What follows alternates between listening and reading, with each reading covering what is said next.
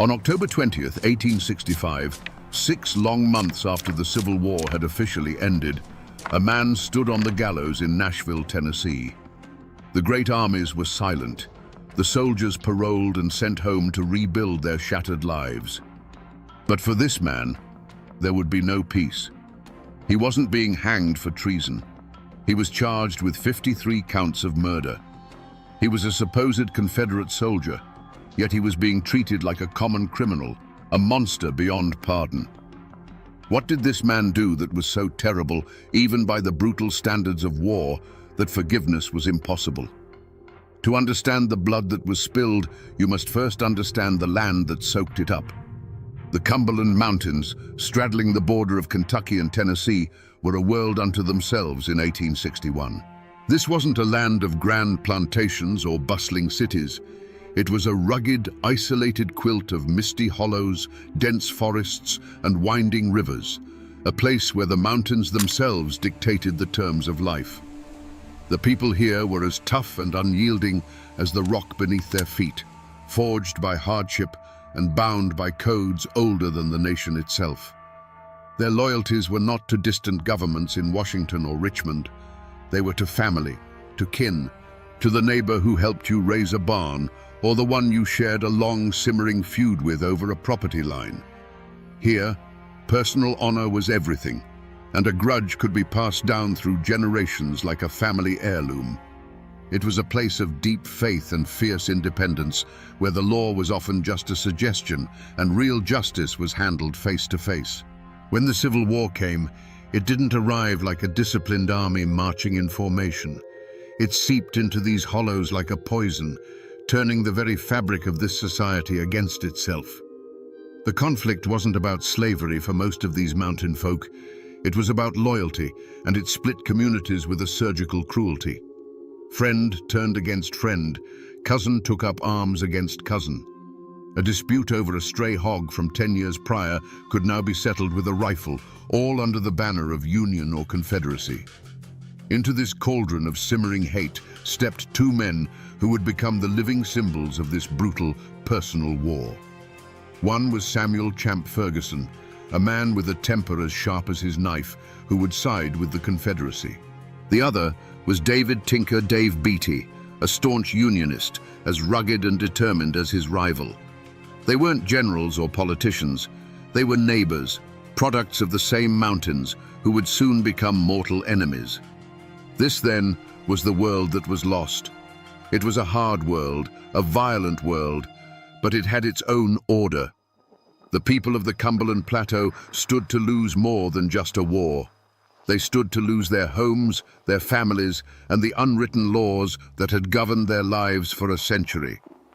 They were about to become the victims of a war fought not on battlefields, but in their own backyards, by their own people. There was no single crime scene cordoned off with yellow tape. In the borderlands of 1861, the crime scene was an entire mountain range. The first shots of Champ Ferguson's personal war weren't fired on a battlefield, but in a secluded clearing, witnessed only by the silent, ancient trees.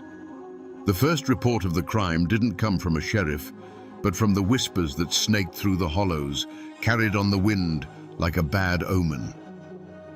The most verifiable story begins with a capture. A group of local Unionists, led by a man named William Frog, cornered Ferguson and his friend Preston Smith. This was not a formal military arrest. It was a kidnapping, an act of personal power in a land where badges and uniforms meant less than the name your family carried. They were dragged to a makeshift camp, a place where the only law was the will of the man holding the gun. There was no trial, no charge read, just the cold, hard glint of hatred in Frog's eyes. The scene that unfolded was one of stark, summary brutality. Frog, acting as judge, jury, and executioner, declared Preston Smith an enemy. Before anyone could process what was happening, he raised his pistol. A single shot echoed through the hollow, and Smith fell dead to the ground. In that instant, Champ Ferguson, bound and helpless, watched his friend be murdered not for a cause, but for a conviction. He saw the grim satisfaction on Frog's face and understood that the rules of civilization no longer applied here.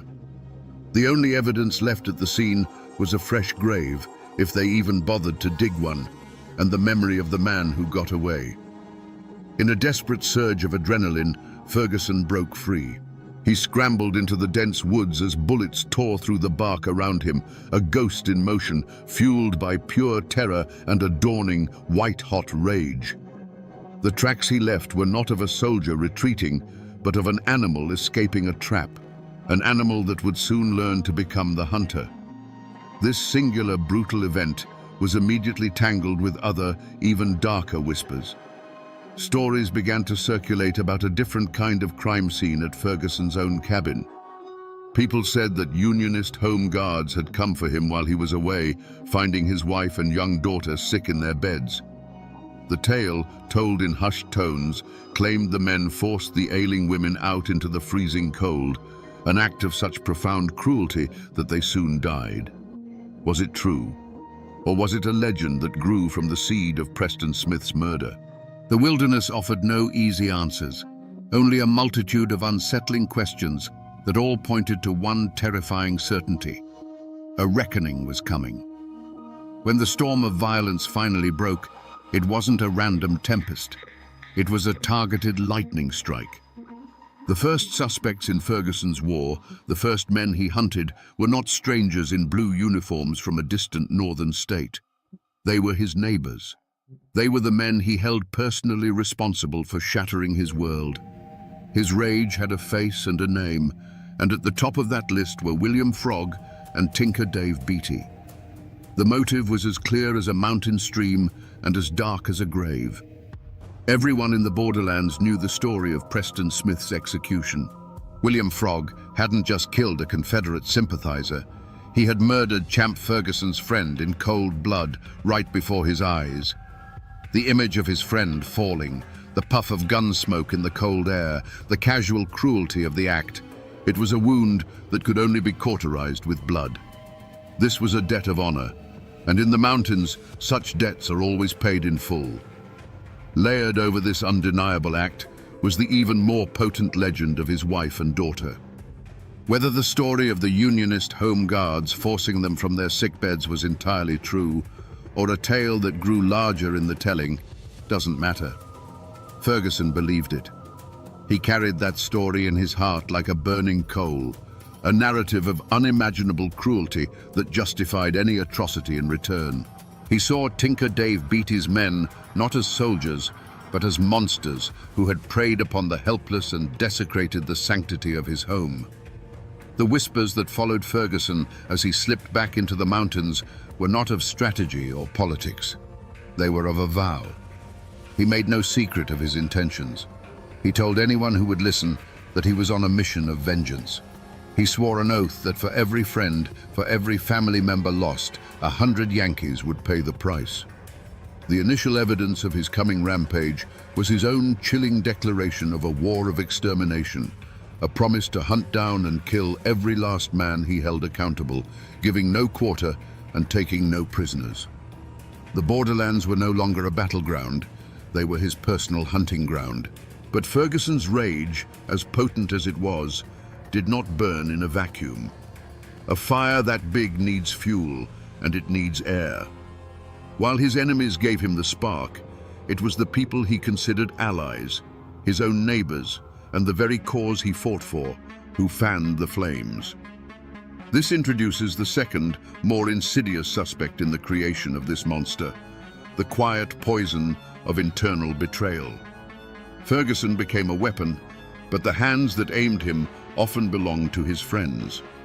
No one suspected the motives of the Confederate-leaning families who offered him shelter, food, and information. They were seen as patriots supporting a local hero. But beneath the surface, older, more personal currents were at play. A long-standing land dispute, a family insult from a generation ago, simple jealousy. These were the true motives that often guided Ferguson's hand. A farmer would ride to his camp, not with news of troop movements, but with a whisper that his Unionist neighbor, the one who owned the fertile bottomland he'd always coveted, was a dangerous bushwhacker. When re-examined, the pattern of his killings suggests a darker truth. Why was Elam Huddleston, a sickly old man, a priority for execution? Because someone in the community declared him a very bad man. Ferguson, consumed by his own mission of vengeance, was the perfect tool. He didn't need much proof.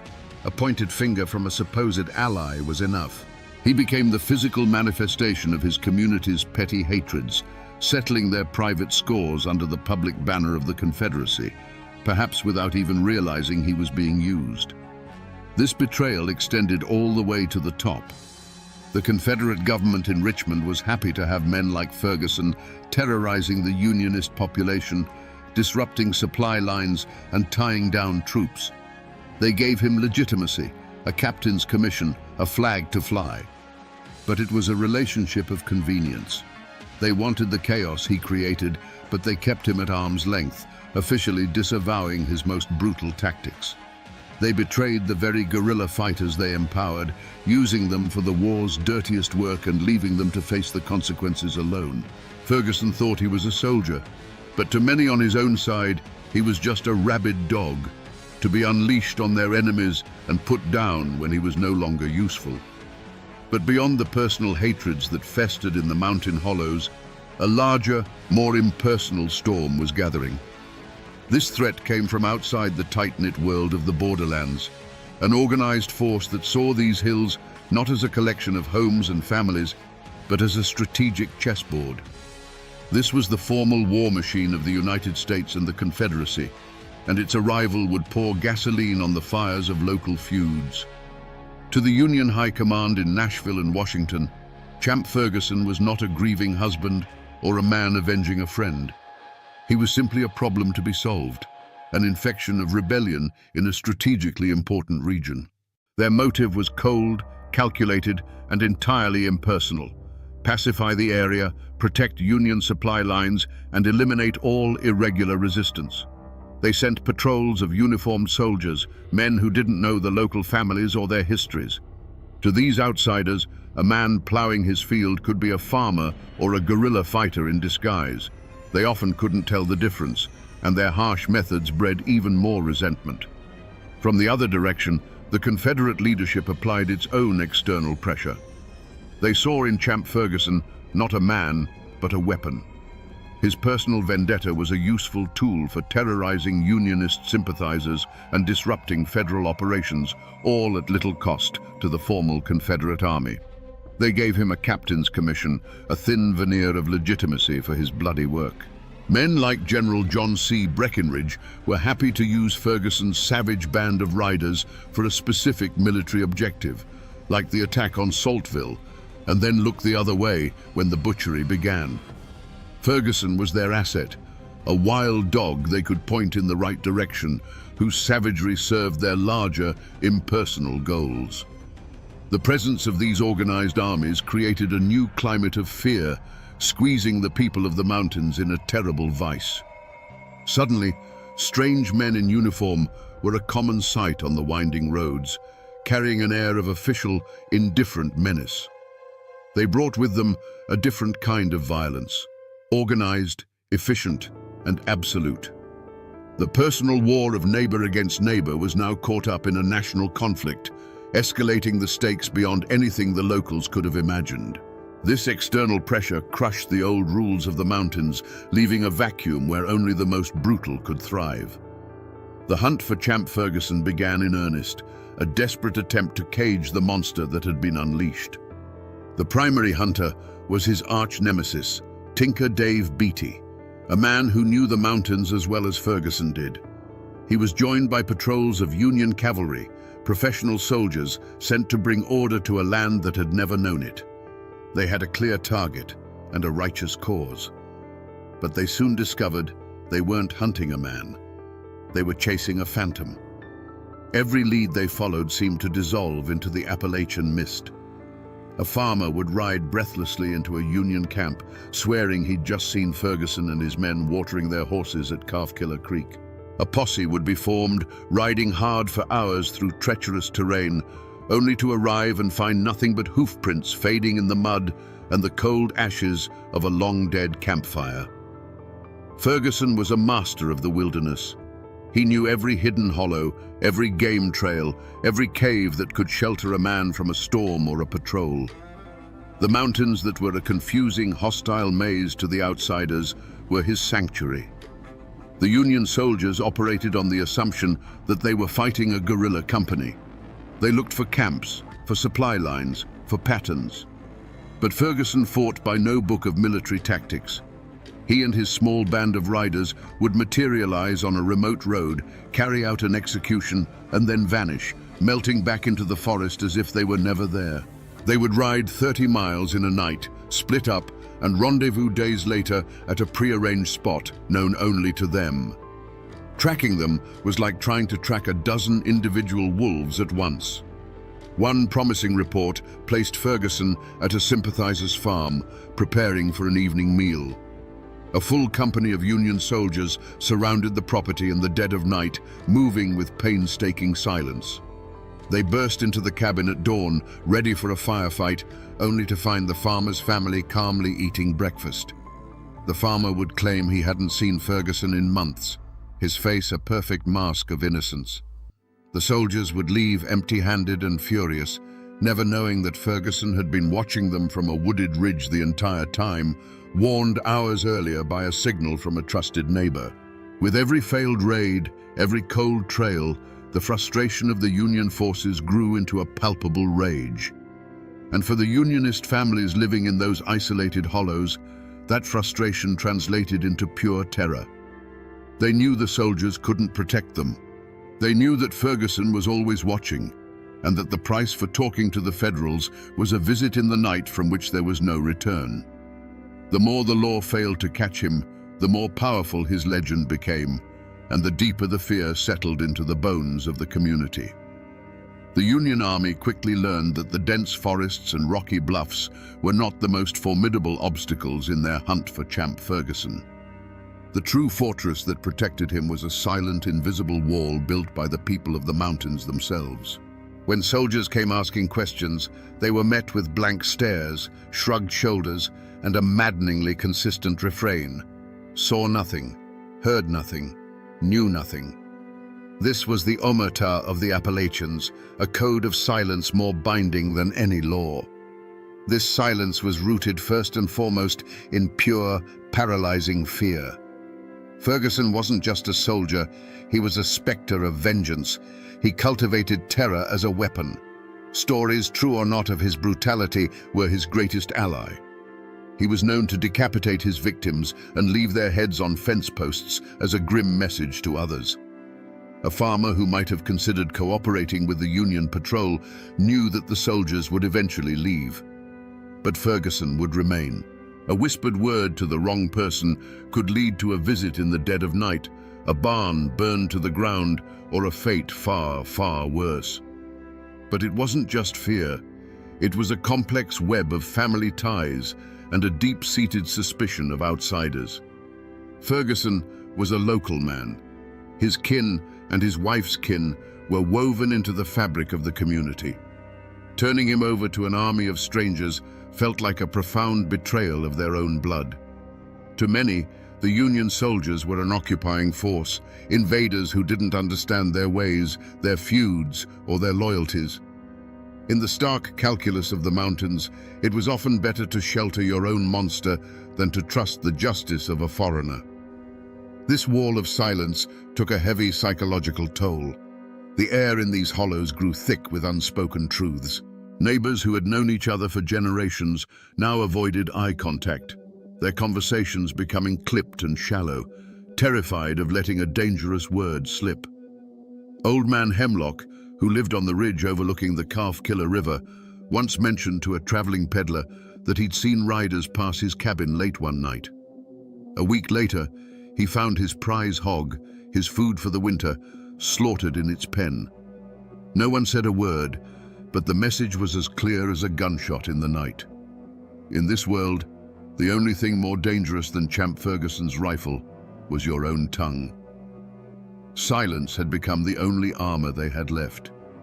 For 4 years, the war had been the perfect cover for Ferguson's savagery.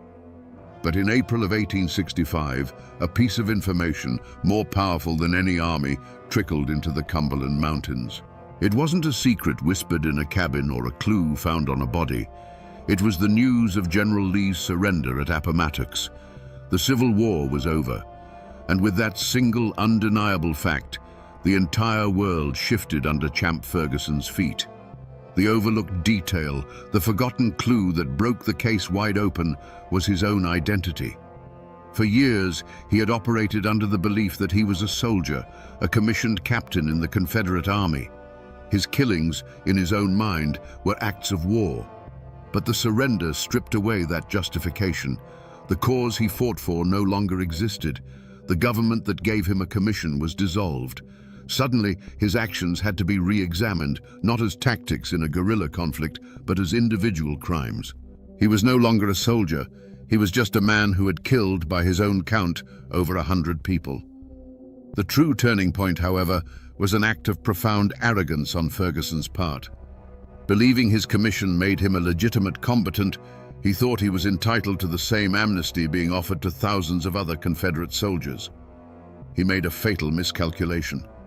Instead of disappearing deeper into the mountains or fleeing west, he did the unthinkable. In May of 1865, he willingly rode into the Union-occupied city of Nashville and presented himself to the authorities to surrender and receive his parole. The moment he gave his name, the perception of the situation changed in a flash. The Union officers didn't see a weary soldier seeking peace. They saw a name from countless reports of atrocities. They saw the butcher of the Saltville massacre, the specter who had haunted the borderlands for 4 years. The forgotten clue, Ferguson's own wanted status as a war criminal, was no longer forgotten. Instead of a parole slip, they gave him iron handcuffs. The news of his capture was like a thunderclap across the mountains. The ghost had been caught. The boogeyman was in chains. And with that revelation, the wall of silence, which had been held together by fear, began to crumble. A new, desperate urgency took hold, not to find a killer, but to finally bear witness against him. The stories that had been buried in the dark soil of the Cumberlands for 4 long years were about to be unearthed. The climax of Champ Ferguson's story did not happen in a bloody mountain skirmish, but in the suffocating stillness of a Nashville courtroom in the autumn of 1865. The Phantom of the Cumberlands was finally caged, a physically imposing figure in the witness box, but his legend was about to be systematically dismantled, not by bullets, but by words. The central mystery was finally being addressed. Was this man a soldier, twisted by the horrors of war, or was he something else entirely? The trial would unmask him. The prosecution built its case brick by bloody brick. One by one, witnesses took the stand, widows, orphans, old men who had survived by some miracle. They didn't speak of battles or military objectives. They spoke of ambushes on lonely roads, of men shot down while pleading for their lives, of executions carried out with a terrifying calmness. They described Ferguson personally killing the sickly, bedridden Lieutenant Smith in a field hospital, dragging him from his cot and shooting him in the head. This wasn't war. It was murder. Then came the testimony that shocked a nation already numb to the horrors of the conflict. The Saltville massacre. Eyewitnesses, including Confederate officers, described the scene after the battle. They told the court how Ferguson and his men rode onto the field, ignoring the rules of surrender, and began a 2-day orgy of slaughter. They recounted watching him personally execute dozens of wounded and captured black soldiers from the 5th U.S. Colored cavalry, shooting them in their hospital beds and hunting them down in the woods. This act was so barbaric, it went beyond vengeance or military necessity. It was an act of pure, unadulterated hatred. But the final, definitive unmasking came from the mouth of Champ Ferguson himself. He took the stand, not with remorse, but with a chilling, defiant pride. He admitted to everything. He calmly confirmed the killings, one after another. His defense was simple and horrifying. He was a soldier, and these men were the enemy. When asked about killing the sick Lieutenant Smith, Ferguson coolly replied, "He was a bad soldier, and I wanted to get him out of the way." In that moment, the mask was gone forever. The journal, the letter, the forgotten clue, it was his own testimony. His motive was laid bare, and it was far darker than simple revenge. Vengeance may have been the spark, but the fire was fueled by something else, a cold, methodical enjoyment of power and death. He had appointed himself the ultimate arbiter of life and death in the mountains. The war had not created a monster. It had simply given a monster the perfect opportunity to flourish. The man in the witness box was not a soldier. He was a killer who had found his calling. Now that we know the verdict of the court, we can finally reconstruct the truth of those 4 terrifying years. We can push aside the rumors and legends and piece together the events, not as a soldier would tell them, but as the mountains themselves must remember them. For 4 years, the sound of a lone rider in the distance was enough to make a mother pull her children inside and bolt the door. A dog's frantic barking that was suddenly cut short was a sound that chilled the blood. Imagine a small makeshift hospital, a place of supposed sanctuary where wounded Union men lay shivering with fever and pain. Their war was over. The doors burst open, not with medics, but with Ferguson and his men.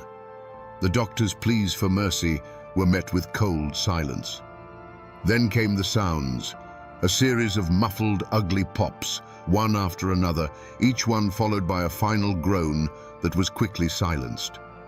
A young lieutenant, sick with measles and no threat to anyone, was pulled from his cot. His bare feet scraped against the rough floorboards.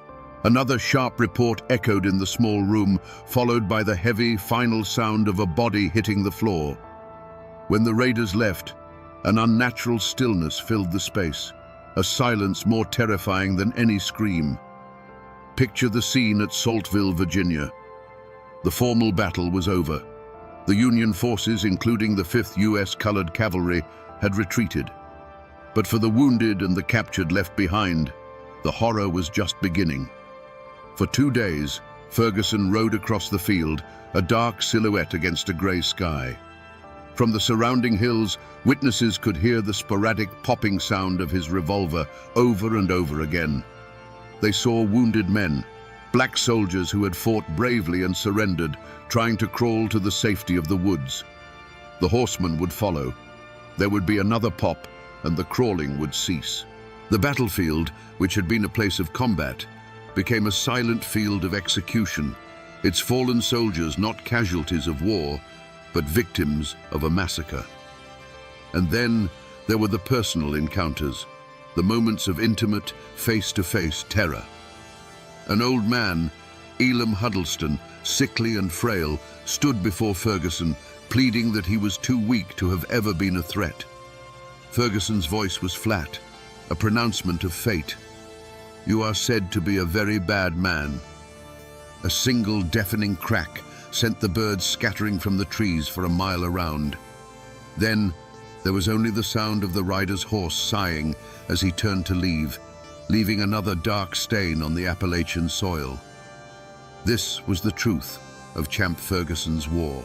It wasn't fought on battle lines with cannons, but in sick rooms, on fields of surrender, and on lonely mountain roads, with a cold heart and a steady hand. The trial of Champ Ferguson wasn't held in some dusty mountain town courthouse where his name carried the weight of fear and legend. It was a formal military tribunal in Nashville, a public spectacle for a nation grappling with the war's savage legacy. The room was packed, the air thick with tension. Newspaper reporters from as far away as New York scribbled furiously in their notebooks, eager to capture every detail of the man they had already dubbed the Great Guerrilla Chieftain and the Confederate Demon. This wasn't just a trial for murder. It was an attempt to draw a line, to declare that even in the hell of a civil war, some acts were simply beyond the pale. Throughout the proceedings, Champ Ferguson was a figure of unnerving composure. As witness after witness took the stand to recount tales of cold-blooded slaughter, he watched them with a steady, unblinking gaze. He showed no remorse, no fear, not even a flicker of regret. He listened as men described him shooting the wounded in their beds, and his expression never changed. When it was his turn to speak, his defense was as simple as it was shocking. He claimed he was a soldier, a commissioned officer of the Confederacy.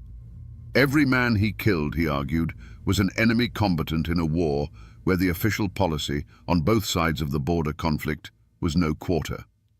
In his mind, he was not a murderer. He was a patriot who had simply fought the war with more conviction than most. But the military commission was not swayed. The testimony was too damning, the victims too helpless, the cruelty too personal. They saw the clear pattern. This was not a soldier's work. This was a campaign of personal extermination, cloaked in the thin justification of a military commission.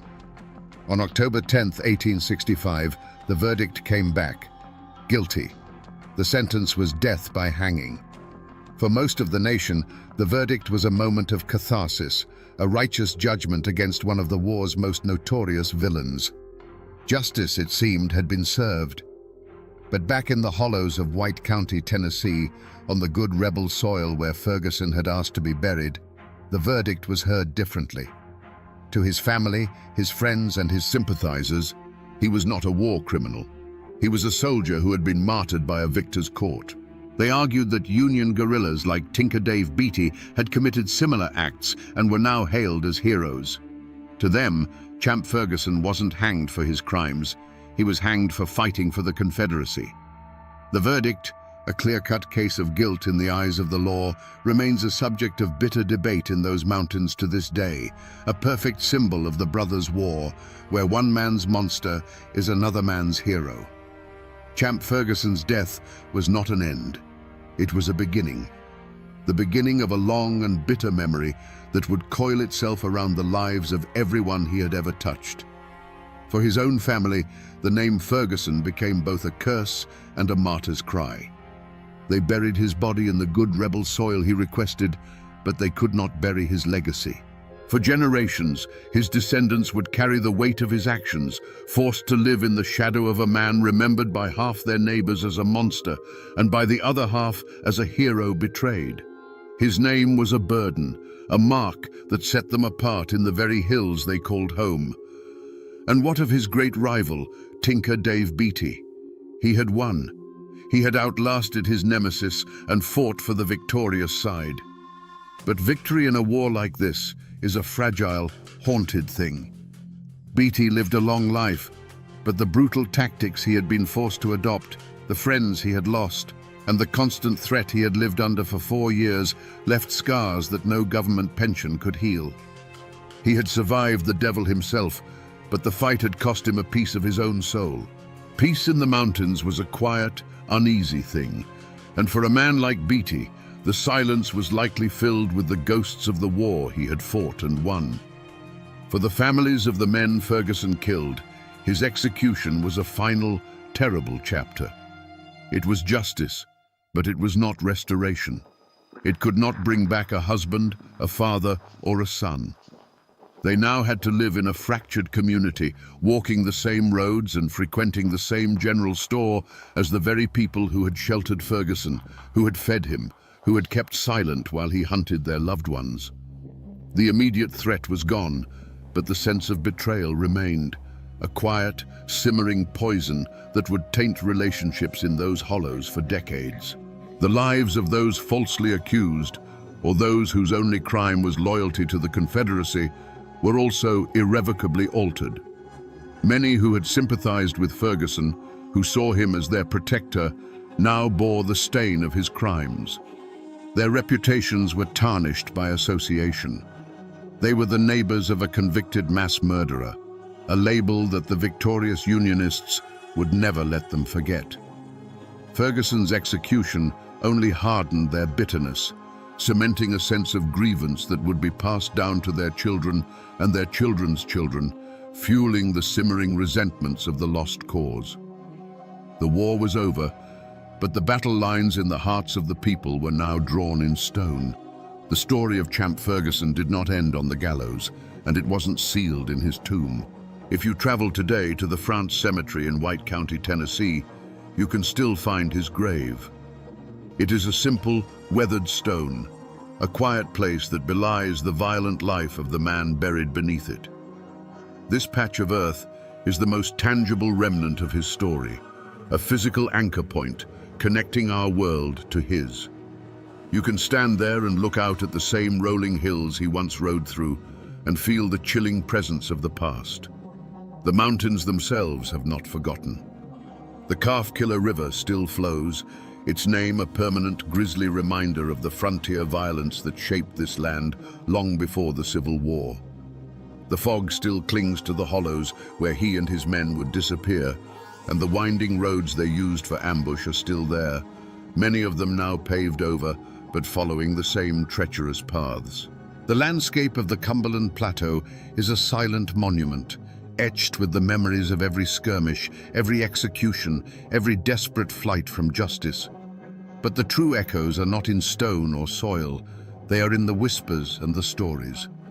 To this day, the tale of Champ Ferguson is told in the borderlands, a local legend as potent as any ghost story. It's a story told around hunting campfires, a cautionary tale passed from grandfathers to their grandsons. They still talk about the myth of his missing head, the ghoulish rumor that his skull was taken for scientific study, a final indignity for the man who had terrorized their ancestors. Most powerfully, the war over Champ Ferguson's soul continues to this day.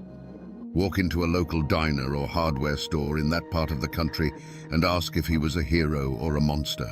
You will start an argument that is just as passionate and divided now as it was in 1865. The world has forgotten, but these mountains remember.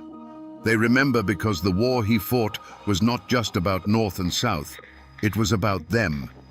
And that memory is now a part of their very identity, a living echo of a time when the devil himself rode the hills of Tennessee. So we return to where we began, to a man on a gallows in Nashville, long after the cannons of the Civil War had fallen silent.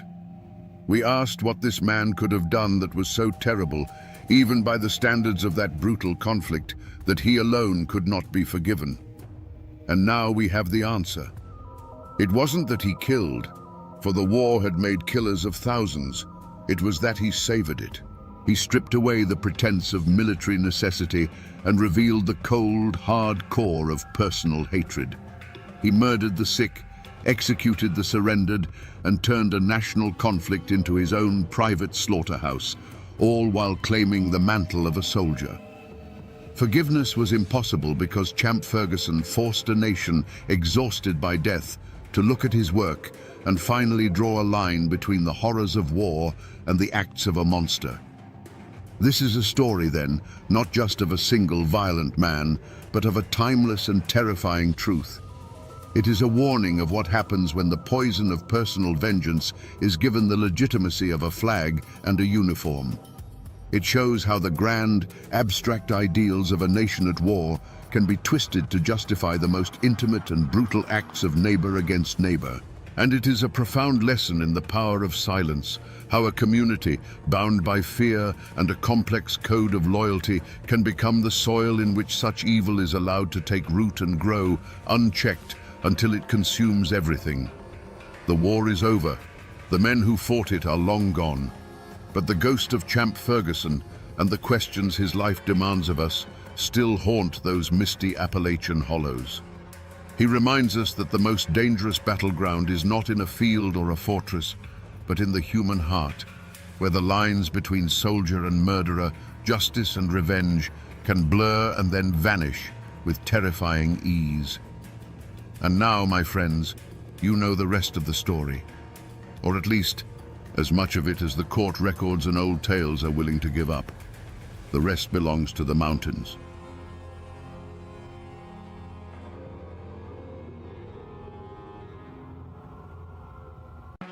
When the gun smoke cleared over the Tug Fork River, one Hatfield lay dead on the ferry landing, put there by another.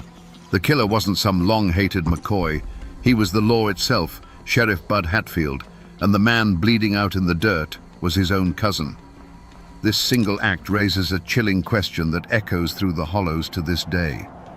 How does a man forged in the fires of the Hatfield feud, a clan that valued blood above all else, bring himself to kill his own family for a tin star? The newspapers of the day called it justice. But those who lived in the shadows of the mountains whispered a different story. A story of a kinslayer, a man who made a deal with the devil, a traitor who sold his soul. Today, we will separate the facts from the folklore to find the truth behind the most feared and complicated lawman in Appalachian history. To understand the man, you have to understand the silence that fell after the storm. By the turn of the 20th century, the great Hatfield-McCoy feud was over. The shooting had mostly stopped. The famous raids were now just stories told to wide-eyed children. But the peace was a fragile, wounded thing. It was a land of long memories and short tempers, where a man's last name was more important than any law written in a book. The Tugfork Valley was a world unto itself, a labyrinth of creeks and hollows where families lived by codes carved into their very bones over generations. Justice wasn't found in a courthouse. It was settled in a cornfield, on a riverbank, or at the dark end of a lonely mountain path. In this world of simmering grudges lived William Anderson Hatfield, known to all as Bud. He was not a patriarch like his famous cousin, Devil Anse. He was a younger man, molded by the feud's final bloody years. He had seen the cost of hot-blooded pride firsthand. While his kin were known for their booming laughs and explosive tempers, Bud was different. He was quiet, watchful. He moved through the woods not like a man, but like a shadow, his eyes missing nothing. He didn't boast of his skill with a pistol. He simply practiced, hour after hour, until the Colt revolver felt like an extension of his own hand. He learned the mountains as a hunter, but he wasn't just tracking deer. He was learning how men think when they're being hunted, where they hide when they're scared, and the fatal mistakes they make when they believe they're safe. He was absorbing the brutal lessons of the feud, not as a brawler, but as a student of violence. He was a weapon being forged in the quiet aftermath of a war, waiting for a purpose. His world was one of clan loyalty, where the only thing that mattered was protecting your own, no matter the cost. But a new sound was beginning to echo through the mountains, a sound louder than a rifle shot. It was the chugging of steam engines and the grinding of machinery. Coal companies with their fat checkbooks and their armies of private detectives from agencies like Baldwin Felts were pushing their way into the hills. They saw the mountains not as a home, but as a treasure chest to be cracked open. They brought with them a new kind of law, corporate law, and they had no patience for the old ways of the clans. The world that had created Bud Hatfield was about to be devoured, and he would soon have to make a choice that no Hatfield had ever faced. The conflict that would define Bud Hatfield's life didn't begin with a single gunshot. Its seeds were planted generations before, deep in the rocky Appalachian soil. The Hatfields, like many of the Scots-Irish families who first dared to cross the mountains, carved a kingdom for themselves, not with a pen and a deed, but with an axe and a long rifle. This land wasn't just property. It was their lifeblood, their fortress, and their identity. They owed allegiance to no distant government. They were kings of their own hollows, and they held their land with a fierce, possessive grip that outsiders could never understand. The deepest scar on this landscape was the Civil War. While the nation tore itself apart, the borderlands between West Virginia and Kentucky became a brutal theater of guerrilla warfare. The Hatfields were fiercely Confederate, seeing the Union as an invading force trying to impose its will upon them. Devil Anse himself led a band of irregulars, the Logan Wildcats, who fought a vicious war in the hills long after the main armies had gone home. They weren't just fighting for a political cause. They were fighting for their own sovereignty against any and all outside control. This deep-seated division bled directly into the Hatfield-McCoy feud. At its heart, it was a continuation of the war on a more personal scale, with the largely Confederate Hatfields pitted against the largely Unionist McCoys. The conflict was fueled by old loyalties and betrayals that the rest of the country was trying to forget. For these families, The war never ended. It simply smoldered under the surface, waiting for any spark, a stolen pig, a forbidden romance, to erupt into a full-blown inferno. In this world, a family name was everything. It was a heavy cloak of obligation and pride worn from birth. And to be a Hatfield meant you lived by an unwritten, unbreakable code. It meant you stood by your kin, right or wrong. It meant you settled your own scores, answered insults with your fists or your gun, and never backed down from a fight. Above all, it meant you never, ever turned to an outside lawman for justice, and you certainly never became one. The law was the enemy, the outsider, the threat to the clan's power. This was the legacy Bud Hatfield was born into, a legacy of fierce independence, deep suspicion, and a sworn duty to put blood before all else. The end of the feud didn't bring unity. It left a vacuum. With no common enemy to fight, the old clans began to turn on themselves. The Tugfork Valley became a tangled web of personal slights and simmering resentments. The supporting cast wasn't just Hatfield and McCoy anymore. It was the Hatfields who sold timber rights to the coal companies versus the Hatfields who refused. It was the families who wanted schools and roads versus the families who saw every change as an invasion. It was a community teetering on a knife's edge, where everyone was watching everyone else, waiting for the first sign of weakness or betrayal. At the center of the old guard's resistance was Bud's own cousin, another Elias Hatfield, but this one went by a different name, Bad Lias. He was everything the old Hatfields were supposed to be, wild, violent, and utterly contemptuous of any law but his own. He drank, he brawled, and he took what he wanted.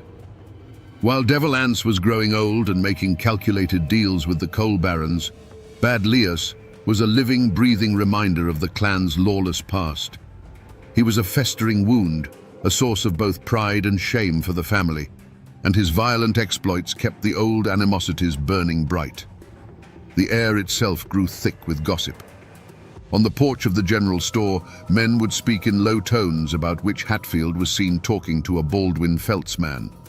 Women would whisper over their washboards, speculating on who was behind a mysterious fire that burned a small logging operation. The McCoys and their allies, though quiet, were watching with hungry eyes. They saw the cracks forming in the great Hatfield dynasty and knew that a house divided against itself could not stand. Every fistfight, every land dispute, every drunken threat was fuel for a fire that had never truly been extinguished. This was a world where suspicion was a survival tool. A friendly wave from a man whose grandfather fought for the Union might be a genuine greeting, or it might be a trick to get a better look at the rifle you were carrying. A business deal gone sour wasn't a civil matter. It was a mortal insult that could lead to an ambush on a lonely stretch of road. It was a poison that seeped into the wells, turning neighbor against neighbor and cousin against cousin. The community wasn't healing. It was rotting from the inside out with paranoia and fear. And into this poisonous air, a new rumor began to spread, one more unbelievable than all the others. That Bud Hatfield, the quiet one, the dead shot, was thinking of doing the unthinkable. In the months before Bud Hatfield pinned on his badge, the old folks said the mountains themselves seemed to hold their breath. The air went still and heavy, the way it does before a lightning strike tears the sky open. A hoot owl, that feathered messenger of death, was heard crying in broad daylight near the Hatfield family graveyard. Men hunting deep in the woods came back with stories of feeling unseen eyes on their backs, a cold dread that had nothing to do with the bears or panthers that roamed the hills. The very land seemed to be sending a warning, whispering through the rustling leaves that the old world was dying and its ghost would not go peacefully. The human omen was far less subtle. Strangers began appearing in the hollows, men with clean hands and cold eyes, carrying surveyors' transits and leather briefcases full of contracts. They were the agents of the coal and timber companies, and they moved with a confidence that bordered on arrogance. They spoke of progress and prosperity, but their eyes measured the ancient trees in board feet and sized up the family homesteads by the tons of coal that lay beneath them. Their presence was a constant, grating reminder that the outside world was no longer content to leave the mountains alone. They were a walking, talking prophecy of a new kind of war, one fought not with rifles over family honor, but with lawyers and hired guns over mineral rights. Bud Hatfield, a man who read the woods better than any book, felt this change in his gut. It was a coiled tightness in the air, a new kind of fear in the eyes of his neighbors. He saw men who had once been proud and defiant, now speaking in hushed tones, worried about losing the very land their grandfathers had bled for. He saw the easy smiles of the company men and recognized the look of a predator sizing up its prey. He felt a deep, chilling premonition that the old Hatfield code of settling their own problems and protecting their own kin was no longer enough. It was a code designed for fighting other mountain men, not for fighting a corporation with limitless money and its own private army. Something terrible was coming, and Bud knew, with the certainty of a hunter sensing a shift in the wind, that he was standing directly in its path. The law in Logan County had become a ghost. It haunted the courthouse, but it held no power in the hollows. The chaos that Bud Hatfield had foreseen was no longer a distant storm. It was a flood. Drunken brawls turned into shootouts in broad daylight. Payrolls for the coal mines were robbed on the open road. Witnesses to crimes would suddenly lose their memory, their silence bought by a quiet threat delivered on their doorstep in the dead of night. The old system of clan justice was crumbling, and the new corporate law of the Baldwin Felts agents was nothing more than organized brutality, serving only the interests of the coal barons. The county was bleeding, and there was no one to stop it. It was in this desperate atmosphere that the county officials made their move. They needed a man who could not be intimidated, who knew the mountains and the mindset of the men who haunted them. They needed a man who was feared more than the outlaws themselves. And so, they came to the one man who fit that description perfectly. They came to Bud Hatfield. The offer was laid on the table, a deputy's badge. It wasn't a job offer, it was a plea. They weren't asking him to be a peacekeeper. They were asking him to be a hunter, a one-man army who could walk into the darkest hollows and drag the violence out into the light. For Bud, this was the moment the world stopped. To accept the badge was to turn his back on everything he had ever known. It was a declaration that the code of the Hatfields, the sacred bond of blood, was no longer his law. He was choosing the law of strangers over the blood of his grandfather. He looked at the chaos around him, at men like his cousin Bad Lears, who were becoming rabid dogs, and at the cold-eyed company thugs who were no better. He saw two paths leading to the same ruin, and in that moment he chose a third. With a steady hand, he reached out and took the small piece of tin. He pinned it to his chest. The word spread through the hollows like a pestilence. A Hatfield was the law. To his family, it was the ultimate betrayal. Whispers of traitor followed him like a shadow. Uncles and cousins who had known him since birth now looked at him with a mixture of fear and contempt. The community was instantly and violently divided.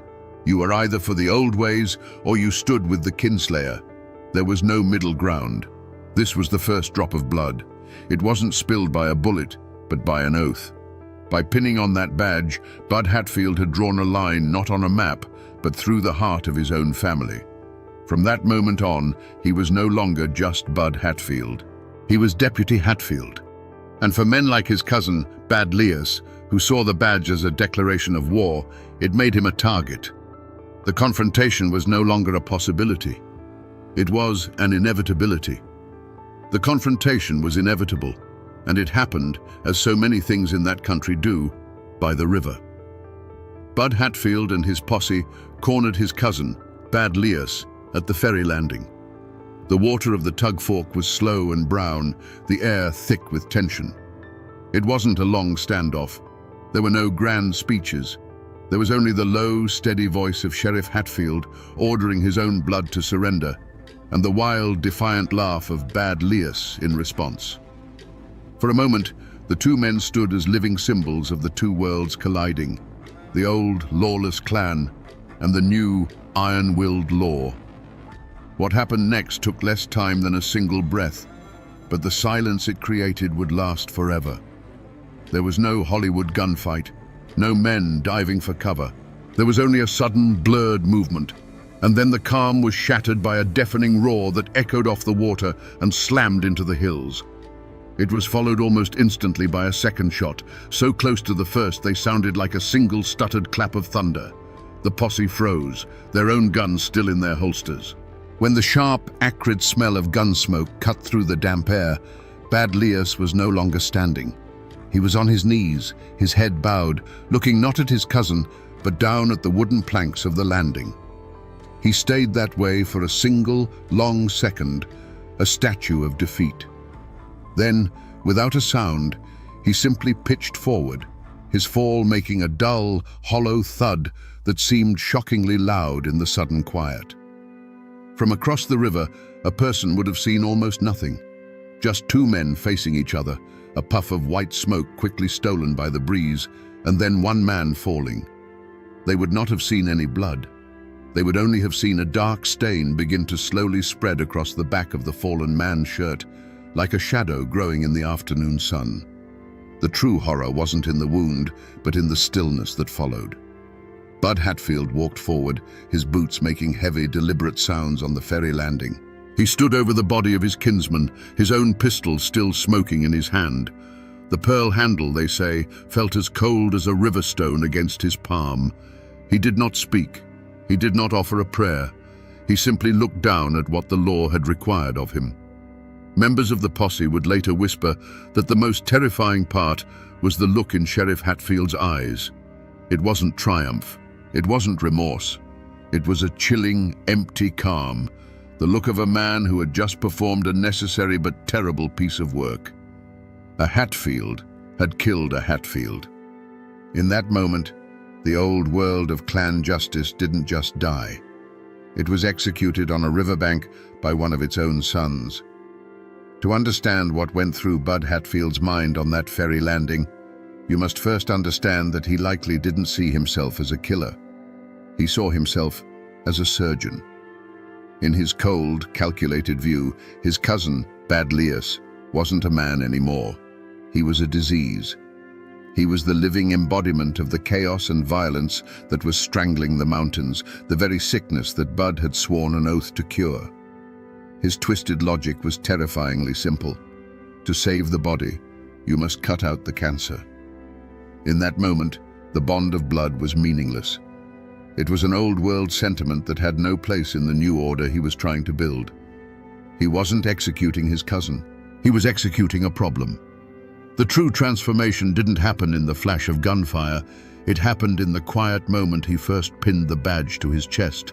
That act was a silent vow to kill the part of himself that was a Hatfield clansman.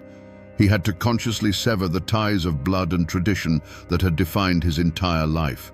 To become Sheriff Hatfield, Bud Hatfield, the cousin, had to die. So when Bad Lias made his move, there was no internal struggle. There was no hesitation. The switch had been flipped months ago. He was no longer acting as a man, but as an instrument of the law he had chosen to serve, and instruments do not feel conflict.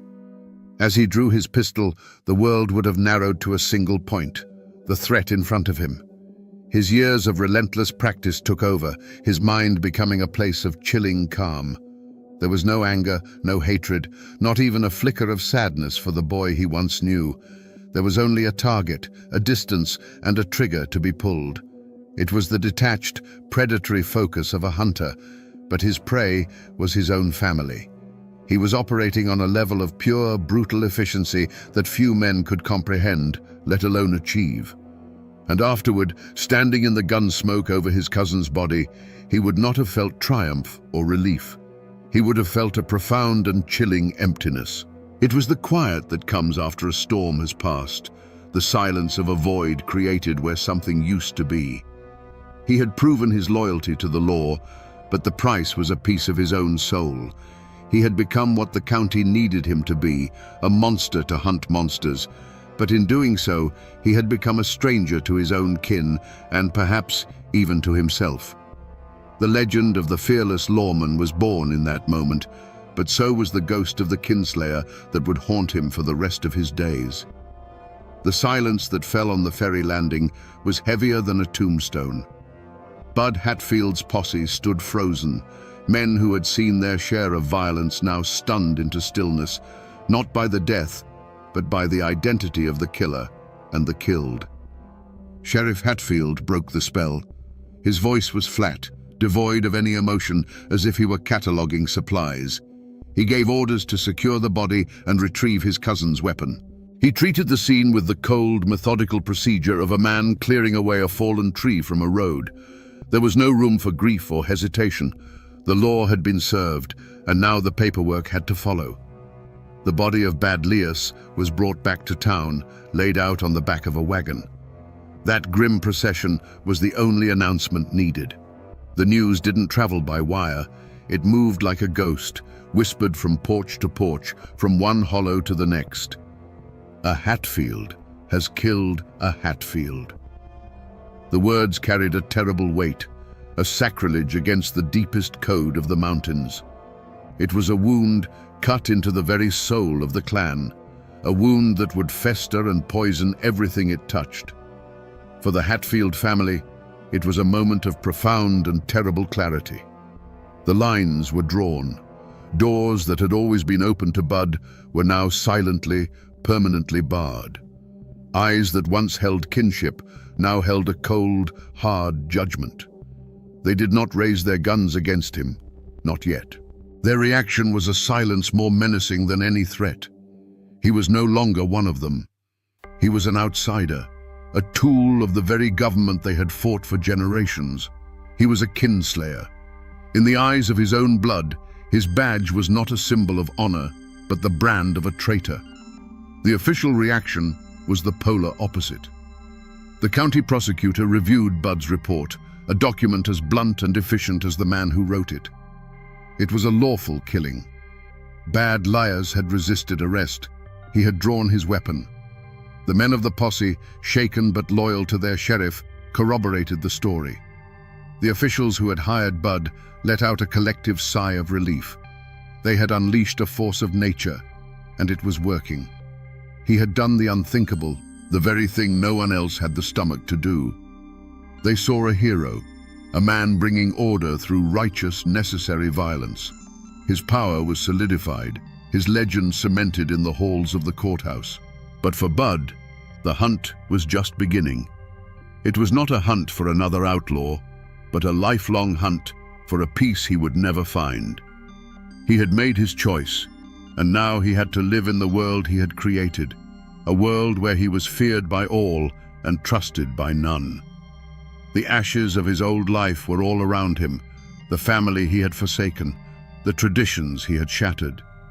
He was the law, but he was utterly alone, a solitary figure standing in the chilling silence that follows the final, fatal shot. The killing of Bad Lias split the county like a bolt of lightning hitting a 100-year-old oak. There was no middle ground left, no place for neutrality. Every single person, from the coal baron in his fine house to the farmer scratching a living from a rocky hillside, was forced to choose. The general store became a silent battlefield. A man's loyalty could be judged by who he tipped his hat to and whose gaze he avoided. A woman buying flour would fall silent if a known supporter of the sheriff walked in, the friendly chatter dying as if a cold wind had blown through the room. It was a war fought with averted eyes, tight-lipped smiles, and doors that suddenly wouldn't open. An unspoken conspiracy of silence descended upon the hills. Many knew the official story of the shooting was too clean, too simple. They'd heard whispers of a different tale, that Bad Lias was trying to surrender, that the second shot was unnecessary. But who would dare say so? To speak against Sheriff Hatfield was to invite a visit in the dead of night. People who had once been proud and outspoken now looked at their own children and chose to hold their tongues. Fear was a more effective lawman than Bud Hatfield could ever be, and it kept the community locked in a state of terrified paralysis. The truth, whatever it was buried alive under the weight of that silence. But even in the deepest fear, there were small acts of courage and cowardice that revealed the true heart of the people. A merchant, once a friend of Bad Leah's, now made a point to give Sheriff Hatfield a discount, a public display of his newfound allegiance. A preacher, caught between his fear of the lawman and his fear of God, delivered a sermon on the sin of Cain that was so full of careful, veiled language that both sides could claim it as their own. Then there were the quiet acts of defiance. An old woman from a distant branch of the Hatfield family walked 10 miles to lay a single wildflower on Bad Leah's unmarked grave. A miner, his face black with coal dust, was heard to mutter "Kinslayer" as Bud rode past, a single word of rebellion that could have cost him his life. And the McCoys, the old enemies, they said nothing at all. They just watched, their silence one of grim satisfaction as their great rival, the House of Hatfield, began to devour itself from within. The death of Bad Leah's was not an end. It was a declaration. With that single act, Sheriff Bud Hatfield had served notice to every outlaw, moonshiner, and hot-blooded brawler in the county. The old ways were over. His posse was no longer made of Hatfield cousins riding to defend the clan's honor. It was a new breed of man. They were young, grim-faced deputies who owed their loyalty not to a family name, but to the paycheck and the terrifying man who signed it. They followed him into the darkest hollows, not out of camaraderie, but out of a deep-seated fear of what he would do to them if they refused. They knew they were not his kin, they were his tools. The hunt for fugitives under Sheriff Hatfield became a new kind of Appalachian horror story. He didn't send his deputies, he led them. And when he went into the mountains, he was no longer a lawman. He was a predator returning to his natural habitat. The very skills the feud had taught him, how to track a man through dense rhododendron thickets, how to read a footprint in a creek bed, how to move through the woods without making a sound, were now turned against the very people who lived by that same code. The mountains that had for generations served as a fortress for the clans, hiding them from the outside world, had now become Bud Hatfield's personal hunting preserve. When a warrant was issued, a chilling game of cat and mouse began. The fugitive would run to the hills, believing himself safe in the familiar terrain. But he wasn't just being chased, he was being stalked. Bud was relentless, a force of nature that did not sleep or tire.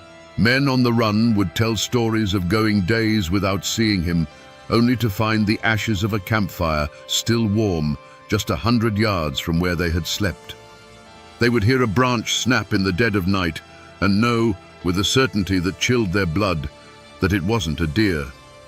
The psychological toll was immense. They weren't just running from the law, they were running from a ghost who knew every secret trail and every hidden cave.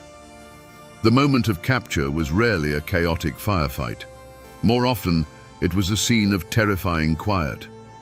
After days of being worn down by exhaustion and paranoia, the cornered man would look up to see Bud Hatfield standing at the edge of his camp, a Colt revolver held loosely at his side. He wouldn't shout or make demands. He would just stand there, his eyes flat and cold, his presence promising a swift and final violence if the wrong choice was made.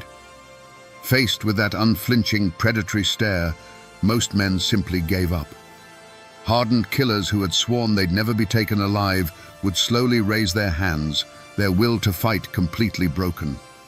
They understood in that silent moment that they were not facing a man, but a reckoning.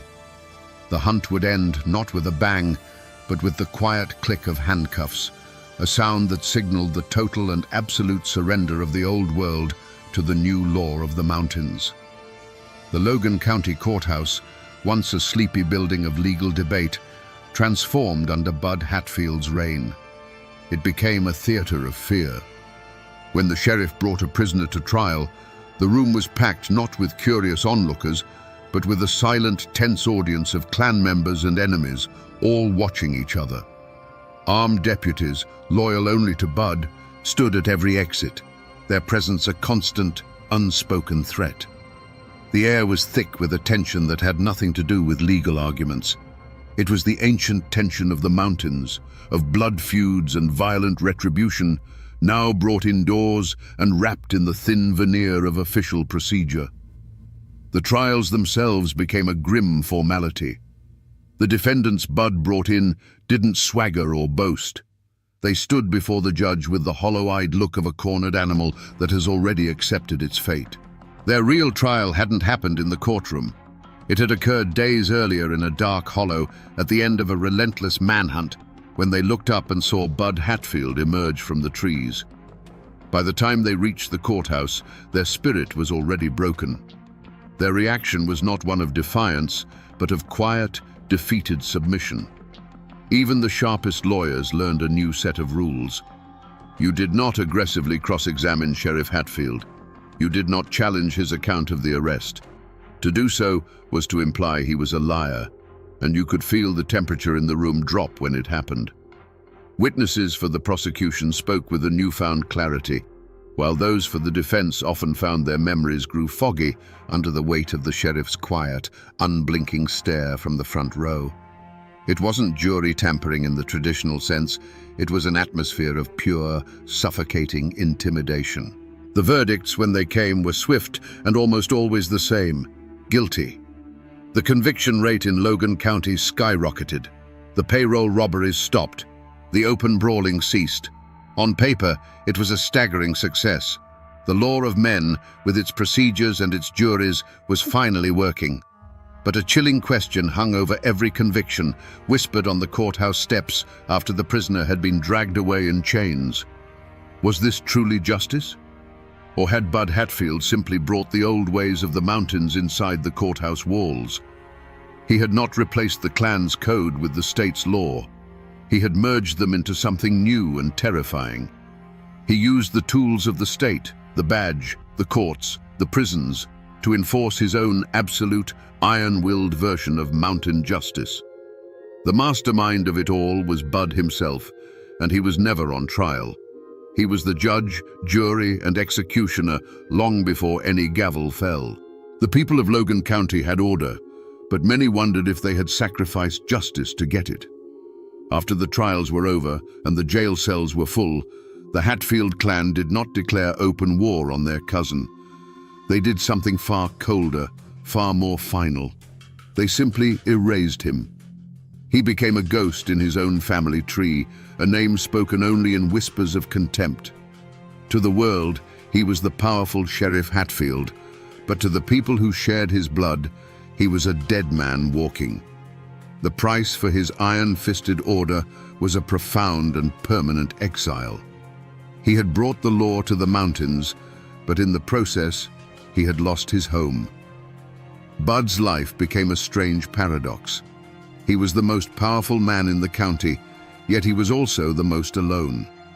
He walked the streets of Logan, a solitary king, his throne built on fear, and his kingdom populated by subjects who hated him.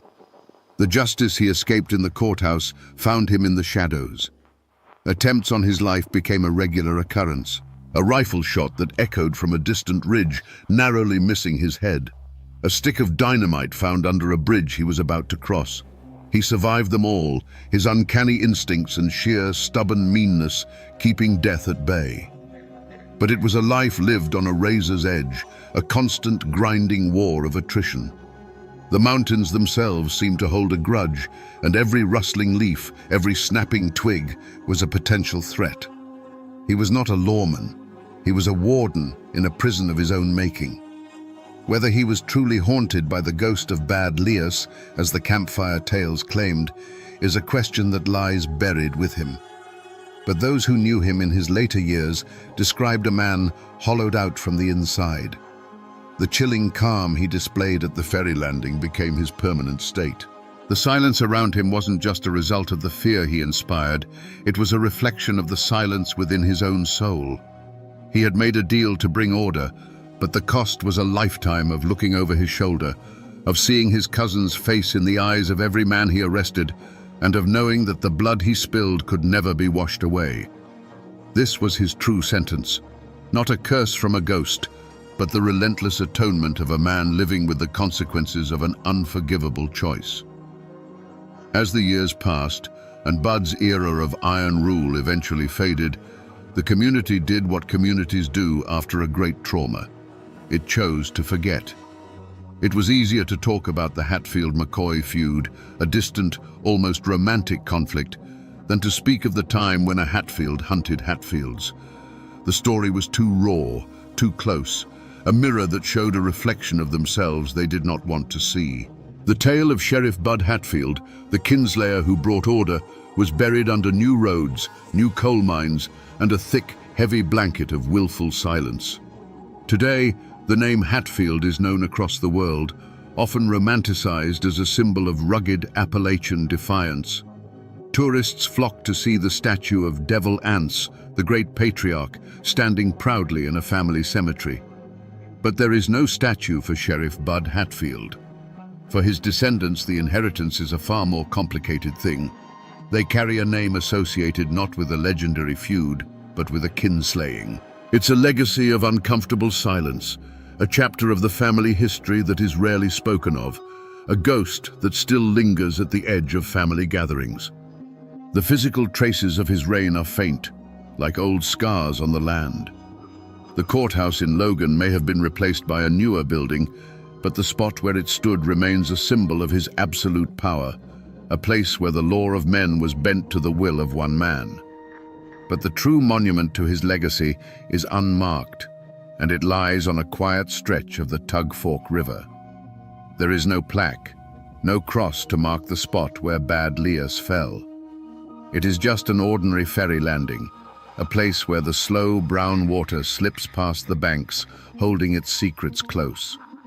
It is a place of profound and terrible memory, hiding in plain sight. The official records of his arrests and the newspaper articles praising his efficiency still exist, gathering dust in archives. But the true story of Sheriff Hatfield is no longer found in books. It has seeped back into the soil from which it came, becoming a piece of folklore. It lives on in the quiet conversations of old men on their porches, a cautionary tale told to grandsons about the danger of putting a badge before blood and the terrible price of absolute order. The coal mines have scarred the hills, new roads have been paved over the old horse trails, and the world has moved on. The people have forgotten, or perhaps have chosen to forget the specifics of that dark time. But the mountains have not. They were the silent witnesses to it all, to the oath, the hunt, and the final fatal shot on the riverbank. The mountains remember everything. So we return to the question that hung in the air like gun smoke on that fateful day. How does a Hatfield bring himself to kill a Hatfield for a tin star? The simple answer is that he didn't. Bud Hatfield wasn't fighting for the law of the state. He was fighting for his own brutal vision of survival. He saw a world of chaos and blood that was being devoured by an even greater predator, the coal companies and their armies of hired guns.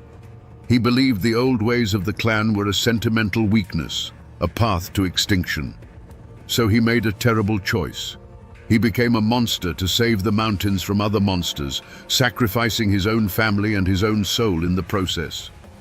This is a story not just of one complicated man, but of the brutal, heartbreaking bargain Appalachia was forced to make. It's a story about what happens when the forces of the modern world come for a land steeped in tradition, blood, and honor. Bud Hatfield is the personification of that collision. He was the iron will that brought order, but it was the order of the gallows, the peace of the graveyard. His life is a testament to the fact that sometimes the man who claims to be bringing civilization is more savage than the wilderness he is trying to tame.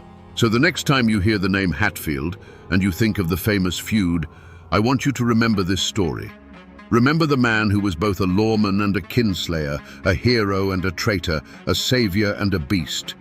He was a man forged in the crucible of the mountains, who then used that fire to burn away the very world that created him, leaving behind nothing but the cold ashes of order. And now, my friends, another one of these forgotten stories has been told.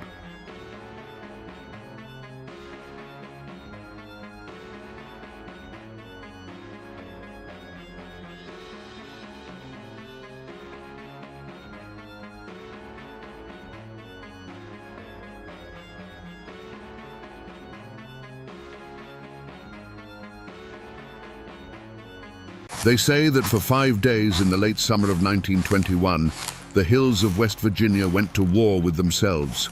The hollows of Blair Mountain echoed with the thunder of 1,000,000 rounds fired as the largest armed uprising in American history since the Civil War reached its bloody climax.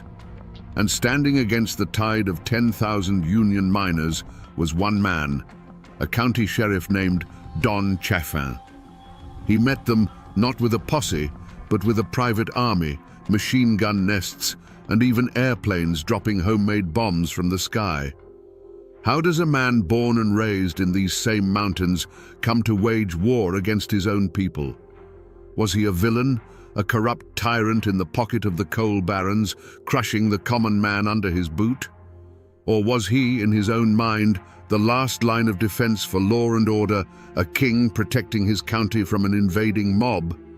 The truth, as it always does in Appalachia, lies buried deep in the shadows between fact and legend. Today, we dig for it. We trace the path that turned a small-town lawman into the absolute ruler of Logan County. Don Chaffin was no outsider. He was born in 1887, a son of Logan County, with roots that ran as deep in that rocky soil as any oak tree. The Chaffins were one of the founding families, their name carrying weight long before the first coal tipples scarred the landscape. He grew up breathing mountain air, learning the unwritten laws of the hollows, that loyalty to kin was absolute, that an insult to your name had to be answered, and that the only justice you could truly count on was the one you made for yourself. He was one of them, fluent in the language of both the front porch and the family feud. But the world Chaffin was born into was dying. The old Appalachia of scattered homesteads and fierce independence was being swallowed whole by an industrial giant. King Coal was the new god, and the coal companies were its high priests. They brought jobs, yes, but they also brought a new kind of servitude. They owned the houses the miners lived in, the stores where they bought their food, and the politicians who wrote the laws. Young Don Chaffin saw this firsthand. He saw proud men who once answered to no one, transformed into something less, their lives dictated by the shrill blast of a mine whistle. He began his career as a school teacher, a respected position in any mountain community. For a time, he stood before the children of Logan County, trying to impart lessons from a book. But he quickly learned a more potent lesson himself. He saw that the real power wasn't in the schoolhouse, it was in the courthouse. It was held by the men who could levy a tax, deputize a friend, or make a troublesome problem disappear with a quiet word and a nod. He saw that knowledge was one thing, but control was everything. This realization became the forge for his character. A choice was laid before him. He could remain a man of the old mountains, honorable but ultimately powerless, destined to be swept aside by the forces of industry. Or he could become a man of the new Appalachia. He could learn to master the machinery of this new world, to wield its power and to bend it to his will. The ambition in his heart was too strong to ignore. He made his choice. He decided he would not be a subject in the kingdom of coal. He would be its king. The old mountain code of loyalty was still there, but he twisted it. His ultimate loyalty would no longer be just to his family name, but to the preservation of his own power. He would trade the quiet respect of the schoolhouse for the cold, hard fear commanded by the man in the sheriff's office. This was the moment Don Chaffin the teacher died, and Don Chaffin the tyrant began to take shape. Long before the battle that would make him infamous, Don Chaffin was simply the most powerful man in southern West Virginia. To see him in his prime, strolling down the streets of Logan, you wouldn't necessarily see a tyrant. You'd see a man of influence, dressed immaculately in a fine suit and hat, his pearl-handled pistols a subtle but constant reminder of his authority. He had a smile that could charm a bird from a tree and eyes that missed nothing. He was the sun around which Logan County orbited, and he held his position not just through force, but through a deep, personal understanding of its people. For those who stayed on his right side, Sheriff Chaffin could be a powerful ally. He was the man you went to when you had a problem the law books couldn't solve. A dispute over a property line, a son who'd gotten into a bit of trouble, a family facing hard times. Chaffin could fix it with a word.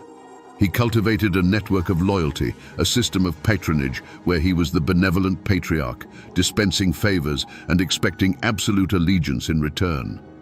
In a place where official government was often distant and ineffective, Don Chaffin was the man who got things done. At home, he was a husband and a father. He built a life of comfort and privilege for his family, a world away from the grit and danger of the coal mines that funded it. This, perhaps, was the world he was truly protecting. Not just the abstract profits of the coal operators, but the safety and prosperity of his own kin. Every action he took, every line he drew in the dirt, was to insulate his family from the chaos and poverty that surrounded them. He was building a dynasty on a foundation of coal, and he would let no one threaten it. This was the kingdom Don Chaffin built, a county sealed off from the outside world, running on his rules. It was a place of brutal, enforced order. The coal trains ran on time, the company payrolls were met, and the union agitators were kept on the other side of the county line. To the coal barons in their distant city offices, it was a perfect model of efficiency. To the miners who kept their heads down and did their work, it was a life, a hard life, but a predictable one. Don Chaffin ensured that predictability, and in the turbulent world of the coalfields, that was a powerful commodity. But every king has a weakness, and Don Chaffin's was a profound and blinding one. He could not tolerate a single challenge to his authority. It wasn't just pride, and it was more than mere stubbornness. It was a fundamental belief that Logan County was a direct extension of his own will. In his mind, he had built an orderly kingdom from the chaos of the mountains, and any voice of dissent was not just a disagreement, it was an act of treason. He saw the world in absolutes. You were either with him, or you were an enemy to be crushed. This flaw was on display long before the miners marched. You saw it in the cold, efficient brutality of what became known as the Logan County system. When a man suspected of Union sympathies stepped off the train, there was no debate. There was no argument. Chaffin's deputies, his private army, would simply surround him. The choice was never about ideas, it was about survival. Leave now on the next train, or be carried out after a beating that would serve as a lesson to anyone else foolish enough to try. This wasn't law enforcement, it was the purging of an infection. For years, this iron-fisted approach was the very source of his strength. The coal operators paid him a fortune precisely because he was uncompromising. He was the wall that kept the union out, the guarantee that their profits would continue to flow, uninterrupted by strikes or demands for better pay. His fatal flaw was the very thing that made him rich and powerful. He built his castle on the bedrock of his own intolerance. But a wall built to keep out a few men cannot hold back a flood. Chaffin's vision was fatally narrow, limited to the borders of his own county. He failed to understand that the union movement was becoming something more than just a few organizers he could intimidate. It was an idea, spreading like wildfire through the desperate and oppressed coal camps. He believed he could beat that idea into submission, just as he had beaten individual men. He could not conceive of a world where his control was not absolute. He could not imagine a negotiation, a compromise, or a shared power. In Don Chaffin's mind, there was only room for one king in Logan County. And as the anger in the surrounding coalfields began to smolder and grow, this fatal crack in his armor was about to be struck by the force of an entire army. He was a man who knew only how to push back, and he was about to be pushed by a force greater than any he had ever known. The spark that lit the Appalachian powder keg didn't land in Logan County. It landed a few counties over, on the stone steps of the McDowell County Courthouse, and it came in the form of an assassination. The target was a man named Sid Hatfield, the chief of police of Matawan. To the Union miners, Hatfield was more than a lawman. He was a folk hero, a living legend. Where Don Chaffin was the symbol of company control, Hatfield was the symbol of defiance. He was the one lawman who had stood with his people, famously facing down Baldwin Felts agents in a bloody shootout that became known as the Matewan Massacre. He was proof that not every man with a badge was for sale. On August the 1st, 1921, Hatfield arrived at the courthouse in Welch to face trumped-up charges, a legal trap set by his enemies. He was unarmed, walking beside his wife, trusting in the sanctity of the law he represented. As he climbed the steps, Baldwin Felts agents, the very same men he had fought in Matewan, were waiting. They opened fire in broad daylight, cutting him down in a hail of bullets right in front of his wife. His friend Ed Chambers was executed alongside him. It was not a gunfight. It was a public execution. The news spread through the coal camps, not like a whisper, but like a physical blow. This was the ultimate act of treachery. It was one thing to be cheated at the company store or beaten by deputies in a dark hollow. It was another to see your one hope for justice within the system murdered on the very steps of a courthouse. The message sent by the coal operators was clear and brutal. There is no law for you here. There is no protection. We can kill your heroes in the open, and nothing will be done. For Don Chaffin, this act was happening in another county, perpetrated by men not directly on his payroll. But in the hearts and minds of the miners, it was all part of the same corrupt, violent machine of which he was the master architect. Their rage, their grief, and their years of simmering desperation finally crystallized into a single, unifying purpose. The system had declared war on them, so they would declare war on the system. And the symbol of that system, its beating heart and its iron fist, was Sheriff Don Chaffin. This was the unforgivable affront. The miners began to gather, not for a strike, but for a crusade. They tied red bandanas around their necks, a symbol of their solidarity that would give them the name Rednecks. They cleaned their rifles, gathered their ammunition, and began to march south. Their goal was no longer just to unionize a county. It was to avenge a martyr, to tear down a kingdom, and to bring their own form of justice to the man who represented everything they hated. The fuse was lit, and it was burning straight for Logan County. As the news of the marching army reached Logan, the state capital of Charleston descended into a panic. Governor Ephraim Morgan, a man caught between the immense power of the coal industry and the terrifying prospect of a civil war, pleaded for calm. He sent telegrams, issued proclamations, and dispatched the state police, but it was like trying to stop a flood with a handful of sand. He knew that the only two men who could truly stop this were the leaders of the Miners' March and the sheriff of Logan County. Federal mediators were sent, including the decorated General Billy Mitchell. They met with the miners' leaders who, for all their rage, laid out their terms. They wanted the violence to end. They wanted the right to join a union without being beaten or killed. They wanted the Logan County system dismantled. They were willing to talk, but they would not turn back until their basic rights as American citizens were guaranteed.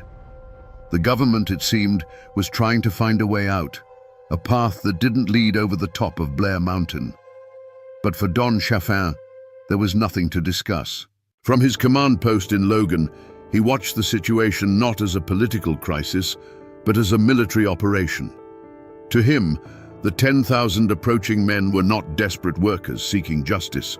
They were an invading army, a horde of Bolsheviks and insurrectionists bent on destroying his county. The governor's pleas for negotiation were, in his eyes, signs of weakness. You don't negotiate with a mob, you break it. While others talked of peace, Chaffin prepared for war. The coal operators opened their coffers, and Chaffin spent the money with deadly efficiency. He put out the call, and his army of deputies swelled from hundreds to nearly 3,000. Gun thugs, mercenaries, and strikebreakers poured into Logan, men who were paid to shoot, not to talk. Rifles and machine guns, purchased by the ton, were trucked in and distributed. The phone lines between Logan and the coal company offices hummed with logistics, not diplomacy. He rejected every attempt at de-escalation. When state officials suggested he allow a small, peaceful delegation of miners to enter Logan to present their grievances, he refused. When federal mediators proposed a ceasefire and a cooling-off period, he ignored them. His response was to send his men into the hills. He directed them to dig trenches, set up machine gun nests, and turn the 10-mile ridge of Blair Mountain into a fortress. Every shovel of dirt thrown, every strand of barbed wire unspooled was Don Chaffin's answer to the calls for peace. He was making his stand, not just for the coal companies, but for his own absolute, unquestioned rule. He had locked and bolted every door that led to compromise, leaving only one path open, the path of violence. The wires between Logan County and Washington, D.C. were humming. President Warren G. Harding, seeing a domestic war about to explode, made one last desperate attempt to pull the combatants back from the brink. He sent a direct message, a final ultimatum, not just to the marching miners, but to Don Chaffin himself. The offer was clear. The miners had agreed to halt their advance if, and only if, Chaffin's private army was disarmed and disbanded. Federal troops would be sent in, not to fight the miners, but to act as a neutral peacekeeping force. It was a clear off-ramp, a path away from the abyss, laid at his feet by the President of the United States.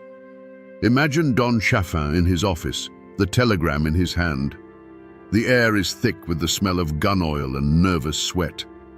Outside, the town of Logan is an armed camp, his men preparing for the fight of their lives. For a moment, he must have weighed his options. On one side was the full might of the federal government, a power that could crush him without a second thought. Accepting the deal would mean survival. He would lose his private army, yes, and his absolute power would be broken, but he would live. He would see his family again. The war would be over before a shot was fired. But then he would have considered the other side of the coin. To stand down now would be to surrender. It would mean that the threats and the rage of the Union men had succeeded. It would be a public admission that his authority, the very foundation of his identity, had limits. The image of federal troops policing his county while the men who had marched to hang him were allowed to walk free must have been a vision of pure humiliation. It was a direct challenge to his fatal flaw, his belief in his own absolute control. He stood at the final crossroads. One path led to a diminished future, the other led over Blair Mountain. He looked at the telegram, the last chance for peace, a direct order from his president. Then he looked at the map on his wall, at the red pins marking his machine gun emplacements along the ridge. He made his choice. He set the telegram aside. He picked up his telephone and gave an order not to stand down, but to double the patrols at the key mountain passes. He told his commanders that the line had been drawn and that any man wearing a red bandana who tried to cross it was to be met with overwhelming force. The last bridge to peace was burned. In that moment, Don Chaffin ceased to be a sheriff defending his county. He became a king choosing war over the surrender of his crown. The first report came over a crackling field telephone line, a scout's frantic voice confirming the miners' advance on the Crooked Creek Pass. Don Chaffin took the call, his face betraying no emotion. He put the receiver down, walked to the porch of his command post, and looked towards the green, silent ridge. He gave a single nod to his waiting runner. That nod traveled down the line, from man to man, until it reached the machine gun nest, hidden in a stand of timber. A moment later, the mountain spoke for the first time. It was a sound like a giant tearing a sheet of iron in half, a sound that rolled down the hollows and announced that all negotiations were finished. From his vantage point, the battle was not a scene of chaos, but a grim and terrible piece of machinery that he had designed. He spent his days with maps and binoculars, a general directing his forces. He didn't see individual men fighting for their lives. He saw patterns, movements, and objectives. Through his field glasses, he would watch a line of men attempt to advance through a thicket of trees on a distant slope. He would pick up his telephone, speak a few calm words directing fire to that coordinate, and moments later, the advance would simply cease. The patterns would break, dissolve back into the forest, and the hillside would grow still again. The steady, mechanical rhythm of his machine gun nests became the heartbeat of the battle. It was a cold, efficient, and impersonal sound. Each burst was an argument being made, a final answer to the miners' demands. For 5 days, that sound was relentless. The world shrank to the borders of Blair Mountain. The sun rose and set on the constant thunder of gunfire. Chaffin barely slept, fueled by coffee and the cold adrenaline of a man watching his life's work hang in the balance. On the 3rd day, he unleashed his most terrifying weapon. An unfamiliar sound began to drift over the mountains, the low drone of an airplane engine. From the miners' perspective, it was a horror they could have never imagined. Chaffin's private air force, a pair of rickety biplanes, began making passes over their lines. The explosions in the trees below were often small, the homemade bombs crude and inaccurate, but their purpose was more psychological than physical. It was a message from Don Chaffin. There is nowhere to hide. I rule the land and I rule the sky. He authorized the use of everything at his disposal. Reports from the miners' side would later speak of bombs that didn't just explode, but released clouds of sickening gas, surplus munitions from the Great War. Chaffin had brought the industrial slaughter of the European trenches to the hills of Appalachia. He was not just defending his county, he was attempting to annihilate the will of his enemy. The battle raged on, a brutal war of attrition. An estimated 1 million rounds were fired. The mountain itself seemed to groan under the assault, its trees shredded, its soil soaked in the conflict. Chaffin's fortress held. His lines did not break. He had met the largest armed insurrection in American history with a wall of fire and steel. Then, as suddenly as it began, it started to quiet. The federal troops were coming, and the miners knew they could not fight their own country. The last shots echoed and then faded, replaced by a profound and chilling silence. The war was over. The argument that had raged for a generation was, for now, permanently settled. Don Chaffin stood victorious on his mountain, the undisputed king of a silent, smoking kingdom. The silence that fell over Blair Mountain was heavier than any sound that had preceded it. Don Chaffin stood in the quiet, the acrid smell of burnt gunpowder still hanging in the air like a ghost. There was no joy in his victory, no triumphant celebration. There was only the cold, hard satisfaction of a man who had met an overwhelming force and had not broken. He had drawn a line, and the world now knew that he would hold that line, no matter the cost. His kingdom was secure. His mind, sharpened by 5 days of constant high-stakes command, did not rest. It immediately shifted from the tactics of war to the politics of the aftermath. His first orders were not to celebrate, but to consolidate. He sent his deputies fanning out across the ridge, their task no longer to fight, but to collect weapons and round up stragglers. He was transforming his private soldiers back into lawmen and the battlefield back into a crime scene. He knew the world was watching, and he needed to control the narrative. This was not a battle, he would claim. It was the quelling of a violent insurrection. The real test came a day later, with the arrival of the United States Army. A column of dusty trucks carrying uniformed soldiers rolled into Logan County, their federal authority absolute.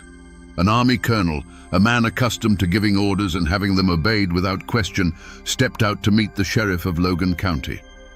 For a moment, two commanders faced each other, one representing the power of a nation, the other the power of a single man's will. This was the moment Chaffin's reign as an independent warlord came to an end. But Chaffin did not surrender his authority. He merely transferred it. He met the colonel not as a defeated man or a renegade, but as a fellow officer of the law. He was dapper, calm, and cooperative. He presented himself as the beleaguered hero who had single-handedly held back anarchy until the cavalry arrived. He offered maps, intelligence, and the full cooperation of his office. He smoothly transitioned from the man who had waged a private war to the loyal local official assisting the federal government. He had won his battle. He had stopped the march. He had broken the miners' army. Now, standing before the might of the United States, he holstered his authority and stepped back into the role of Sheriff Chaffin. His active part in the shooting was over. The road had ended, not in a jail cell or a shallow grave, but in a handshake with the very government he had, for 5 bloody days, effectively ignored. The cost of Don Chaffin's victory was paid in a currency he would never have to touch: the broken lives of the men he defeated and the families they left behind. The war on Blair Mountain was over, but the war on the miners had just entered a new, more insidious phase. As federal troops disarmed the miners, Chaffin's deputies and the state police moved in behind them, armed not with machine guns, but with lists of names. Hundreds of miners were arrested and indicted on charges ranging from conspiracy to murder and even treason against the state of West Virginia. For the families in the coal camps, the silence that followed the battle was not one of peace, but of dread. A knock on the door of a company shack in the middle of the night meant a husband and father being dragged away to jail. It was followed, almost inevitably, by an eviction notice nailed to the flimsy door. Fired, blacklisted, and homeless, the families of the Union men were cast out, left to fend for themselves in a world where every official, every company man, was now their enemy. The defeat on the mountain was a single event. The suffering it caused rippled outwards for years, creating a quiet, desperate poverty that clung to the hollows like a winter fog. The dream of a union in southern West Virginia, a dream that had seemed so close, was dead and buried on the slopes of that mountain. Chaffin's victory didn't just crush an army, it crushed a spirit. The United Mine Workers of America was effectively broken in the region for more than a decade. The grip of the coal operators, once challenged, now tightened into a stranglehold. Fear replaced hope. Miners who had once talked openly of their rights now spoke in whispers, terrified that a stray word could cost them their jobs and their homes. Chaffin's system of control was now absolute, reinforced by the memory of what happened to those who dared to challenge it. The tragedy was not just the miners' own, it belonged to the entire community. The battle left scars that divided neighbors and kin for generations. Men from Logan who had joined Chaffin's army returned to live in the same county as the families of the men they had fired upon. A cancer of silence grew over the memory of the battle. It was too painful, too divisive to talk about. Don Chaffin had not just defended Logan County, he had plunged it and the surrounding region into a long, dark winter of fear and submission, leaving behind a wreckage of lives that would take a generation to clear. With the shooting over, the war moved from the mountainside to the courtroom. The state of West Virginia, backed by the full weight of the coal industry, sought to make an example of the defeated miners. Hundreds were charged, but for the leaders, the state chose a charge so severe it was almost medieval: treason. Men who had fought for their country in the trenches of France now found themselves accused of betraying it in the hills of their own home. It was the ultimate clash of cultures, the state's formal written law against the unwritten mountain code of honor and retribution. The trials were a spectacle. The prosecution painted a picture of a Red Army, a Bolshevik mob bent on overthrowing the government and seizing private property. They presented evidence of the miners' military-style organization, their weapons, and their stated goal of marching on Logan. To the state, this was a clear case of insurrection. Don Chaffin and his deputies were presented as heroic defenders of law and order, the thin line that had saved West Virginia from anarchy. But the miners' defense told a different story. Their lawyers argued that these men were not traitors to America. They were patriots engaged in a second American Revolution, fighting against a domestic tyrant. They hadn't marched against the government. They had marched because the government had failed them. They were marching against the state of Chaffin, a private kingdom where the law was a weapon used against them. Their defense was simple and powerful. A man has the right to defend his home and his family, And when the law itself becomes the tool of an oppressor, the people have the right to seek their own justice. The community, and indeed the nation, was fiercely divided. Pro-union newspapers hailed the defendants as heroes and martyrs of the working class. Company-owned papers condemned them as violent radicals. In the coal camps, prayer meetings were held for the men on trial. In the gentlemen's clubs of Charleston and Huntington, they were toasted as villains who had finally gotten their due.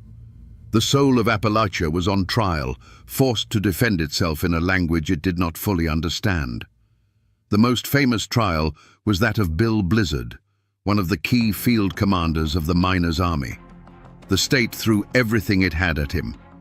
But then, a West Virginia jury, made up not of miners, but of farmers and small-town merchants, delivered a stunning verdict: not guilty.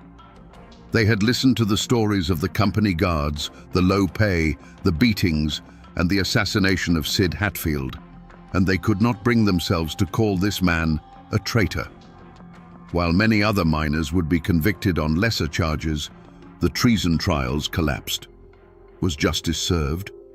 In a narrow legal sense, a jury had acknowledged the miners' grievances. But in the wider world, nothing had changed. The Logan County system remained intact. The Union was shattered. Don Chaffin was still sheriff. The law had rendered a verdict on the battle, but it had remained silent on the long, brutal war that had caused it. True justice, it seemed, was still a luxury the miners of West Virginia could not afford. The army that marched on Logan County did not simply go home. Its leaders were tied up in court for years. Its members were scattered, blacklisted, and broken. The United Mine Workers of America, the great boogeyman that Don Chaffin had waged a war against, was effectively banished from the southern coalfields. In the immediate aftermath, it seemed Chaffin's victory was absolute. The entity that had provoked him into his dramatic stand was, for all intents and purposes, dead. The Union was a ghost, its name only spoken in hushed and fearful whispers in the dark corners of the coal camps. But you can defeat an army of men. It's much harder to kill an idea. The Battle of Blair Mountain, for all the miners' losses, had been a national spectacle. Newspapers across the country had told the story of the private army, the machine gun nests, and the airplanes bombing American citizens on their own soil.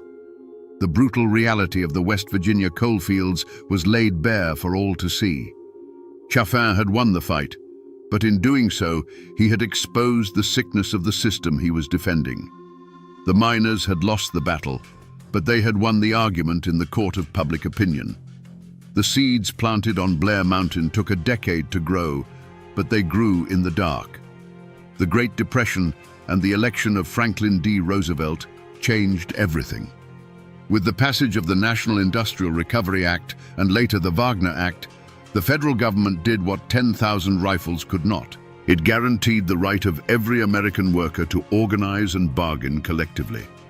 The very thing the miners had fought and died for was now the law of the land. In the mid-1930s, the UMWA organizers returned to southern West Virginia.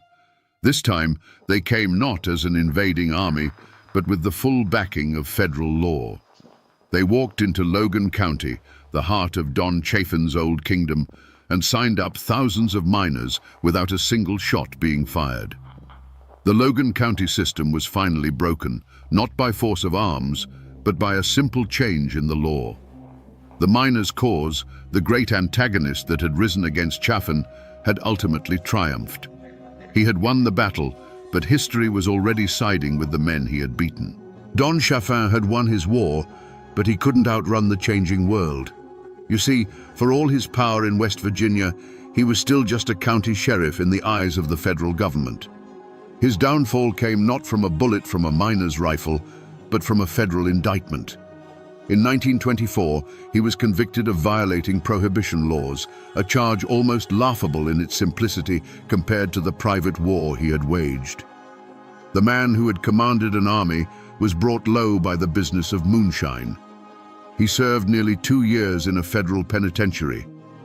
When he returned to Logan, the world he had ruled was gone.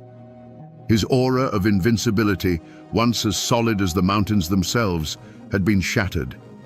He was no longer the untouchable king. He was a convicted felon, a man who had been humbled by an outside power.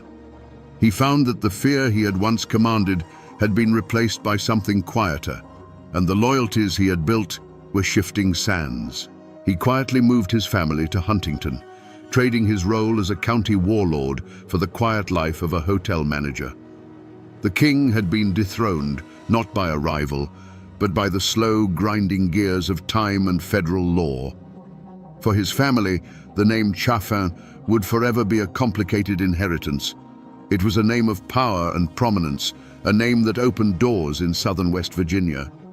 But it was also a name stained with blood and controversy, a name that was whispered with a mixture of fear and resentment. His descendants would not escape the shadow of Blair Mountain. It became a part of their identity, a legacy they had to navigate, a story they had to either defend or distance themselves from. The name was both a pillar and a tombstone. In the hollows and coal camps of Logan County, the healing was a slow and silent process. The community did not rebuild by confronting the past. It rebuilt by burying it. For decades, the Battle of Blair Mountain was not spoken of. It was a wound too deep, too personal to touch. Fathers who had fought on opposite sides of the ridge raised their children in the same towns, a fragile peace maintained by a collective, unspoken agreement to forget. A blanket of silence fell over the memory of the war, and under that blanket, the resentment and trauma festered. The power dynamic in the mountains had been permanently altered. The era when a single sheriff, funded by private industry, could raise an army and operate as an absolute monarch was over. Chaffin's fall created a vacuum that was filled not by another strongman, but by the slow, creeping influence of the state and federal government. The isolation that had allowed his kingdom to flourish was broken, and the brutal feudal system he had perfected died with his conviction. If you go to Blair Mountain today, you won't find any grand monuments. For the better part of a century, the mountain kept its secrets. The trenches filled with leaves, the shell casings were swallowed by the earth, and the story was buried under a deliberate silence. Then, in the 21st century, a new war for Blair Mountain began. Not with rifles, but with lawsuits and bulldozers, as coal companies sought to strip mine the historic battlefield, to literally erase the history from the landscape.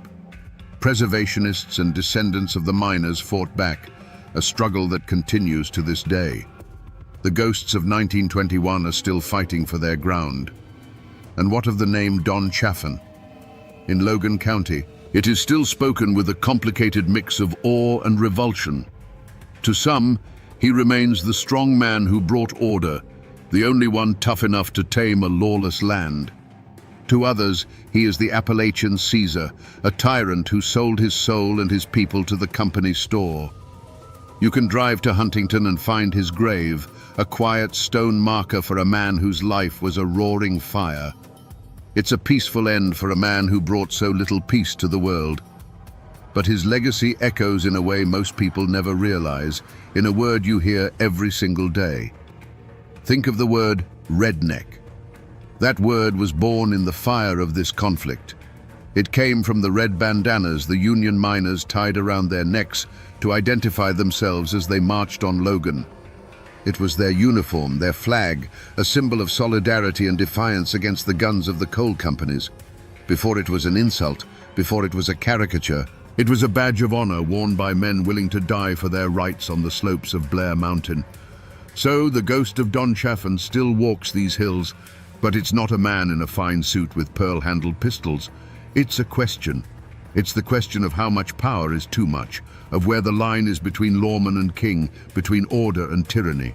His name is a reminder, etched into the very soul of these mountains, that while men die and battles end, the struggle for justice is never truly over. So we come back to the question we asked at the very beginning. Was Don Chaffin a hero or a villain? The easy answer is to call him a monster, a corrupt tyrant paid to crush the common man. And he was certainly that. But the more unsettling truth is that he was the perfect, brutal instrument of his time and place. He was a product of a lawless system that demanded a strong man, and he played the part better than anyone. He was a king who ruled a county as his personal property, and like any king, he saw a rebellion not as a plea for justice, but as an act of war against his very person. In the end, this is a story about how a man's greatest strength can become the engine of his own tragedy. Chaffin's unbending will, the very quality that made him the undisputed master of Logan County, was the same quality that made compromise impossible and bloodshed inevitable. He was a man who could command an army, but could not comprehend a changing world. He won his battle on Blair Mountain so completely that he ultimately lost the war against history itself, a feudal lord swallowed by the tide of the 20th century. The law eventually caught up to him, but his true judgment was delivered by time. He died a relic, a dethroned king living out his days while the Union flag flew freely over the very mines he had once sworn to protect with blood and fire.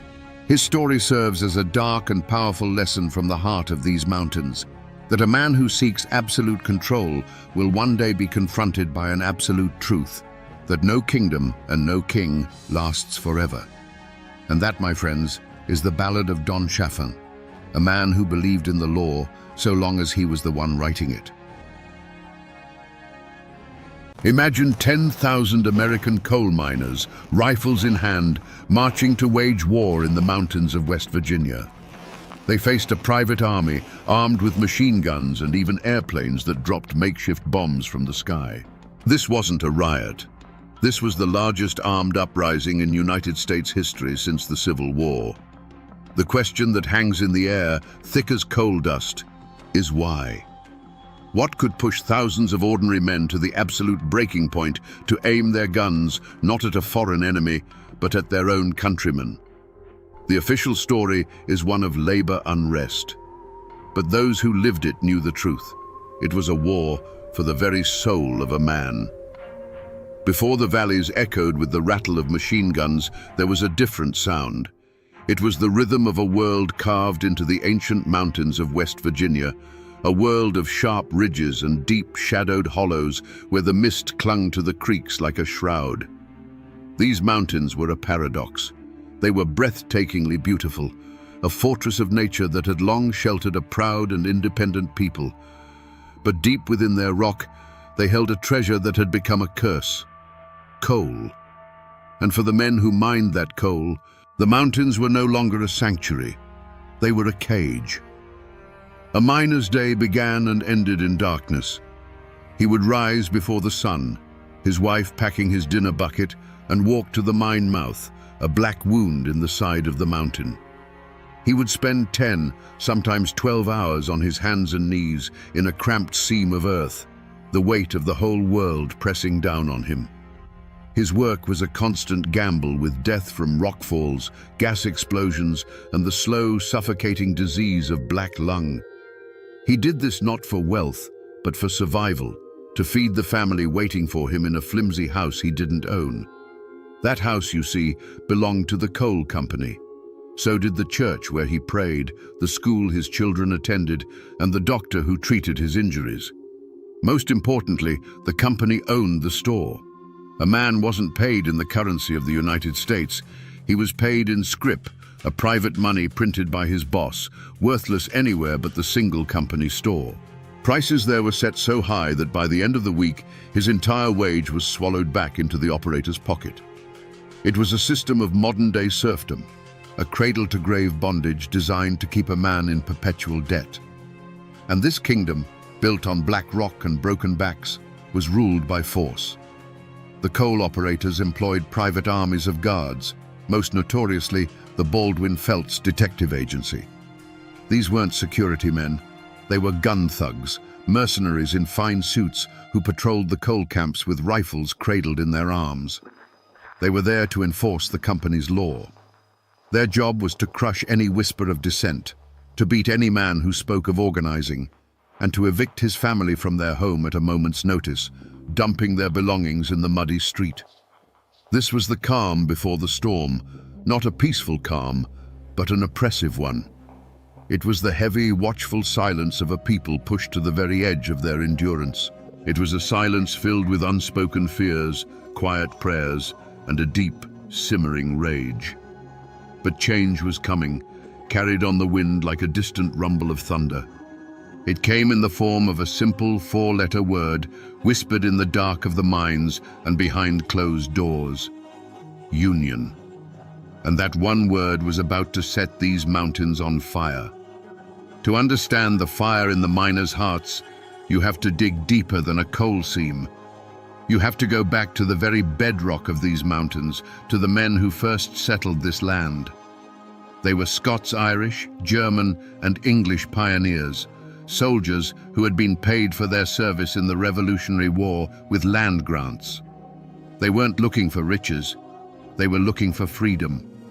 They carved their homesteads out of the wilderness with an axe and a long rifle, wanting nothing more than a piece of ground to call their own, far from the reach of kings and landlords. Their deed was written in sweat and blood, and their law was self-reliance. But then, the outside world discovered the treasure hidden beneath their feet.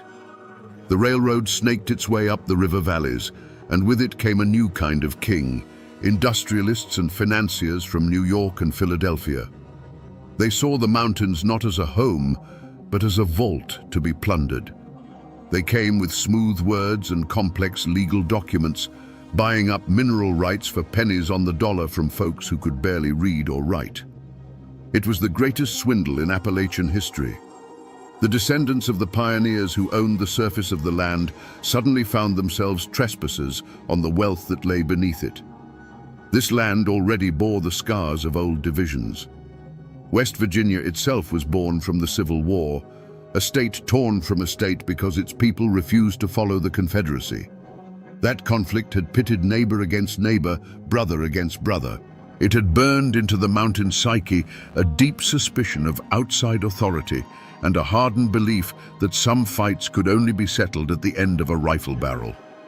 A man's loyalty was to his kin and his hollow, not to some distant government or, God forbid, some company from out of state. And so, the stage was set for a new war, a clash not between North and South, but between two irreconcilable worlds. On one side was the mountaineer, a man whose name was his bond, whose pride was rooted in his independence. On the other was the coal operator, a man who saw land as a commodity and people as an expense on a ledger. This wasn't just a fight over wages, it was a fight over a way of life. It was a battle between the spirit of the pioneer and the ghost of the feudal lord, fought on the very land the pioneers had once bled for. In the claustrophobic world of a company town, there were no secrets, only whispers. The mine foreman was the company's eyes and ears, a man who had often worked his way up from the coal face and now stood between his old friends and his new masters. His reports could get a man fired, or worse, blacklisted, a word that struck terror in the hearts of miners. A man on the blacklist was a ghost. His name was circulated to every mine in the region, ensuring he and his family would starve before he ever found work again. Everyone knew a family that had been broken on the anvil of the blacklist. The air itself was thick with suspicion. The company-paid preacher delivered sermons on the sin of discontent, weaving the words of God into a defense of the operator's greed. At the company store, men would gather on the porch after their shifts, their faces still grey with coal dust, but their conversations were guarded. A friendly question from a stranger could be a trap. The Baldwin Felts guards, who seemed to be everywhere at once, would lean against the porch posts, their presence a silent threat, turning men's conversations to weather and trifles. Trust eroded faster than a slate roof in a hailstorm. Old wounds festered just beneath the surface. Men still spoke in hushed tones of the strike at Staniford a few years back, where armed guards had fired into a crowd of miners, killing 6. They remembered the Holly Grove strike, where families had been evicted in the dead of winter, their belongings piled up in the snow. These weren't just stories, they were warnings. They were the ghosts of past failures that haunted every secret union meeting, held deep in the woods by the light of a kerosene lamp. This constant pressure cooker of fear and resentment turned minor slights into major grievances. A dispute over the weight of a coal car, a foreman's insult, a family getting better housing because they were loyal to the company. These were the sparks in the powder room. Rumors spread like wildfire through the camps.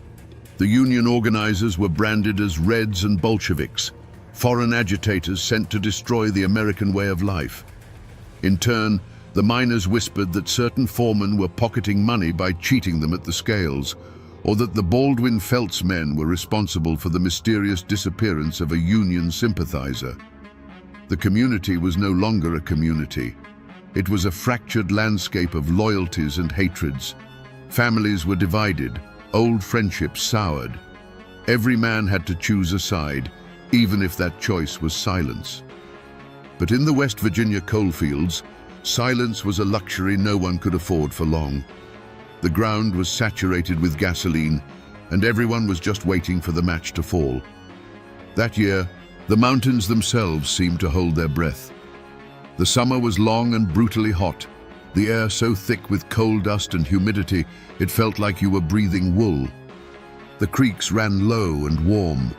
Old-timers, sitting on their porches, noted that the birds had gone quiet in the woods, a silence that felt heavy and unnatural.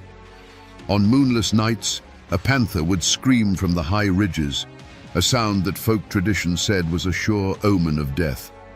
It was a cry that slid under a man's door and coiled in the pit of his stomach. A feeling was growing in the hollows, a sense that the fragile peace was rotting from within. Then, the human omen arrived.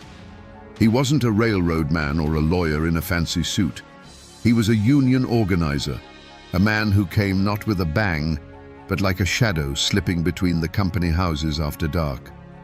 He didn't speak on street corners.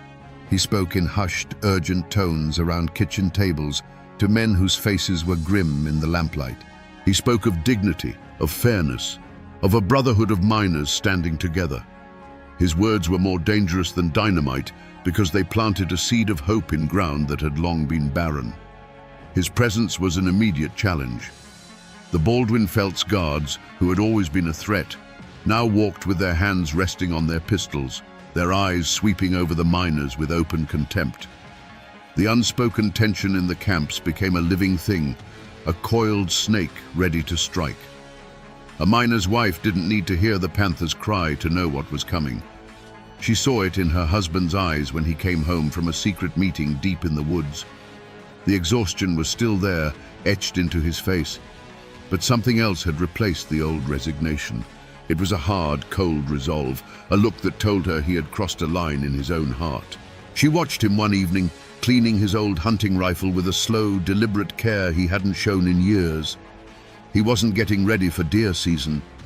In that quiet, domestic moment, she felt a cold certainty settle over her. The world they knew, with all its hardship and its small, fierce joys, was already dead. All that was left was to wait for the sound of the first gunshot. The company's answer came not in words, but in the splintering of doors. The Stone Mountain Coal Company decided to make an example of the Mingo County strikers, and they brought in their favorite instrument of terror, the Baldwin-Felts Detective Agency. A dozen agents, led by the infamous Albert Felts himself, stepped off the train in Matewan. They were professionals, dressed in sharp city suits that looked alien against the dusty backdrop of the town. Their mission was simple and brutal: throw the striking miners and their families out of their company-owned homes. All day, they moved through the camp, kicking in doors, hauling furniture into the street, and leaving women and children weeping in the rain beside their meager possessions. It was a cold, calculated act of humiliation designed to break the men's spirit. But the operators had made a fatal miscalculation. They hadn't accounted for Sid Hatfield. The sheriff of Matewan was not a company man. He was a local, born and raised in the Hollows, a man the miners saw as one of their own. When he heard what was happening, he walked down to the camp alone. He didn't shout or draw his gun. He simply stood before Albert Felts and his armed thugs and told them that what they were doing was illegal. He informed them that in his town, evictions required a court order, which they did not have. For the first time in their lives, the miners saw a lawman stand up not for the company, but for them. The agents, bristling with arrogance and used to having their way, were stunned. They finished their day's dirty work, but a shadow now hung over them. As they prepared to leave on the 5 o'clock train, they walked through the center of town, their path blocked by Sid Hatfield and the town's mayor, Cable Testament. The entire town seemed to be watching from windows and doorways, a silent, grim-faced jury. Phelps, enraged at being challenged by a hillbilly sheriff, made a fatal error. He produced a warrant for Sid Hatfield's arrest, a flimsy charge cooked up by the company. It was a blatant power play, an attempt to publicly humiliate and remove the one man who stood in their way. Sid Hatfield just looked at the warrant, then looked into Albert Phelps's eyes. He didn't see a lawman. He saw a hired gun trying to impose a foreign tyranny on his home. The mayor declared the warrant was fraudulent. The air grew thick and heavy. Decades of resentment. The memory of every beaten miner, every cheated paycheck, every starving child. It all came to a head in that single supercharged moment on a dusty street in Matewan. The time for talking was over. The insults had been traded, the lines had been drawn. This was the point of no return. It was no longer a dispute over wages or a conflict between a company and its workers.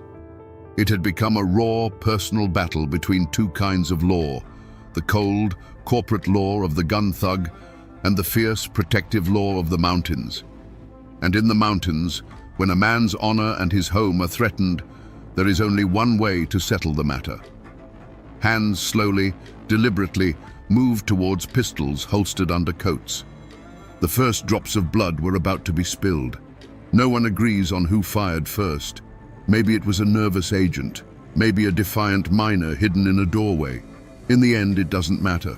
A single sharp crack of a pistol shattered the afternoon stillness, and in that instant, the street in Matewan, West Virginia, became a slaughterhouse.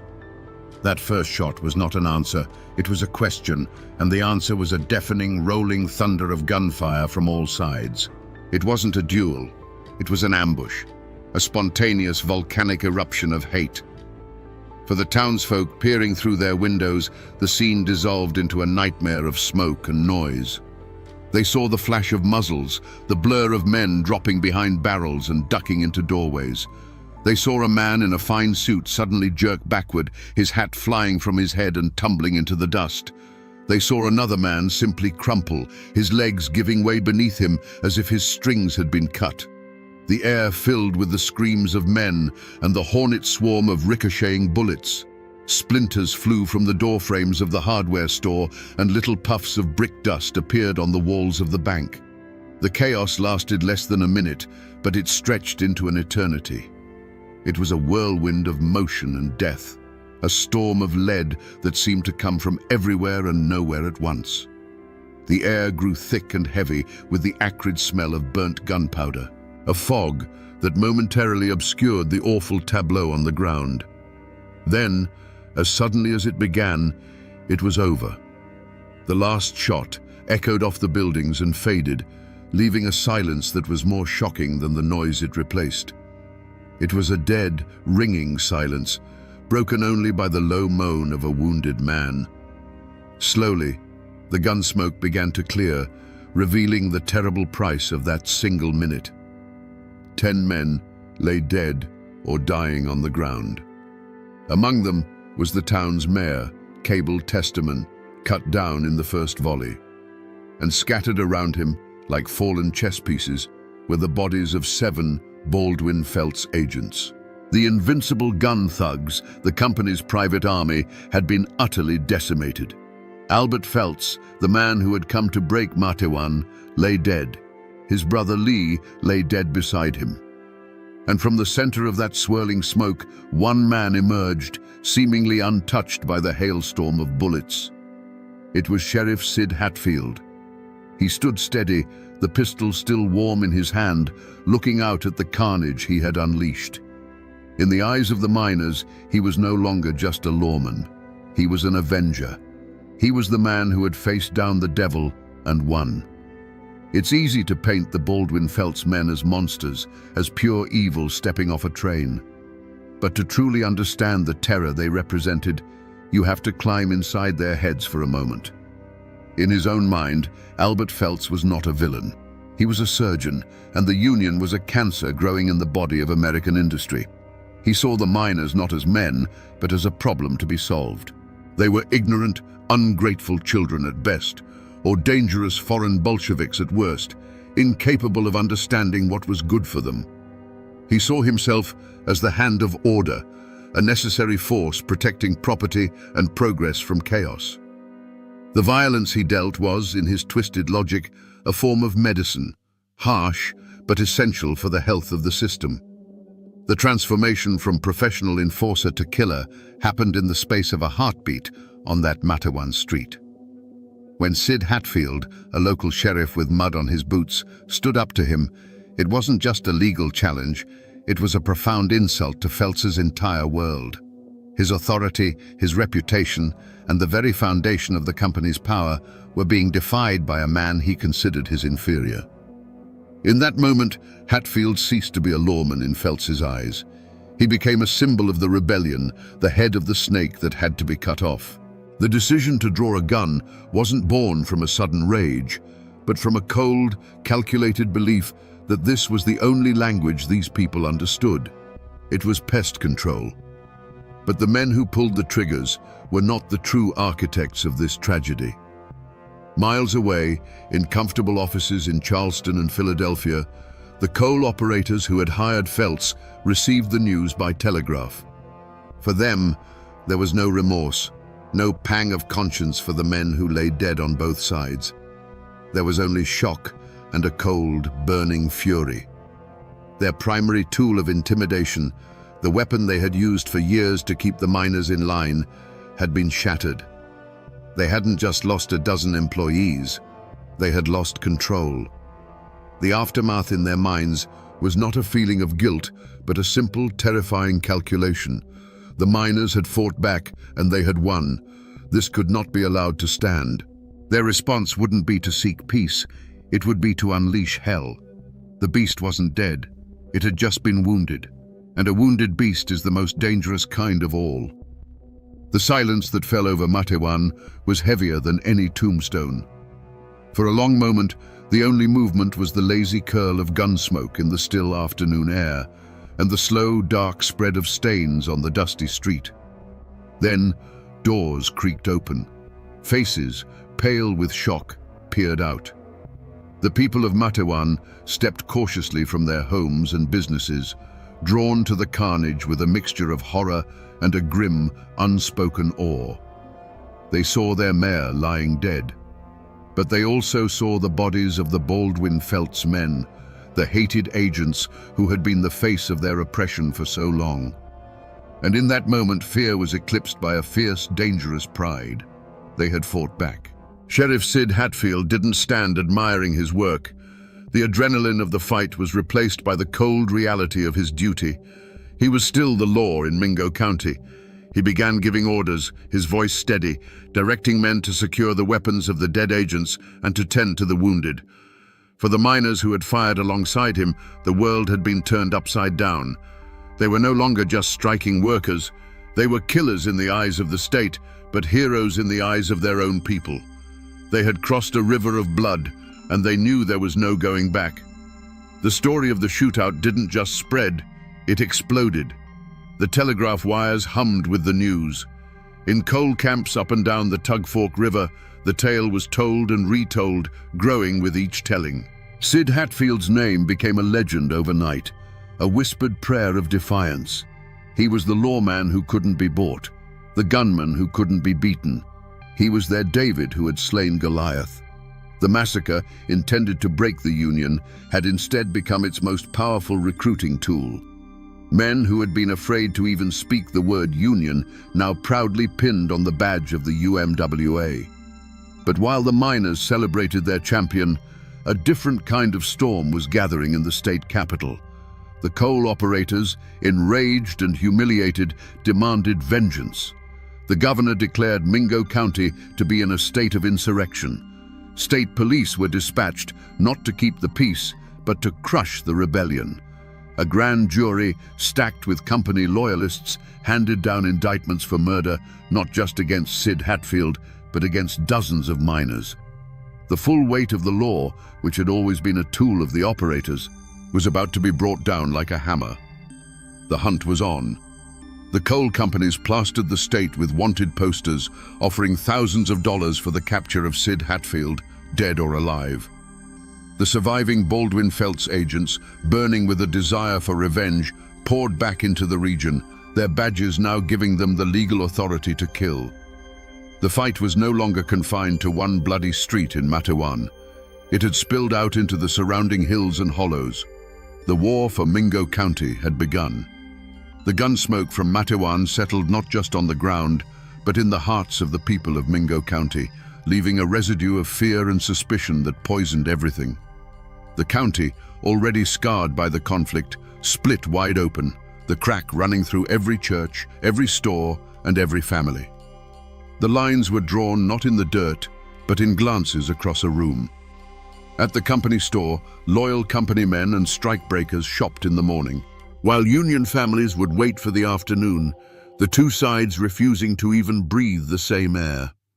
In the saloons, a man's choice of whiskey was less important than the side of the room he chose to drink it on. This was a war fought with whispers as much as with bullets. The company held the power of life and death over the towns. A word from the mine foreman could get a man a better house, an easier job above ground, or it could get him blacklisted forever.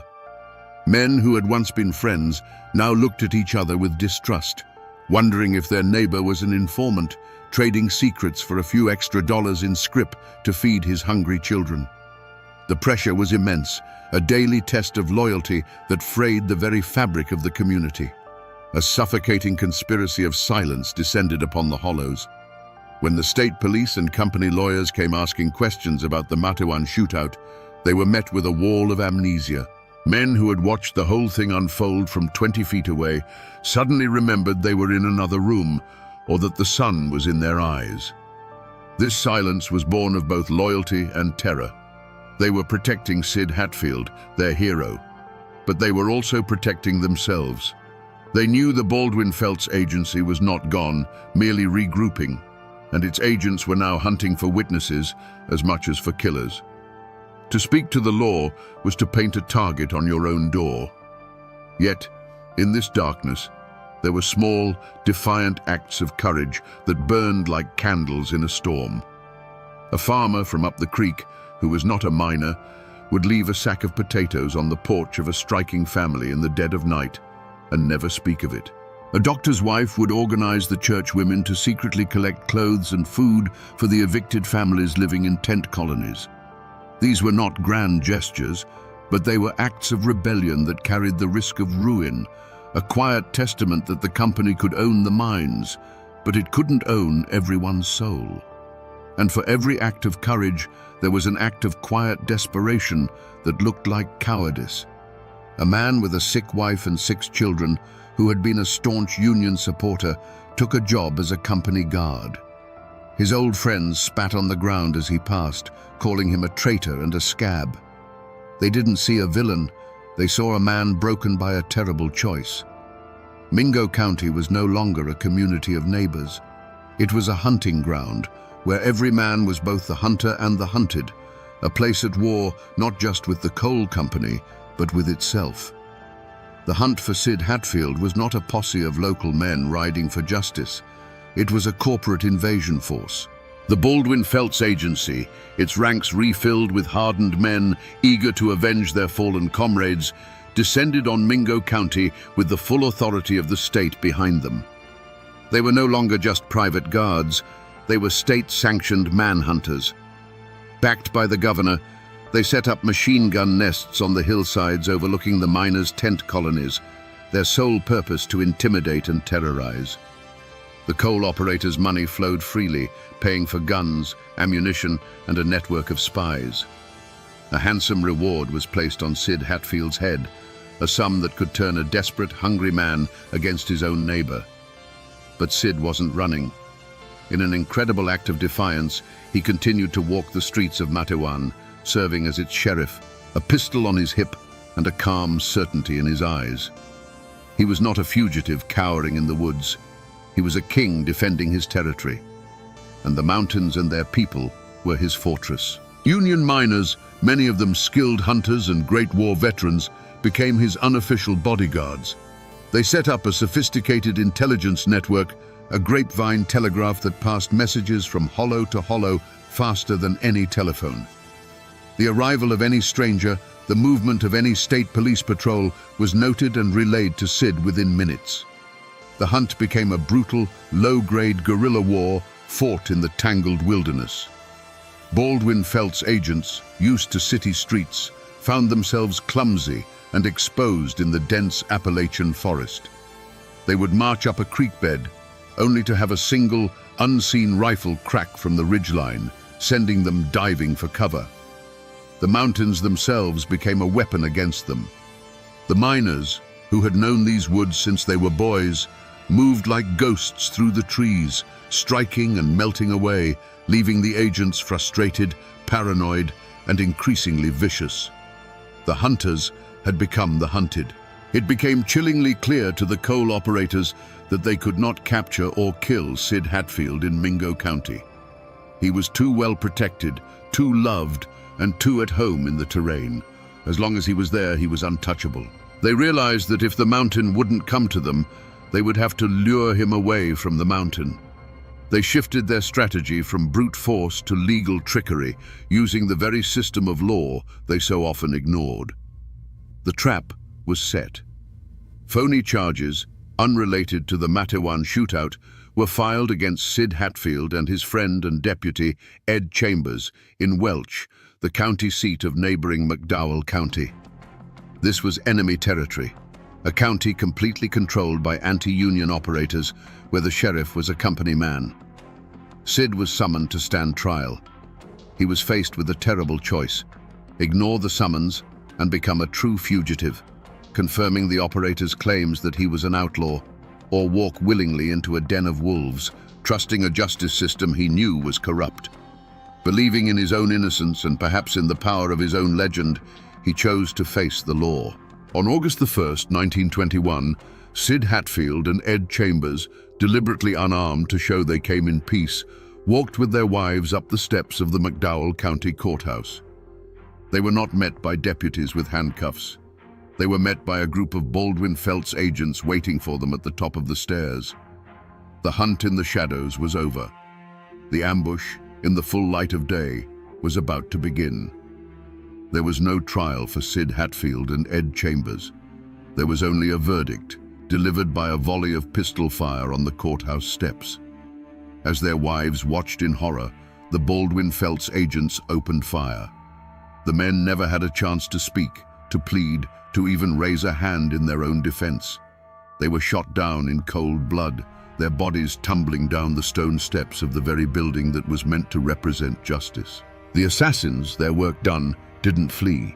They calmly turned and surrendered their weapons to the local sheriff, a company man, with the confident smirks of men who knew they were above the law. The trial that followed was not for the murder of Sid Hatfield, but a trial of the system itself. The assassins were charged, of course. A trial was a necessary piece of theatre. But the courtroom in Welch was not a house of justice. It was a stage set for a farce. The coal operators' money paid for a team of the state's most cunning lawyers. Witnesses for the prosecution were threatened, their families intimidated into silence. The defense's argument was a breathtaking piece of fiction, that the dozen armed agents had acted in self-defense against two unarmed men who were accompanied by their wives. The atmosphere in the courtroom was thick with menace. Armed company guards stood along the walls, their gazes fixed on the jury box. The jury, made up of men who either worked for the company or lived in fear of it, heard the testimony under a cloud of unspoken threat. The outcome was never in doubt. It was a foregone conclusion before the first witness was even called. The verdict came as no surprise to anyone in West Virginia. Every single one of the Baldwin Felt's agents was found not guilty. They walked out of the courtroom free men, their actions legally sanctioned, their message to the miners now crystal clear. There is no law but our law. There is no justice but our justice. The system hadn't just failed, it had actively looked the other way. It had placed its stamp of approval on a cold-blooded assassination. This was the verdict that broke the miners' faith in the law of men. If their hero could be gunned down on the courthouse steps with impunity, what hope was there for any of them? If the courts were just another tool of the operators, then what was left? The answer was simple and terrifying. All that was left was the justice of the mountains. All that was left was war.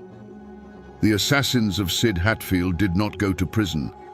They walked out of the McDowell County Courthouse as free men, and legend says went to a local saloon to celebrate their victory. In the eyes of the law, they were exonerated. But in the eyes of the mountains, they were cursed. Their acquittal bought them their freedom, but it cost them their names.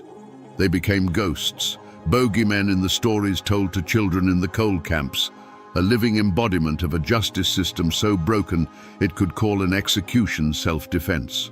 They may have escaped a hangman's noose, but they would forever be hunted by the memory of the man they killed and the hatred of the people who loved him. For the widows of Sid Hatfield and Ed Chambers, there was no life to rebuild. There was only a duty to bear witness. They returned to Mingo County not as grieving wives, but as living symbols of the ultimate betrayal. Their presence was a constant, silent accusation, a reminder that their husband's blood was still fresh on the courthouse steps.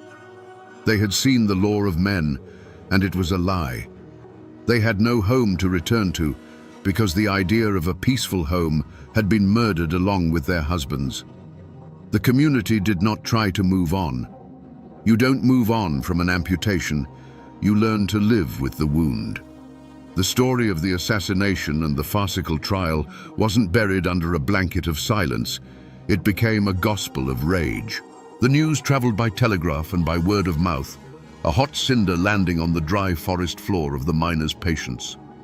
In coal camps along the Kanawha River, men heard the news, and a quiet, chilling transformation took place. The talk of strikes and negotiations stopped. The talk turned to rifles. This was the final, unforgivable insult. The system had not only allowed their hero to be murdered, it had applauded the murderers. The miners understood then that they were on their own. If the law would not protect them, they would have to become their own law. If the courts would not give them justice, they would have to take it themselves. There would be no atonement for the killers in this life. There would only be a reckoning. In the days following the verdict, men began to gather. They came out of the mines and down from the hollows, their faces set like stone. They were no longer just miners. They were an army, gathering to deliver a verdict of their own. For decades, the state of West Virginia tried to bury the story of the coal wars. It was treated as a shameful secret, an embarrassment to be scrubbed from the history books. But you can't kill a story like this. It seeps into the ground and comes back up in unexpected ways, a ghost that refuses to rest. The family names, Hatfield, Chaffin, Testament, still echo in those hollows, carrying the weight of that bloody history. But the proudest and most misunderstood legacy is a single word: redneck. Today, it's often used as an insult. But for the men who marched on Blair Mountain, it was a badge of honor, taken from the red bandanas they tied around their necks. It meant you were a Union man. It meant you stood up and fought. The physical traces of this war are still there if you know where to look. Go to Welch today, and you can stand on the very courthouse steps where Sid Hatfield was murdered. The stone is worn, but the memory is sharp and cold. In Matewan, the buildings that witnessed the shootout still line the street, silent witnesses to that minute of thunder. You can almost feel the ghosts. But the greatest monument, and the most haunted, is Blair Mountain itself. For years, historians and archaeologists have fought a new battle there, a battle to save the mountain from the very same force the miners fought, the coal companies, who want to destroy it with mountaintop removal mining. And in that fight, the mountain has begun to give up its secrets. Walking those ridges, They found the evidence the state tried to forget. Thousands of spent shell casings from rifles and machine guns, the faint outlines of trenches the miners dug, even the rusted shrapnel from the homemade bombs dropped from the sky. The men who fought there are long dead. Their voices have faded. The state tried to erase their memory from the history books and tell a simpler, cleaner story. But the mountains remember. They hold the rust and the lead deep in their soil. They keep the score. So we come back to the question that started it all, the question that hangs in the gun smoke of history. Why did 10,000 American men take up arms against their own government? The answer is now clear. It was never just about a few more cents per ton of coal. It wasn't a riot over a paycheck. It was a war for a single simple idea that a man has a right to stand up straight and that his soul does not belong to the company that owns his house. They marched on Blair Mountain because every other avenue of justice had been slammed shut in their faces. The ballot box was stuffed. The courts were bought. The lawmen were assassins. When the system itself becomes the weapon of the oppressor, the last and most terrible resort is the rifle.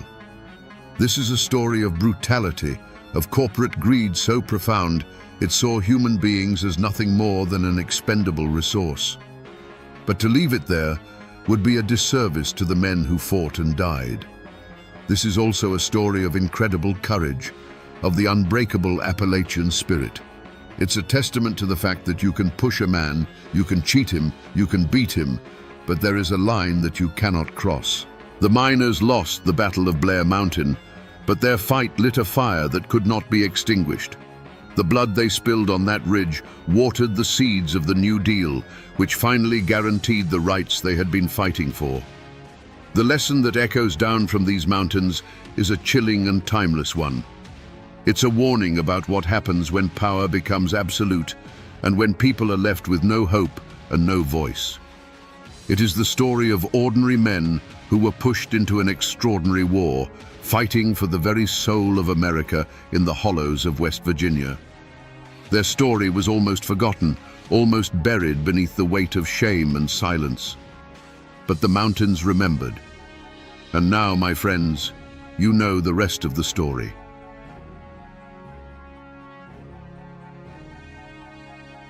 On a snow-dusted morning in Frankfort, Kentucky, a single rifle shot cracked the winter air.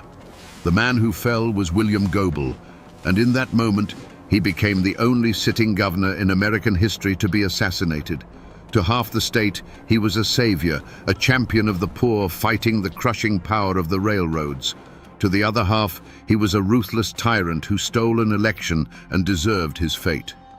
So, was he a martyr for the common man, or a demagogue who finally met his end? Today, we trace the path that led to that fatal shot, to understand the man behind the legend and the dark truth of his murder. William Goebel was not born to the Kentucky elite. He was an outsider from the very beginning, the son of a German immigrant woodcarver who had fought for the Union Army. Growing up in Pennsylvania and later Covington, Kentucky, a bustling city across the river from Cincinnati, Goebel knew nothing of the bluegrass aristocracy or the ancient codes of the Appalachian hills. He was forged not in a mountain hollow, but in the gritty reality of a working-class border town. His inheritance wasn't land or a family name. It was a towering intellect, a bottomless ambition, and a permanent chip on his shoulder. From a young age, it was clear his mind was his greatest weapon. While other boys played, Goebel devoured books. He was a gifted student who apprenticed under the powerful politician John G. Carlyle, quickly mastering the intricate, often dirty, mechanics of law and politics. He sharpened his mind like a blade, learning that power wasn't something you were given, it was something you took inch by bloody inch. His battlefield was the courtroom and the backrooms of the State House, where he built a political machine that was ruthlessly efficient and fiercely loyal only to him. The moment that truly defined the man, the act that foreshadowed the governor, happened on the streets of Covington. Goebel, then a state senator, had a bitter rivalry with a local banker and political adversary named John Sanford. After a heated exchange of public insults, they met by chance outside Sanford's bank. Words turned to threats. Both men went for their guns. When the smoke cleared, John Sanford lay dead on the cobblestones. Goebel claimed self-defense, arguing Sanford drew first, and a jury acquitted him. But the event became his creation myth. The duel sent a chilling message across the Commonwealth. William Goebel was not a man to be trifled with. He would not be intimidated, he would not be insulted, and he would not back down, even if it meant a lethal confrontation in broad daylight. This single violent act cemented his reputation as a man of cold nerve, a political fighter who took every challenge as a personal war. It was the ultimate demonstration of his personal code. That code was a world away from the clan-based honor of the mountains. Goebel's loyalty wasn't to bloodkin, but to his political cause and the machine he built to serve it. His honor was tied to absolute victory. He saw the law not as a set of sacred principles, but as a tool, a weapon to be wielded against his enemies, the most powerful of which was the Louisville and Nashville Railroad, an entity he viewed as a corporate monster strangling the life out of the common people. This was the man, forged in ambition and violence, who set his sights on the governor's chair. Long before the governor's race that would seal his fate, William Goebel was the undisputed king of the Kentucky Senate. In the years leading up to the storm, he was at the peak of his power, a brilliant and feared legislative tactician. This was Goebel in his element, not as a target, but as a hunter. His supporters didn't just respect him, they revered him. They saw a man who had clawed his way up from nothing, using his formidable intellect to fight for them in the halls of power where they had never had a voice. His life's work was a single-minded crusade against the corporate behemoths that treated Kentucky like a private colony. Chief among them was the Louisville and Nashville Railroad. The L&N wasn't just a company, it was a shadow government. It owned politicians, controlled newspapers, and set freight rates so high that farmers often lost money just trying to get their crops to market. Goebel attacked them relentlessly, pushing for laws to regulate their rates, tax their vast properties, and break their stranglehold on the state's commerce. To the working man, he was David fighting Goliath. Goebel's personal life was entirely consumed by this fight. He was a lifelong bachelor, a man of simple, almost Spartan habits. He had no wife, no children, no home life to retreat to. His law office and the legislative chambers were his only sanctuary. His family was the tight-knit circle of political loyalists who stood by him, and the thousands of faceless farmers and miners who pinned their hopes on his success. The political crusade wasn't just his career, it was his entire existence. This singular focus earned him a fierce, almost fanatical loyalty from his followers. When he spoke, they heard a man who understood their struggles, who wasn't afraid to name their enemies, and who possessed the cold, hard will to do something about it. They knew he was ruthless. They knew he was a political boss who bent the rules. They didn't care. They believed he was using the devil's tools to fight the devil himself, and they loved him for it. This was the world William Goebel had built and sought to protect, a fragile coalition of the forgotten and the angry, united behind a leader as tough and unforgiving as the times themselves. It was a vision of Kentucky where the power belonged not to the boardrooms in Louisville, but to the people in the fields and the mines. This was what was at stake, and for Goebel, it was a cause worth dying for. William Goebel's greatest strength was also his most profound, fatal weakness, a righteous fury that consumed everything in its path, including the very idea of compromise. He was so utterly convinced of his own moral superiority in the war against the corporations that he came to believe the rules of democracy were an inconvenience. In his mind, any action that led to his victory was not just justified. It was necessary for the salvation of the common man. He wasn't just fighting for the law, he believed he was the law. Nowhere was this flaw more apparent than in the creation of the infamous Goebel election law. This wasn't just a piece of legislation, it was a masterpiece of political warfare, as brilliant as it was corrupt.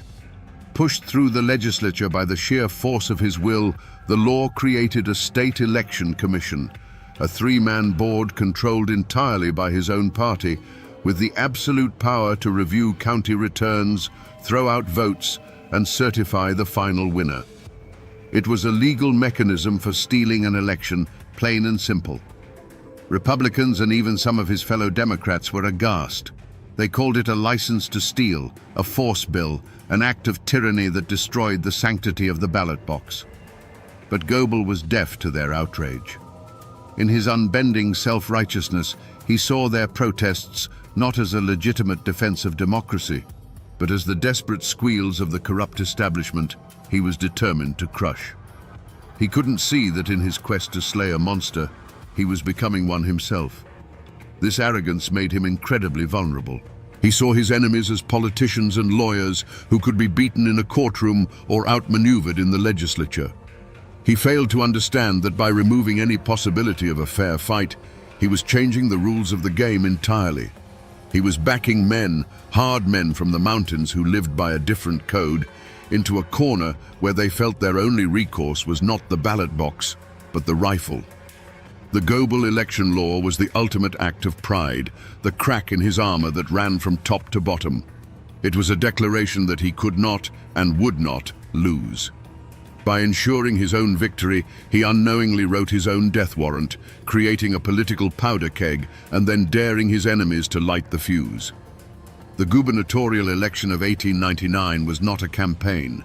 It was a contest of pure political bloodsport. The air across Kentucky was thick with accusations of bribery, voter intimidation, and outright fraud. And hanging over it all was the specter of the Goebel election law, a weapon waiting to be used. On election day, the Commonwealth held its breath. When the initial counts were tallied, a collective gasp went through the state. The Republican, William S. Taylor, had won by a razor-thin margin of just over 2,000 votes. For a man like William Goebel, this was not just a political defeat. It was a personal and unforgivable insult. He believed the mountain counties, the Republican strongholds, had stolen the election from him through widespread corruption. The people, in his view, had been tricked. But more importantly, his perfect system, his guaranteed path to victory, had been defied. The verdict of the voters was an affront to his entire crusade, and he would not accept it. His reaction was immediate and absolute. He did not hesitate. He did not concede. He declared war. Goebel immediately filed a formal contest of the election, turning the matter over to the very commission he had created. His political machine roared to life, preparing to use the full, crushing weight of the Goebel election law to invalidate just enough votes in Republican counties to reverse the outcome. To the Republicans, this was the ultimate betrayal of democracy. They had won the fight, and now Goebel was moving to steal the prize in broad daylight. This was the moment the conflict moved from the ballot box to the barrel of a gun. Enraged by Goebel's blatant attempt to overturn the election, Republican leaders sent out a call to arms. From the mountains of eastern Kentucky, a river of angry armed men began to flow towards Frankfort. These were not politicians.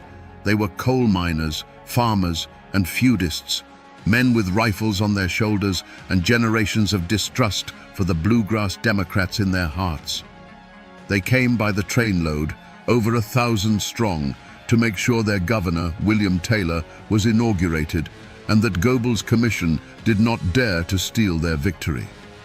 Frankfort was no longer a capital, it was a tinderbox. The State House grounds became an armed camp. The local militia was called in, but their loyalties were divided. Republican mountain men, bristling with Winchesters, faced off against Goebel's Democratic enforcers. The air crackled with tension. Goebel's refusal to accept defeat, driven by his unshakable self-righteousness, was the spark. The arrival of the mountain men was the powder. All that was needed now was for someone to strike the match. The city of Frankfort was no longer governing. It was holding its breath. The sight of armed mountain men on every corner was a warning more potent than any telegram. It was a physical manifestation of the state's rage, a clear signal that the political dispute was about to be settled by older, more brutal methods. The air itself was a warning. thick with the scent of coal smoke, cheap whiskey, and the metallic odor of impending violence. Any prudent man would have seen this and searched for an escape route. But William Goebel was not a prudent man. Even within his own party, whispers of caution turned into pleas. The old guard of the Democratic Party, men who had managed Kentucky politics for decades through careful compromise and backroom deals, were terrified. They saw Goebel's hardline stance not as strength, but as a form of madness that was about to tear the Commonwealth apart. They urged him to find a political solution, to let the courts decide, to offer some concession that would allow the armed men to go home. Goebel viewed their advice with contempt. He saw them as weak, as part of the very establishment that had allowed the railroads to grow so powerful in the first place. His own bodyguards, former lawmen chosen for their nerve and loyalty, begged him to take precautions. They saw the cold, hard looks in the eyes of the mountain men. They knew a dozen good places for an ambush between Goebel's hotel and the state capitol. They pleaded with him to vary his routine, to take a carriage, to stay indoors until the legislature had officially declared him governor. Goebel refused. To show fear in his mind was to show weakness. He would walk the same path to the Capitol every day in open defiance. It was a daily act of political theater, a silent declaration that he was not afraid of these railroad thugs. You have to understand, Goebel was so completely consumed by his crusade that he was blind to the nature of the threat. He saw the armed men not as a legitimate popular uprising, but as a rented army, paid for by the L&N Railroad. He believed they were bluffing, a show of force meant to intimidate him. He could not comprehend that for these men, this was not about money. It was about honor. They believed their votes had been stolen, their will had been spat upon, and they were prepared to kill and die to defend it. Every action he took pushed the situation closer to the brink. He pressed forward with the election contest, showing no signs of slowing down. He made public statements that were defiant and inflammatory, pouring fuel on an already raging fire. Each day that he walked, chin held high, past the glowering crowds of his armed enemies, he was rejecting another chance for peace. He was making his choice over and over again. With every warning ignored and every offer of caution rebuffed, the path narrowed. He had slammed and bolted every exit. The political machinery for overturning the election ground forward, and in response, the informal machinery of mountain justice began to grind as well. A violent outcome was no longer a possibility. It was an appointment William Goebel was striding with grim determination to keep. On the night of January 29, 1900, Frankfort was a city holding its breath in the dark. The state teetered on the precipice of civil war. It was on this night, in the tense quiet of his room at the Capitol Hotel, that William Goebel was presented with one last, clear chance to walk away from the abyss. The offer came not from his enemies, but from his oldest friends, the seasoned Democratic leaders who now saw the abyss yawning before them. They came to him not as politicians, but as men pleading for the life of a friend and the soul of their state. They laid out a compromise, a final, desperate off-ramp. They would broker a deal with the Republican leadership. Both Goebel and Taylor would stand down, and a new, fair election would be held under the supervision of a neutral committee. It was a path back from the brink, a way to let the armed men go home and settle the matter with ballots, not bullets. It would cost Goebel the governor's chair for now, but it would save his life. For a long moment, the fate of Kentucky hung in the air of that smoke-filled room. You can just imagine the scene, the earnest, fearful faces of his allies, the muffled sounds of the armed camp outside, and William Goebel, silent, listening. This was his final crossroads. He could accept the compromise, live to fight another day, and pull his state back from the edge of chaos. He could choose life, or he could choose his crusade. But to William Goebel, compromise was just a prettier word for surrender. In his mind, to accept their offer was to admit that the L&N Railroad's army of thugs could stare down the will of the people and win. It was a betrayal of every farmer, every miner, every forgotten man who had placed his faith in him. A cold fire burned in his eyes. He cut his friends off with a sharp wave of his hand and gave them his answer. He would not back down. The election contest would proceed. He would be governor. And in that moment, in that quiet hotel room, the decision was made. He consciously and deliberately rejected the final offer of peace. His friends left his room that night with the heavy hearts of men who had just left awake. William Goebel stood alone, looking out his window toward the darkened dome of the old state capitol. He had an appointment to keep with destiny, and William Goebel was not a man to be late. The morning of January 30th was bitter cold. A thin blanket of snow covered Frankfurt, muffling the sounds of the city and painting the world in shades of grey and white. William Goebel buttoned his overcoat and stepped out into the frigid air. As always, 2 bodyguards fell into step beside him. It was a short walk from his hotel to the old state capitol, a walk he had made countless times, a walk that had become a daily act of defiance against the armed men who watched him from every corner. He was not thinking about rifles. He was thinking about victory. The legislature was set to meet that day, and he knew he had the votes. The long, brutal fight was almost over. The world around him seemed to fade into a blur of grim-faced men in wool coats and slouch hats. Their glares were meaningless. He was a creature of the law, of legislative maneuvering, of the backroom deal. The raw, physical threat of these mountain men felt primitive, almost irrelevant, to the game he was about to win. As he approached the Capitol grounds, the familiar crunch of his boots on the snow-covered path was the only sound in his world. He walked past the iron fountain, its water frozen into a silent sculpture. The grey limestone facade of the Capitol building loomed before him, the symbol of the prize he had fought for his entire life. The world narrowed to that single point, that doorway through which he would walk in a matter of hours as the rightful governor of Kentucky. Then a sound, sharp and violent, split the winter air. It wasn't the sound of an argument or a carriage backfiring. It was a single, dry crack, like a massive tree branch snapping in the frozen woods. It was a sound of finality. For an instant, William Goebel felt nothing. Then a giant, invisible hand seemed to slam into his chest, stealing his breath and knocking him from his feet. The world pitched sideways, the grey sky and the stone capitol swapping places. He was on the ground, the impossible cold of the snow soaking through his coat, a white-hot fire spreading through his body. He looked up, his mind struggling to understand what had just happened. Confusion gave way to a strange, chilling clarity.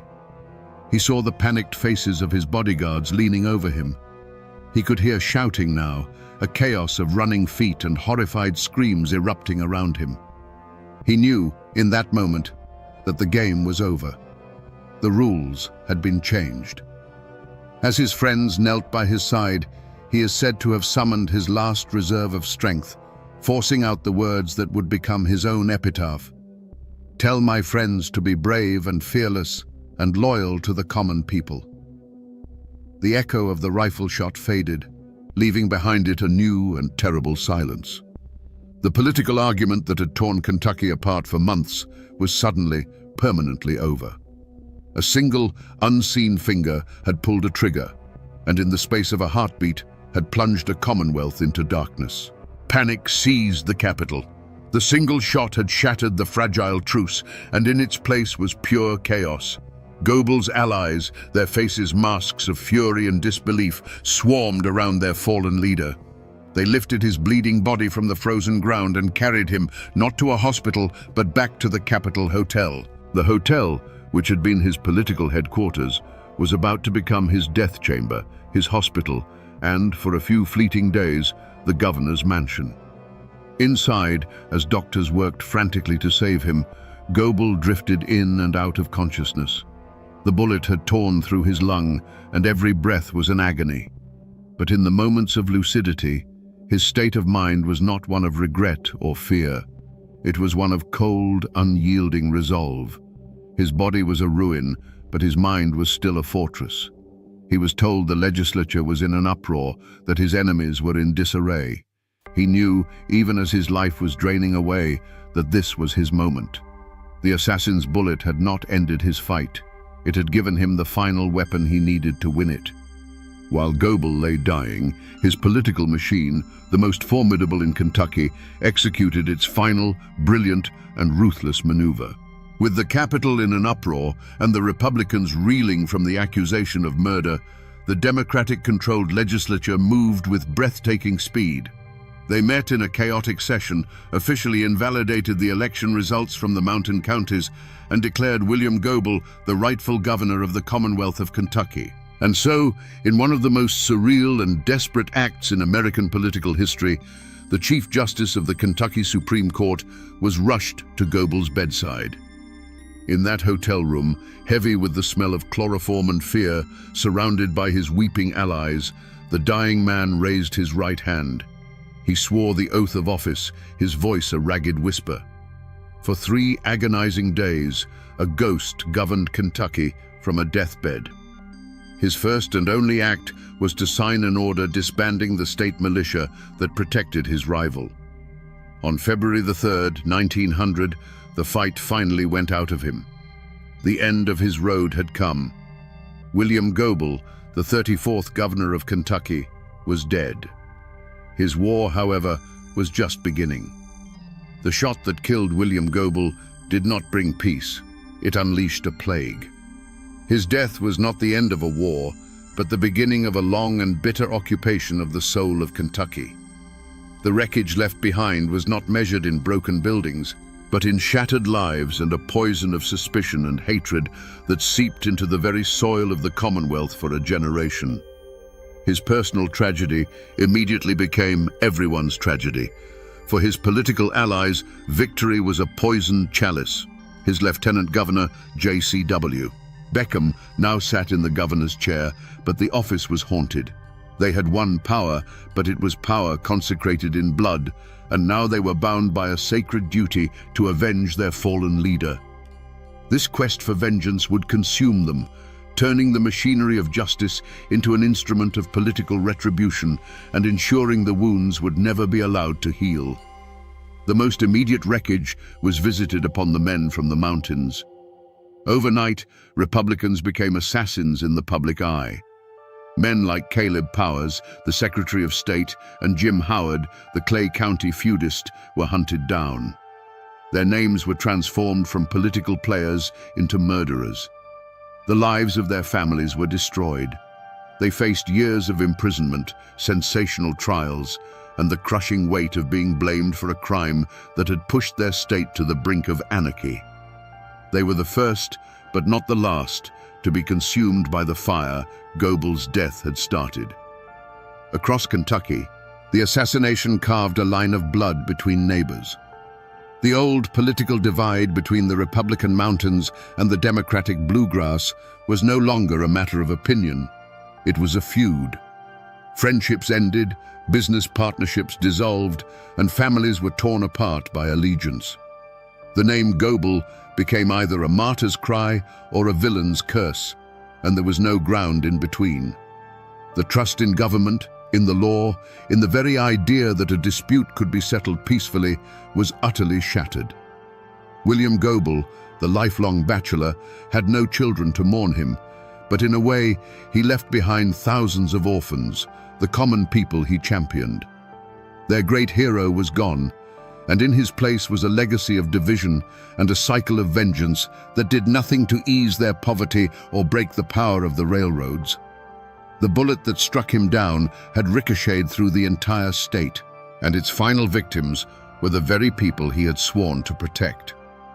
The law that came for the accused killers of William Goebel was not a blindfolded goddess holding a set of scales.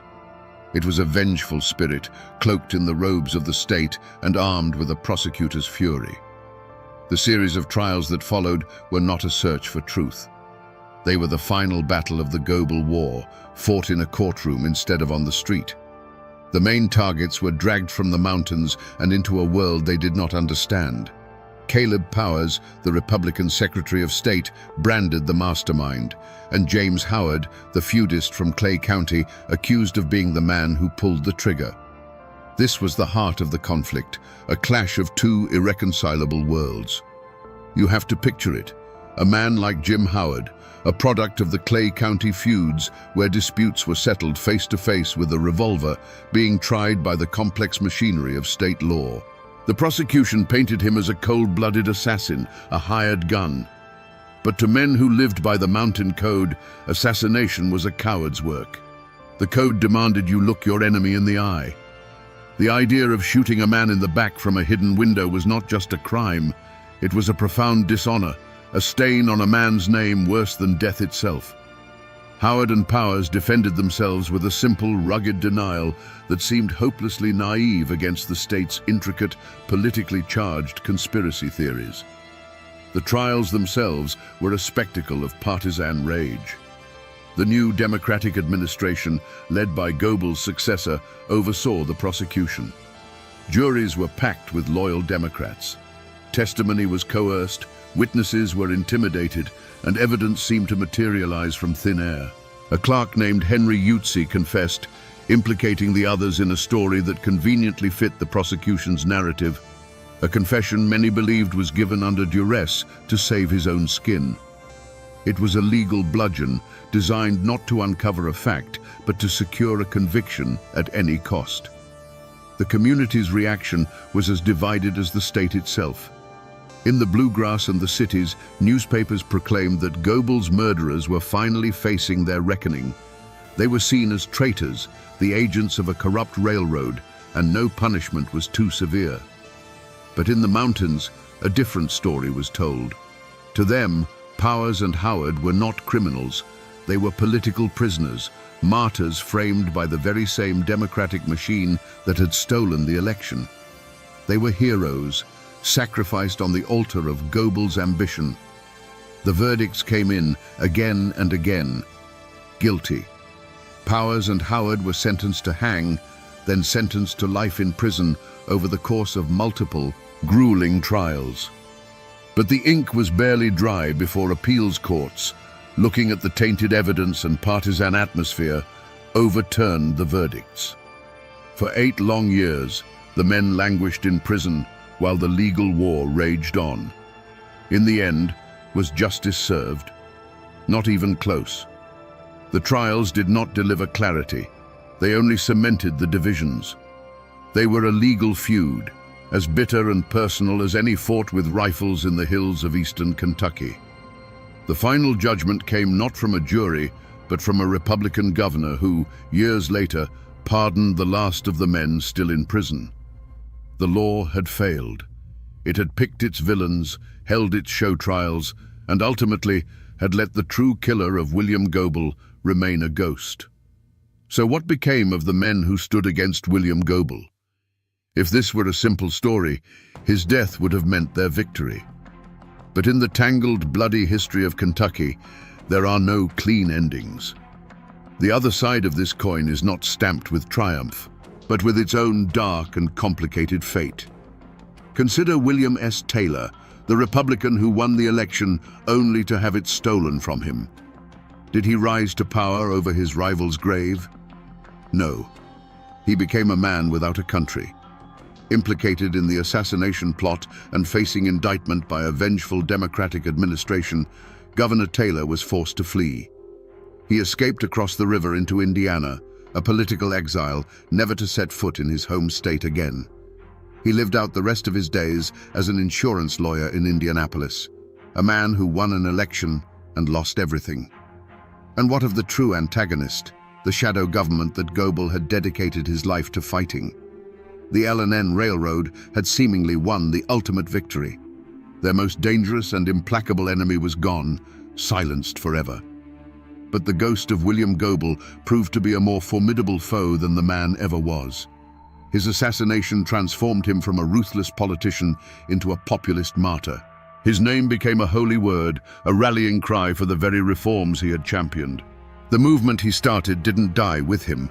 It was consecrated by his blood, and the fight against the railroad monopolies continued with a religious fervor for years to come. In the end, no one truly won. The men accused of the murder saw their lives shattered. The governor who defeated Goebel at the polls died in exile, and the corporation that wanted him gone created a legend that would haunt them for a generation. The other side of the coin, it turns out, was just as cursed. In the years that followed, Kentucky did not so much heal as it learned to live with a festering wound.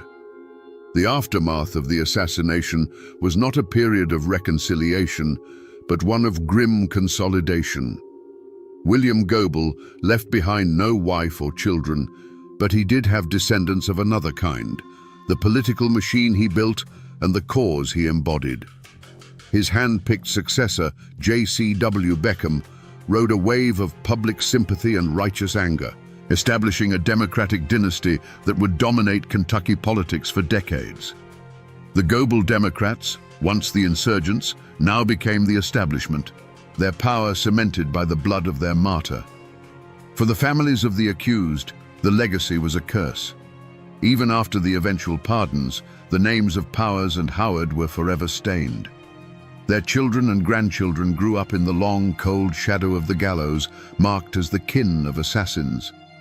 They lived under a cloud of suspicion and shame, a constant, unspoken reminder of the state's darkest hour. For them, the trials never truly ended. They simply became a life sentence of inherited infamy, a ghost they could never escape. The community of Frankfort and Kentucky as a whole rebuilt itself by choosing to forget. A great, unspoken pact of silence descended upon the state. The assassination was too traumatic, the divisions too deep, the truth too murky. To speak of it was to risk reopening the wound, to reignite the hatreds that had almost plunged the Commonwealth into civil war. So they buried it. The story became a dark whisper, a piece of forbidden history passed down in hushed tones, a communal trauma hidden beneath a blanket of polite, desperate silence.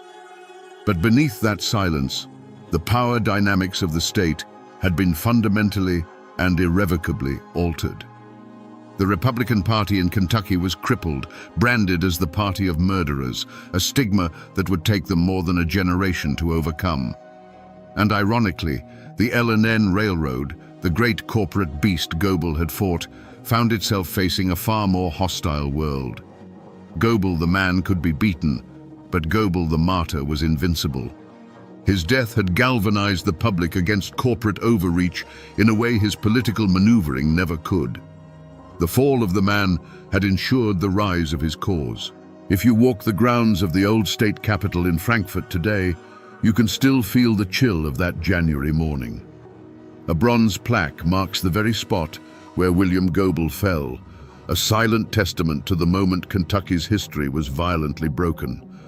You can look across the lawn to the old state annex building, to the third-floor window from which the fatal shot was fired, and feel a shiver crawl down your spine. The buildings are now museums, but on that patch of ground, the past is not past. It is a cold spot that never thaws. A short drive away, in the Frankfort Cemetery, stands Goebel's final monument, one of the grandest in the state. A towering obelisk pierces the sky, with a bronze statue of the man, defiant even in death, standing guard. His grave is not a place of quiet rest. It is a political statement carved in stone, a permanent declaration of his martyrdom. It's a pilgrimage site for political junkies and history buffs, a physical reminder of the man who became more powerful in death than he ever was in life. But Goebel's ghost doesn't just haunt these physical places. It lives in the stories. His assassination became the stuff of legend, a dark and bloody folktale told in the back rooms of the State House and around kitchen tables in the mountains. Folk singers wrote ballads about the man who fought the railroad and was shot down in the snow. His name became a cautionary tale whispered to young, ambitious politicians, a warning about the deadly consequences of pride and the refusal to compromise. The story persists more than a century later because it is a perfect, unsolved mystery. The question of who truly killed William Goebel was never answered, and so it can never die. Was it the Mountain Republicans avenging a stolen election? Was it a shadowy railroad conspiracy silencing a threat to their profits? Or was it the darkest theory of all, a dissident Democrat, tired of his tyrannical rule, who pulled the trigger knowing his enemies would take the fall? The lack of a definitive answer allows the ghost to belong to everyone, his legend shaped and reshaped to fit any political narrative. And so, the spirit of William Goebel still walks the halls of Kentucky politics. Goebel's ghost became a term for the lingering bitterness, the deep partisan hatred that can still erupt in the state. The man is gone, his bones turned to dust beneath that stone monument. But the fury, the division, and the unanswerable question of his end, that part of him is immortal. It haunts the Commonwealth, a permanent echo of a single rifle shot on a cold winter morning. So, we come back to the question we asked at the very beginning, standing over the ghost of a man shot down in the snow. Was William Goebel a hero or a villain, a martyr or a tyrant? The hard truth, the one that a century of dust and argument has left us with, is that he was both. He was a man who saw a great evil, the unchecked power of corporations strangling the life from his state, and he chose to fight it with a fire so fierce it consumed everything, including himself and the very democratic principles he claimed to defend. In the end, this isn't just the story of a political assassination. It's a timeless Appalachian tragedy about how a man's greatest strength can become his most profound and fatal weakness. It's a chilling lesson on the poison of absolute certainty, a warning that when a man becomes so convinced he is on the side of the angels, he can't see that he's started using the devil's own tools. It is the story of a modern political machine crashing headlong into the ancient, unbending code of the mountains and the explosion that followed. The shot that killed William Goebel was an echo of 1,000 conflicts born in these hills, a brutal reminder that when you strip away the laws and the politics, some things are only settled with blood. It's a story about a war for the soul of a state, a war that left no victors, only ghosts. And that, my friends, is the ballad of William Goebel, the man who fought a war for the common people, but whose own pride was the one enemy he could never defeat.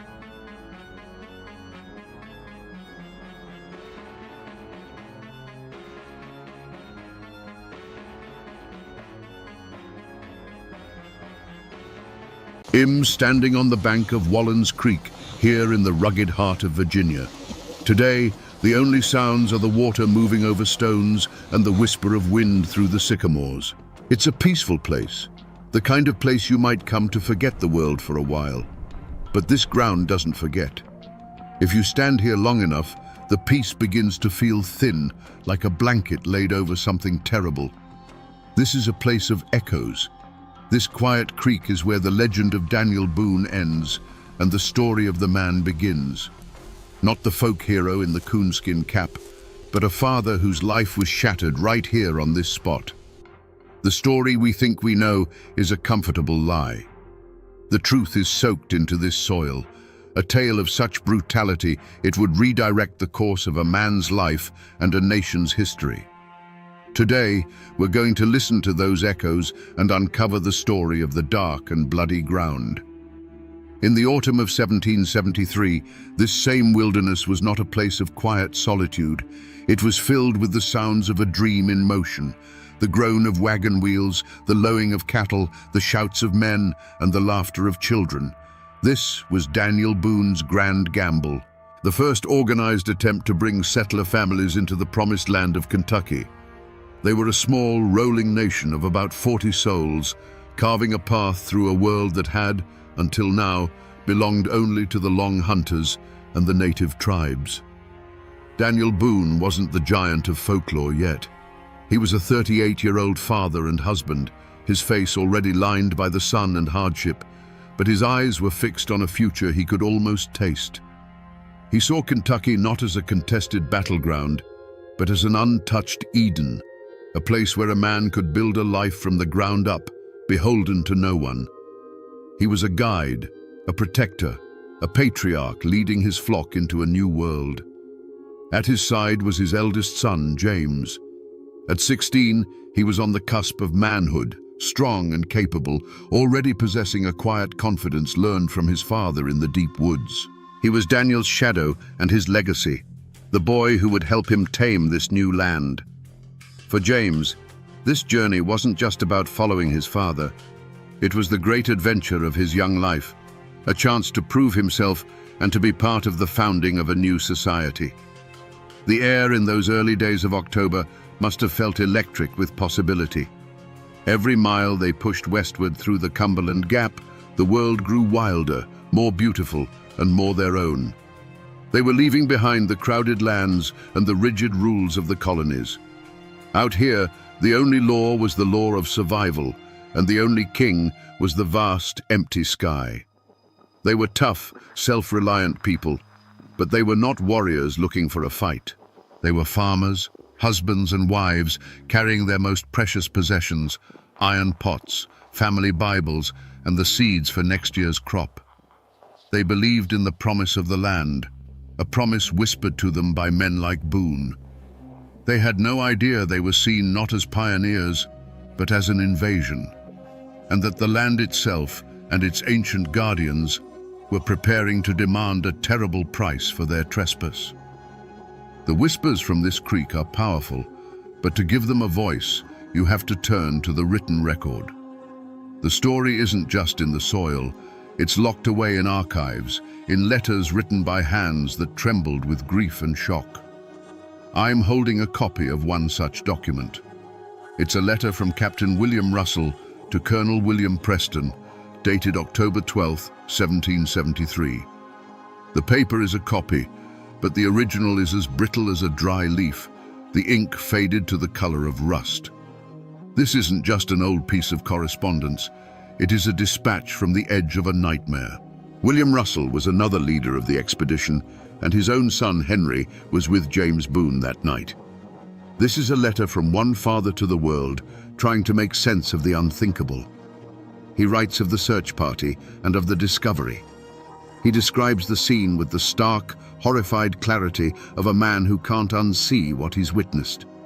He calls the perpetrators inhuman and details how the boys were tortured in the most barbarous manner. This document is the key. It's the first official confirmation of the event, transforming local horror into historical fact. It verifies the location, the date, and the sheer savagery of the attack. It is a cold, hard piece of the past that proves the echoes here are real.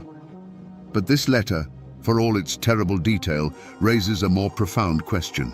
It tells us what happened, but it doesn't tell us why. This wasn't just a raid for supplies or a swift, violent skirmish. The level of brutality described here was intentional. It was a message, written in blood. To understand that message, we have to look beyond the settlers' hopes and see this land through the eyes of the people who already called it home. To understand the horror described in that letter, you have to understand the land itself. To the Shawnee, the Cherokee, and the Delaware, Kentucky wasn't an empty paradise waiting for a master. It was Kentarten, the land of tomorrow, a sacred and vital hunting preserve. They didn't build their villages there, but it was their great commons, a shared cathedral of forest and meadow teeming with the buffalo, elk, and deer that sustained their people.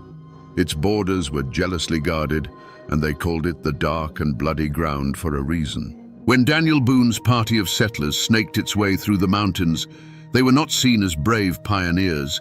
They were seen as a plague. The Long Hunters had been one thing, solitary men who took some game and left. But this was different. This was a tide of axes and fences, of families and cabins. This was an army of permanence, an existential threat to a way of life that had existed for centuries. Every tree they felled, every patch of cane they cleared, was an act of war.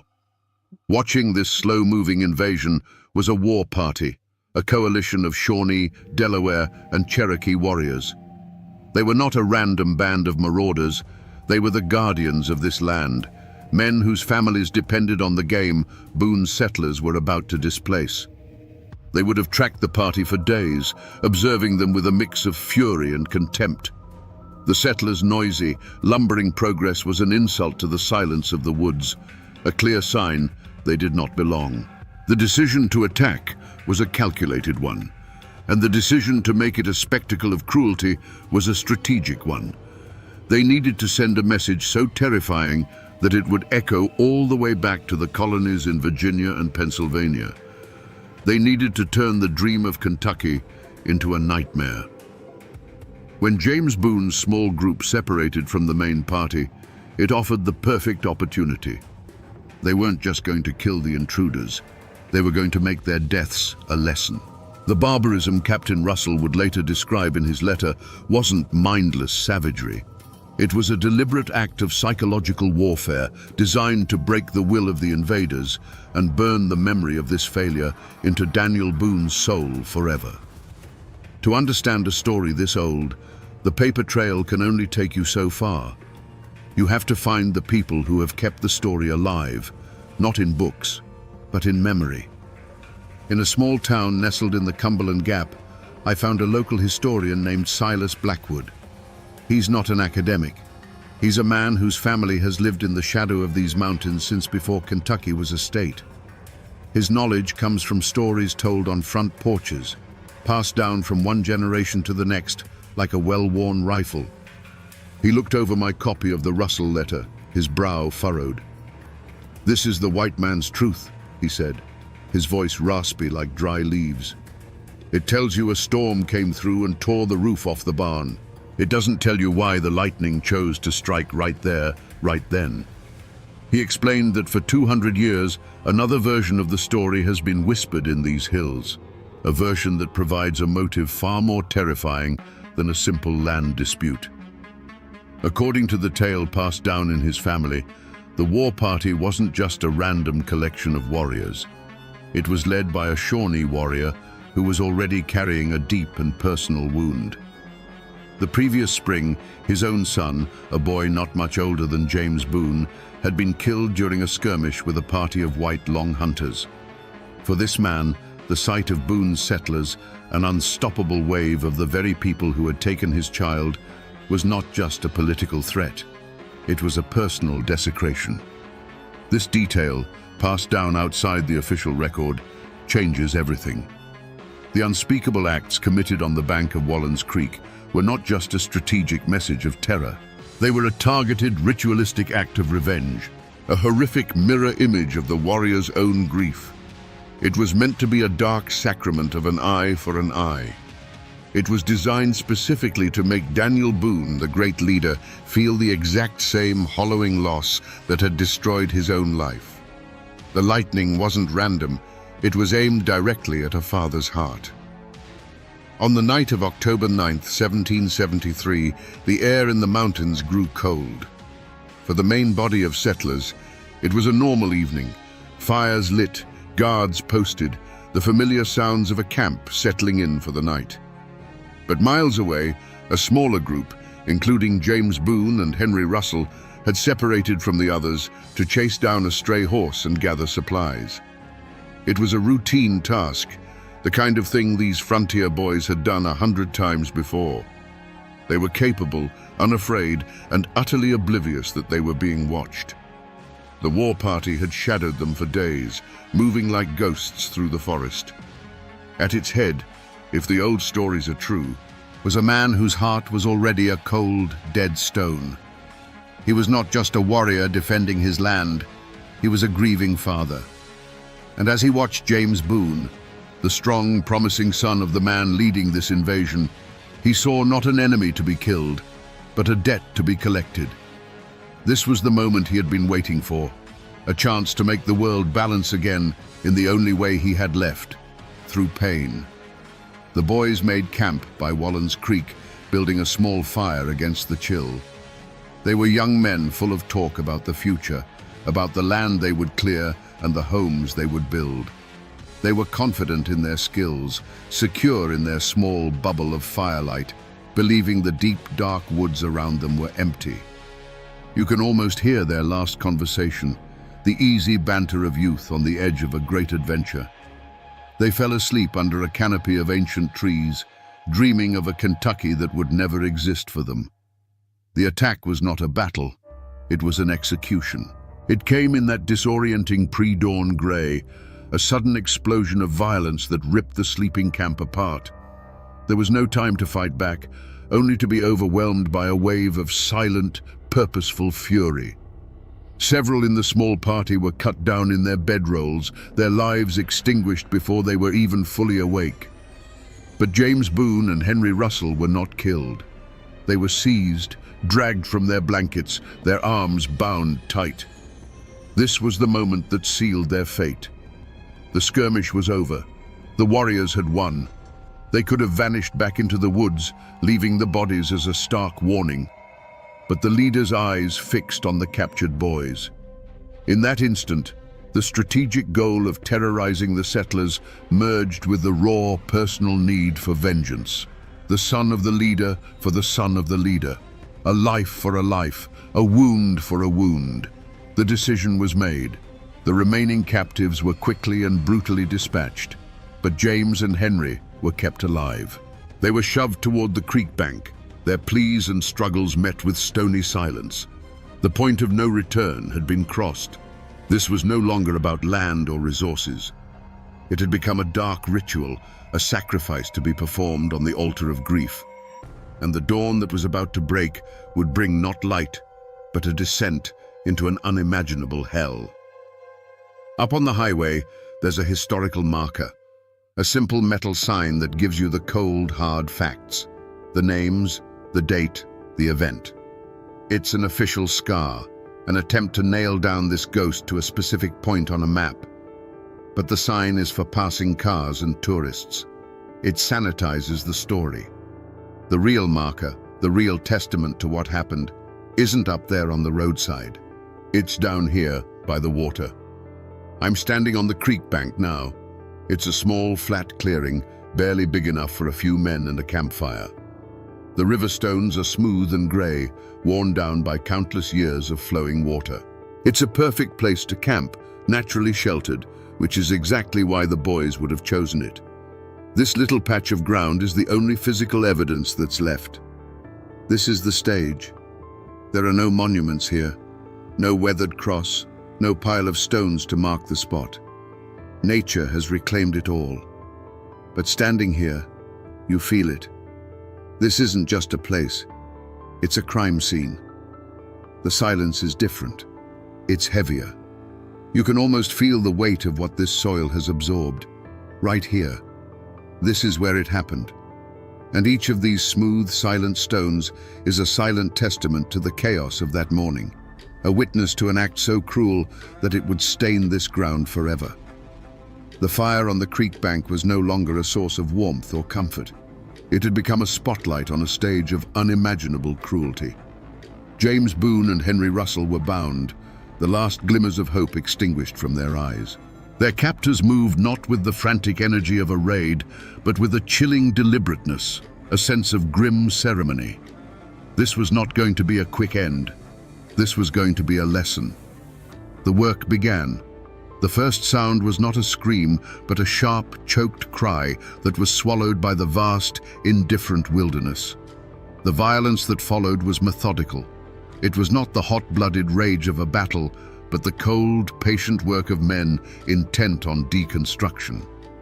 The sounds that carried across the water were not those of a fight, but of something being systematically taken apart. The fire threw their silhouettes against the ancient sycamores, long distorted shadows that flinched and writhed in a terrible dance. The sharp, clean scent of pine from the fire was soon corrupted by something else, a smell of scorching that was deeply, fundamentally wrong, an odor of violation that clung to the damp night air. It was the smell of something sacred being made profane. The boys' voices, which had pleaded and begged, had broken. Now, the only sounds were guttural, involuntary responses to a pain beyond the limits of language. It was the sound of humanity being stripped away, layer by layer, until only the raw nerve of existence remained. The warriors worked in near silence, their movements economical and precise, as if following the steps of a dark and ancient ritual. Then, a new sound. The heavy, rhythmic impact of wood against bone and flesh. It was a dull, percussive beat in the heart of the night, sickeningly methodical. A sound of absolute finality, repeated until it was no longer necessary. And then, the abrupt and total silence that followed was more horrifying than any of the sounds that had preceded it. The shadows detached from the trees and melted back into the forest as silently as they had come. They left behind a scene of profound devastation.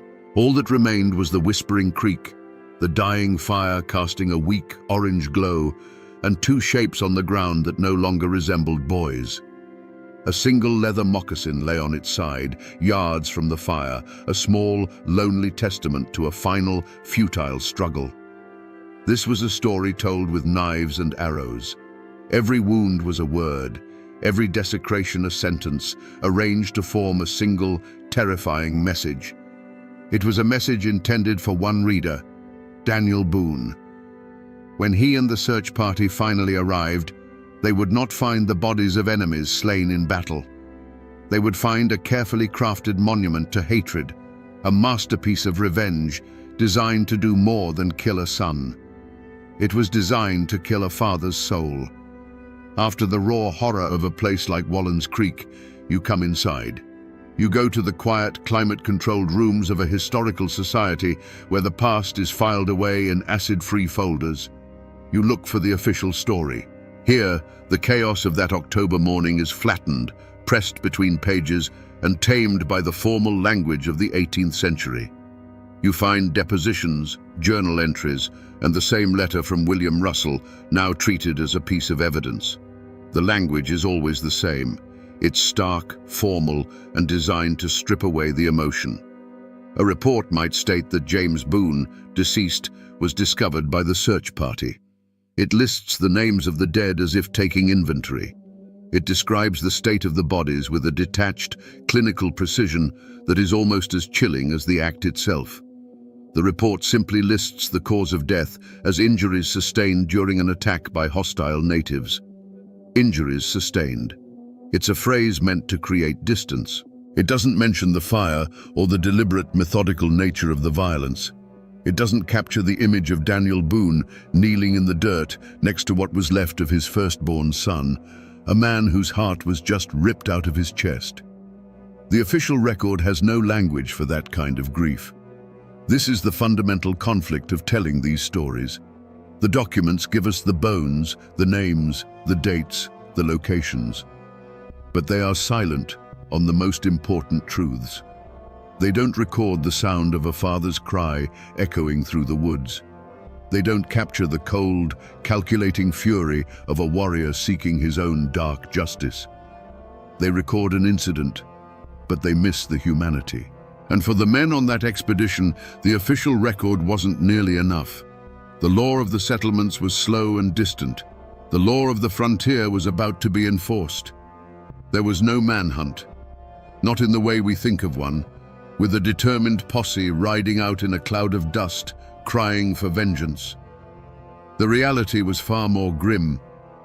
After Daniel Boone and his men buried what was left of their sons in the cold, hard wilderness, the spirit of the expedition was broken. The message of terror sent from the banks of Wallens Creek had been received, loud and clear. They turned back. The dream of Kentucky was drowned in blood, and the retreat back through the Cumberland Gap was a silent, shuffling funeral procession. But the story traveled faster than they did. It moved from one isolated cabin to the next, a spark in dry tinder. The cold, official language of Captain Russell's letter was transformed on the lips of the frontiersmen. Injuries sustained became torn to pieces. Hostile natives became devils from hell. The names of James Boone and Henry Russell became a rallying cry, a justification for a hatred that had long been simmering. The law's pursuit didn't come from a sheriff's office. It came from the governor's mansion in Virginia. Lord Dunmore, the royal governor, saw the massacre not just as a tragedy, but as an opportunity. The dry reports from the frontier were all the pretext he needed to unleash the full force of the colonial militia. There was no courtroom, No judge, no jury. The courtroom was the War Council, and the verdict had been decided long before the trial. The hunt wasn't for a handful of warriors. It was for the entire Shawnee and Mingo nations. The following year, in 1774, Lord Dunmore's War erupted, a brutal campaign to break the power of the tribes in the Ohio Valley and force them to cede their rights to Kentucky. Thousands of militiamen were mobilized, their resolve hardened by stories like the one from Wallen's Creek. The pursuit was a scorched earth campaign. The verdict was delivered at the Battle of Point Pleasant, a bloody, day-long engagement that shattered the tribe's resistance. The law of the frontier had rendered its judgment not with a gavel, but with the butt of a long rifle. The price for James Boone's life was a war that would change the map of America forever. You might think a story this important, a sacrifice this foundational, would have a marker, a stone cross, a simple plaque by the creek. But you can search the woods around Wallen's Creek all day, and you will find nothing. James Boone has no grave. He was buried where he fell, wrapped in a blanket, and returned to the cold, unforgiving earth of the wilderness he had come to claim. His only tombstone is this creek bank, and his only memorial is the story itself, a ghost that still haunts this patch of ground. The wilderness that promised him a future ended up swallowing him whole. His father, however, is not so hard to find. Travel 200 miles north to the Frankfort Cemetery, in the very heart of the Kentucky Daniel Boone opened to the world. There, on a high bluff overlooking the Kentucky River, is a grand, imposing monument. Carved stone panels depict scenes from his life, and a towering obelisk reaches for the sky. This is where they brought him back, decades after he died in Missouri, a man who had lost all his Kentucky land claims to lawyers and speculators. In death, the state he founded reclaimed him as its primary symbol. The irony is as deep as a mountain valley. The father rests in a place of honor, a tourist attraction where his legend is preserved in stone for all to see. The son, whose horrific death was the bloody price of that legend, has no resting place at all. One is celebrated, the other is anonymous, his bones long since surrendered to the roots of the sycamores. And what of the warriors who took his life? Their graves are scattered across a continent, the unmarked resting places of a people displaced by the very tide Daniel Boone unleashed. This vast distance between the father's monument and the son's lost grave tells its own story.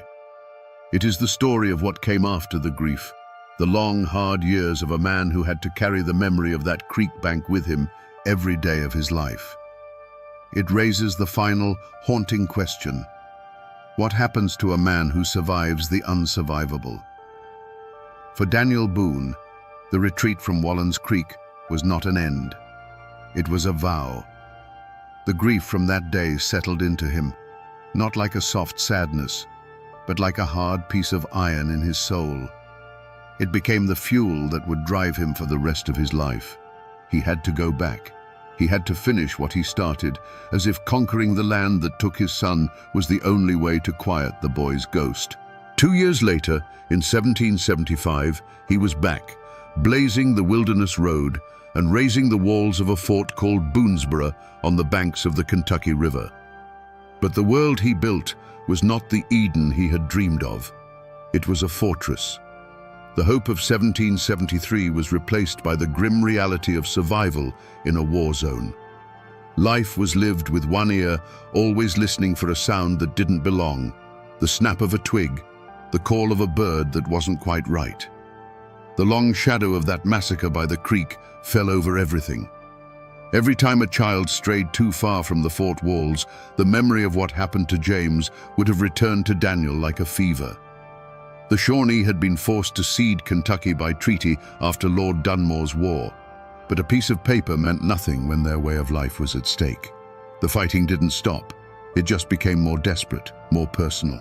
The shadow touched Boone's family again in 1776, when his own daughter Jemima was captured by warriors and dragged away from the fort.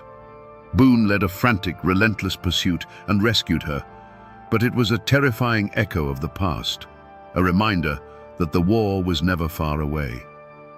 The ultimate proof of that long shadow came 9 years after James's death, at the disastrous Battle of Blue Licks in 1782. By then, Boone was a seasoned commander, a living legend. But on that day, against his better judgment, he was goaded into a reckless charge against a combined force of British and native warriors. It was a slaughter, and in the chaos of the retreat, Boone's other son, Israel, who was fighting at his side, was shot from his horse.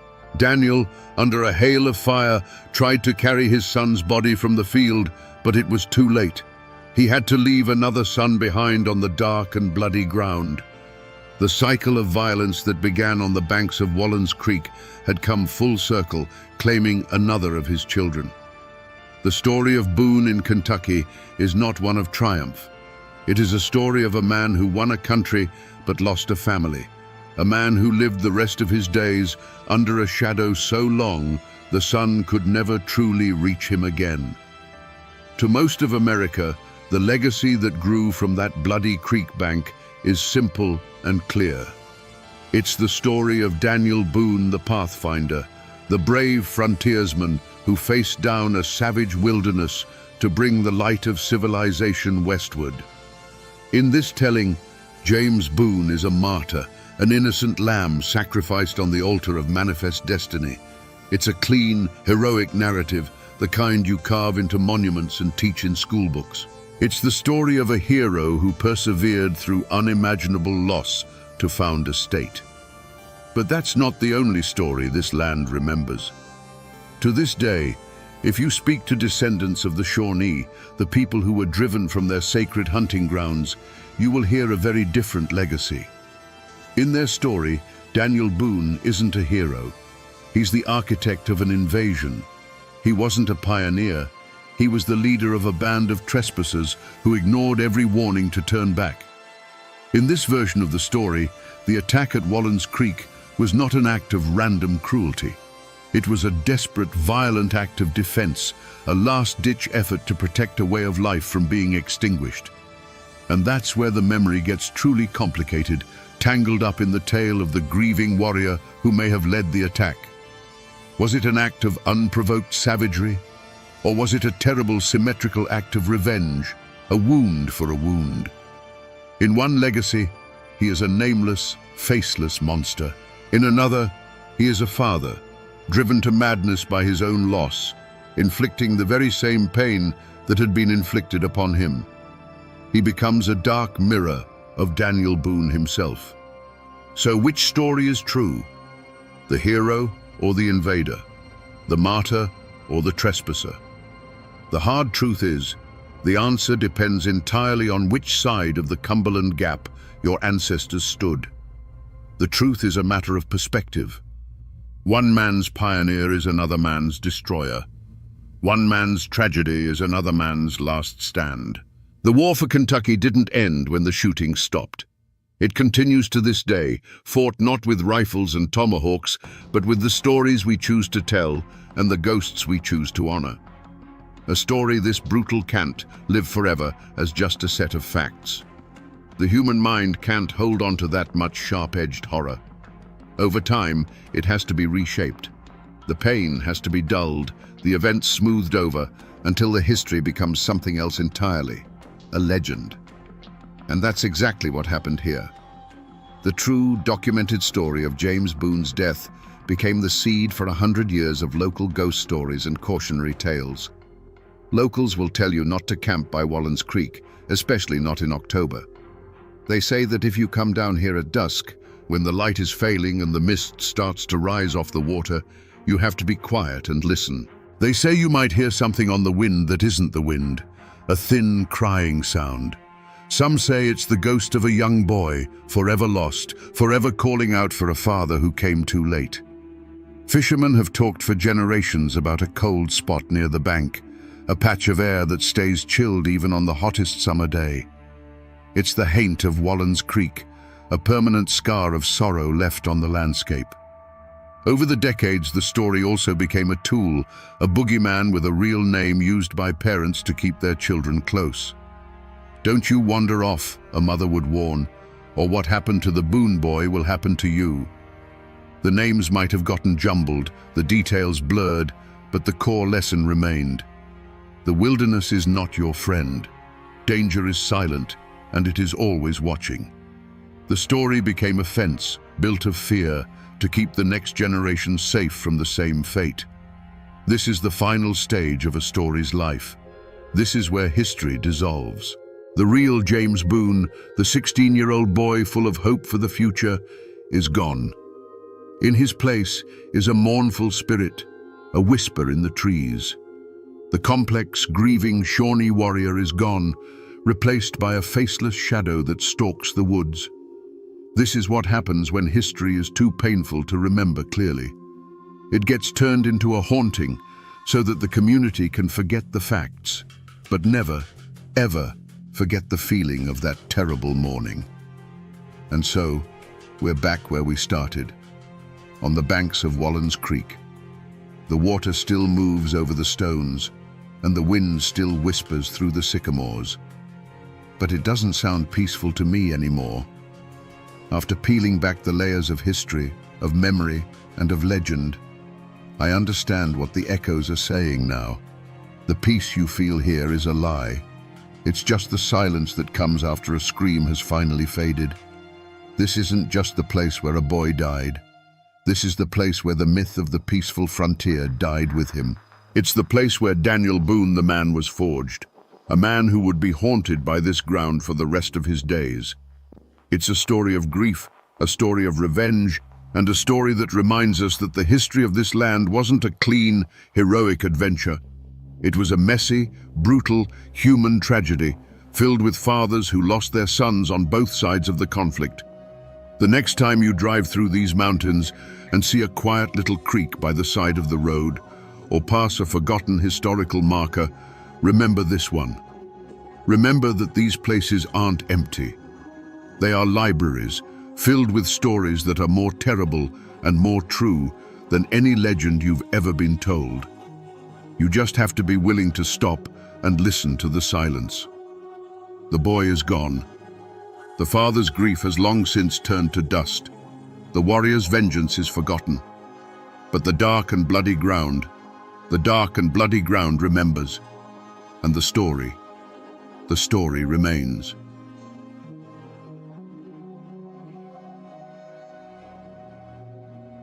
They said bullets curved around him in the air.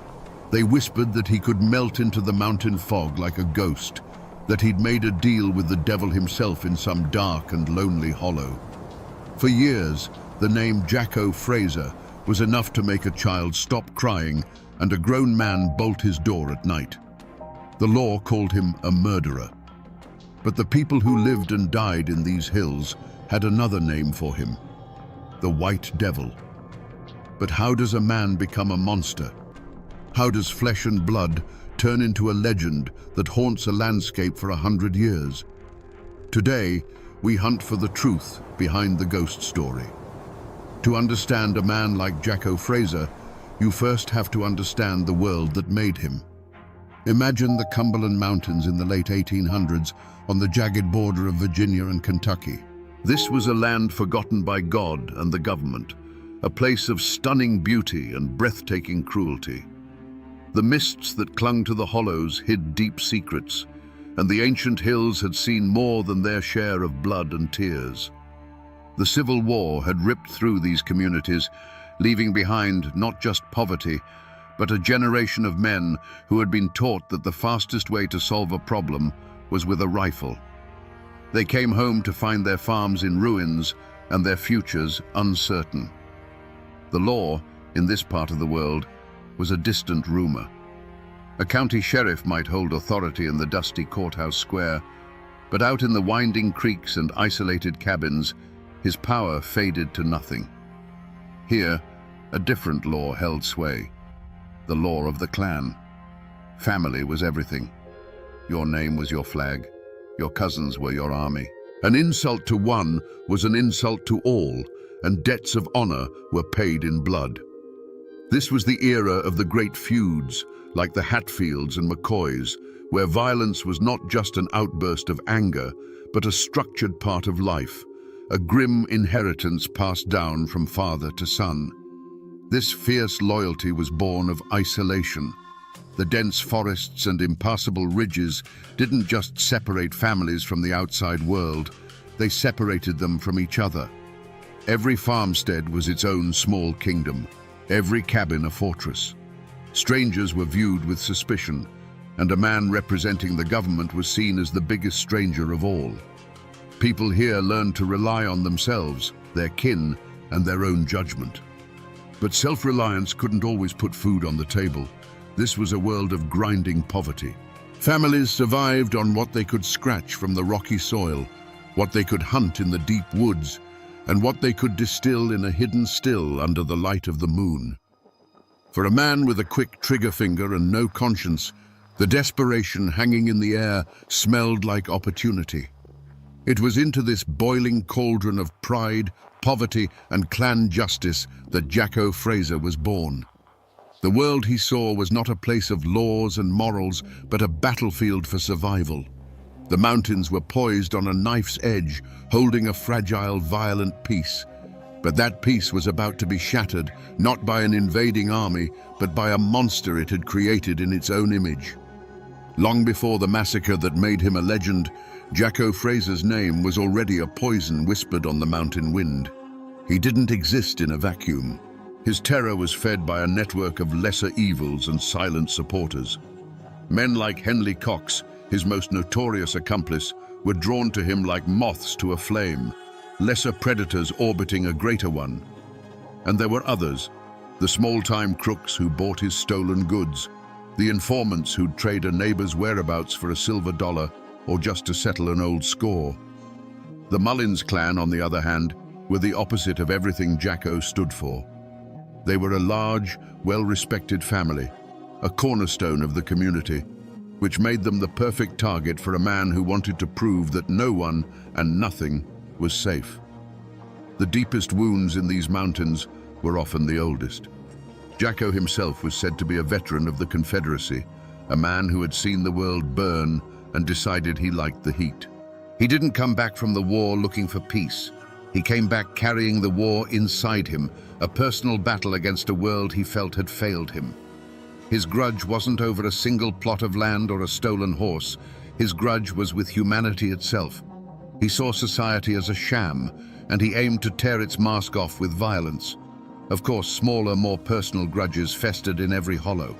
A card game that ended in a bitter accusation, a dispute over a property line that had been argued for generations, a family that got a little too prosperous for a neighbor's liking. These were the hidden fault lines running beneath the community. Jacko was a master at exploiting them. He understood the dark currents of envy and resentment that flowed beneath the surface of daily life, and he knew how to use them to his advantage, turning the quiet suspicions between neighbors into open fear. And so, the rumors began to spread, moving from cabin to cabin like a sickness in the air. At first, they were just unsettling stories. A peddler who was supposed to be heading through Pound Gap simply vanished. A farmer found his best mule gone, his tack shed emptied. A lone traveler would arrive at the next settlement pale and shaken, telling a story of being robbed on the trail by a man with eyes as cold and pale as a winter sky. None of these were big enough to bring the law down from the state capital, but they were carefully stacked, one on top of the other, building a foundation of dread. Every story, filtered through a dozen mouths around a dozen hearths, grew darker and more menacing. The whispers turned into a constant, low hum of anxiety that settled over the mountains. People began to look at the shadows a little longer. The sound of a horse at night was no longer a comfort, but a cause for alarm. The community was being slowly poisoned, not just by Jacko's deeds, but by the fear of what he might do next. The stage was being set for an act of violence so brutal it would turn whispered rumors into terrified screams. The year was 1892. For the Mullins clan, it was a day of prosperity. Several members of the family, including Ira Mullins, his wife, and other kinsmen, had made the long journey by wagon to the nearest town. They were returning home, their carts laden with goods, and more importantly, their pockets heavy with cash from a successful day of trading. We're talking several $100s, A staggering fortune in those mountains, enough money to set a family up for a year, or to make a desperate man do the unthinkable. Imagine the scene. A narrow mountain path, barely wide enough for their wagons, snaking its way through the dense, dark woods of Pound Gap. The late afternoon sun was beginning to fail, casting long, distorted shadows that clawed at the edges of the trail. The air grew cooler, carrying the scent of damp earth and decaying leaves. The steady creak of the wagon wheels and the soft plod of the horses were the only sounds in a world that was growing unnaturally quiet. The birds had stopped singing. The woods were holding their breath. It was a feeling every mountain person knows in their bones. The difference between a peaceful silence and a waiting one. Perhaps one of the men glanced nervously into the darkening trees. Perhaps a child in the wagon pulled a blanket a little tighter around their shoulders, sensing a shift in the air. They were on their own land, just miles from the safety of their homes. But that feeling of safety was beginning to fray like an old rope. They were being watched. Suddenly, from the deep shadows of the forest, a command rang out, a harsh voice slicing through the quiet, telling them to halt. But this wasn't a warning. It was a declaration.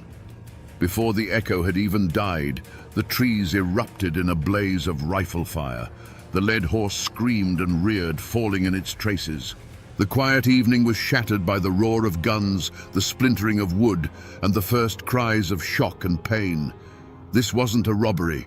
This was an execution. The point of no return had arrived, not with a whisper, but with a thunderclap of violence that would stain these mountains forever. The ambush was brutally efficient. The narrow pass became a slaughter pen, a claustrophobic trap from which there was no escape. The first volley of shots sent a wave of chaos through the wagon train. It was a cacophony of terror, the sharp crack of rifles echoing off the rock walls, the splintering of wagon boards, the high-pitched screaming of wounded horses, and the raw human cries of disbelief and agony. Men who had been solid, living figures just a second before now crumpled to the ground, becoming nothing more than dark shapes in the failing light. But the attackers were not wild animals in a frenzy. They moved with a chilling purpose, emerging from the tree line like specters. Among them, one figure moved with a terrifying calm, his pale eyes scanning the wreckage with an unnerving detachment. This was not a fight. It was a harvest. As the survivors scrambled for cover that didn't exist, Jacko Fraser and his men moved in, their rifles barking with methodical precision, each shot finding its mark. Ira Mullins lay wounded in the dirt, the life seeping out of him onto the very land his family had worked for generations. A shadow fell over him. He looked up to see Jacko Fraser standing there, his face as impassive as carved stone. There was no rage in his eyes, no flicker of emotion at all. It was the cold, empty gaze of a man looking at an object, not a human being. A revolver appeared in Jacko's hand. The metallic click of its hammer being pulled back was the loudest sound in the world. Then came a single sharp report that slammed the door shut on Ira Mullins's life. With the killing done, a new and even more grotesque phase began. Jacko knelt beside the body of the man he had just executed, and with the calm demeanor of a clerk counting change, reached into his pockets and retrieved the thick roll of money.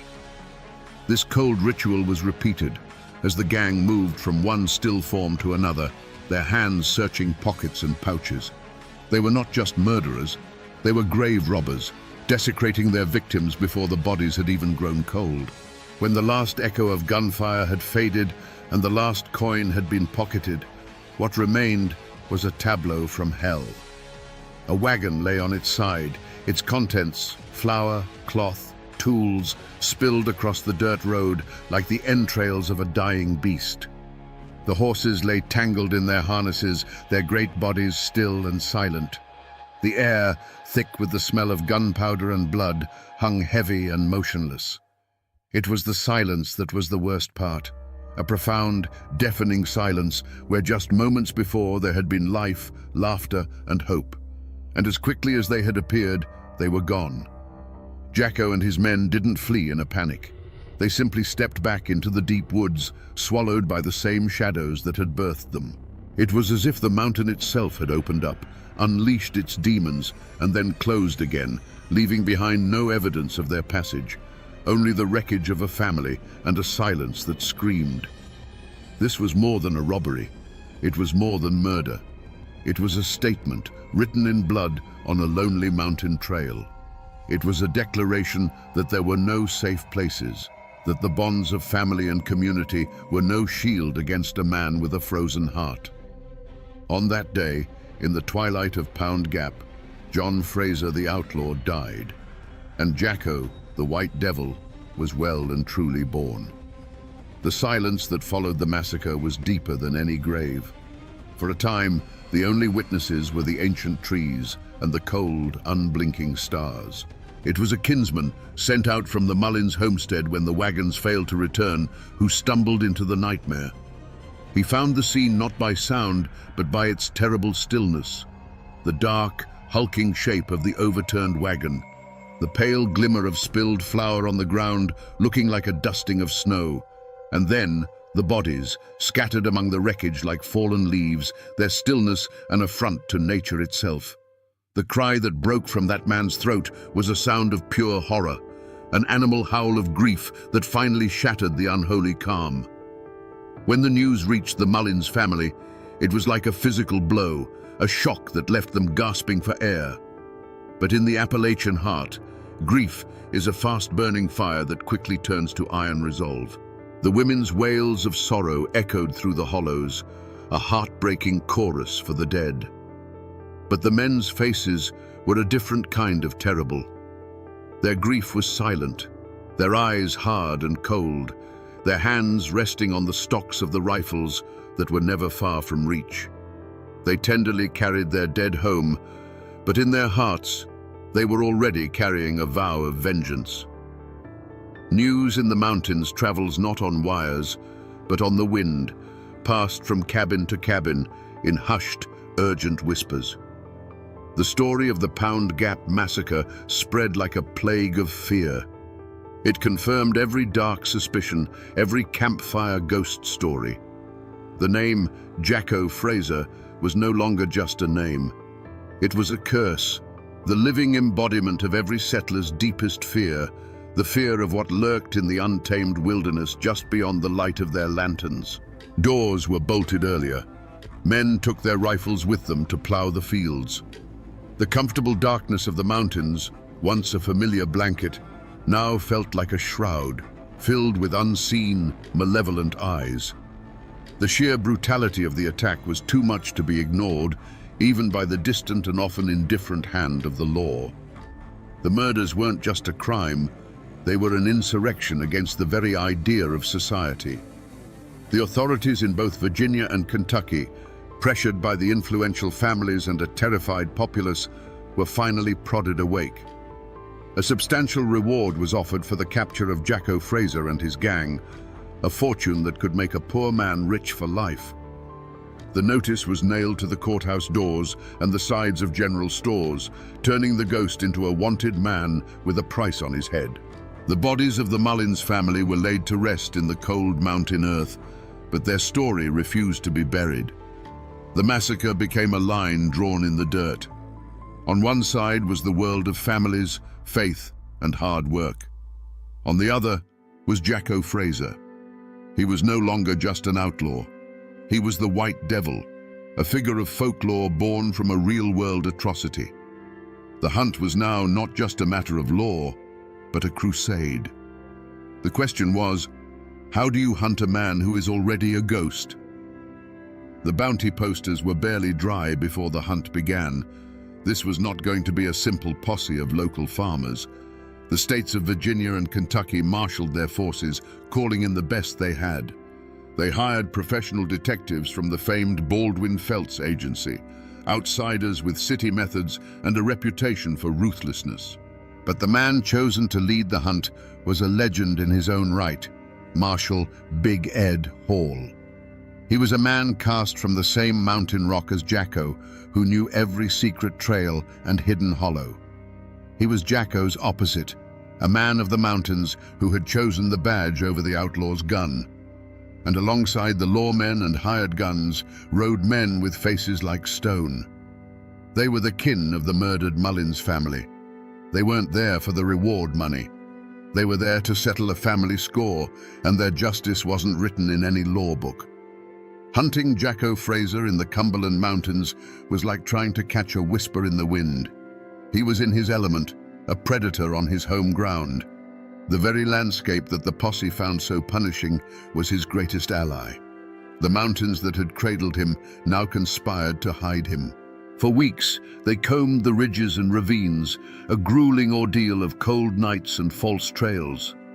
The posse would find the embers of a campfire still warm, or a footprint in the mud of a creek bed, only to have the trail vanish into thin air.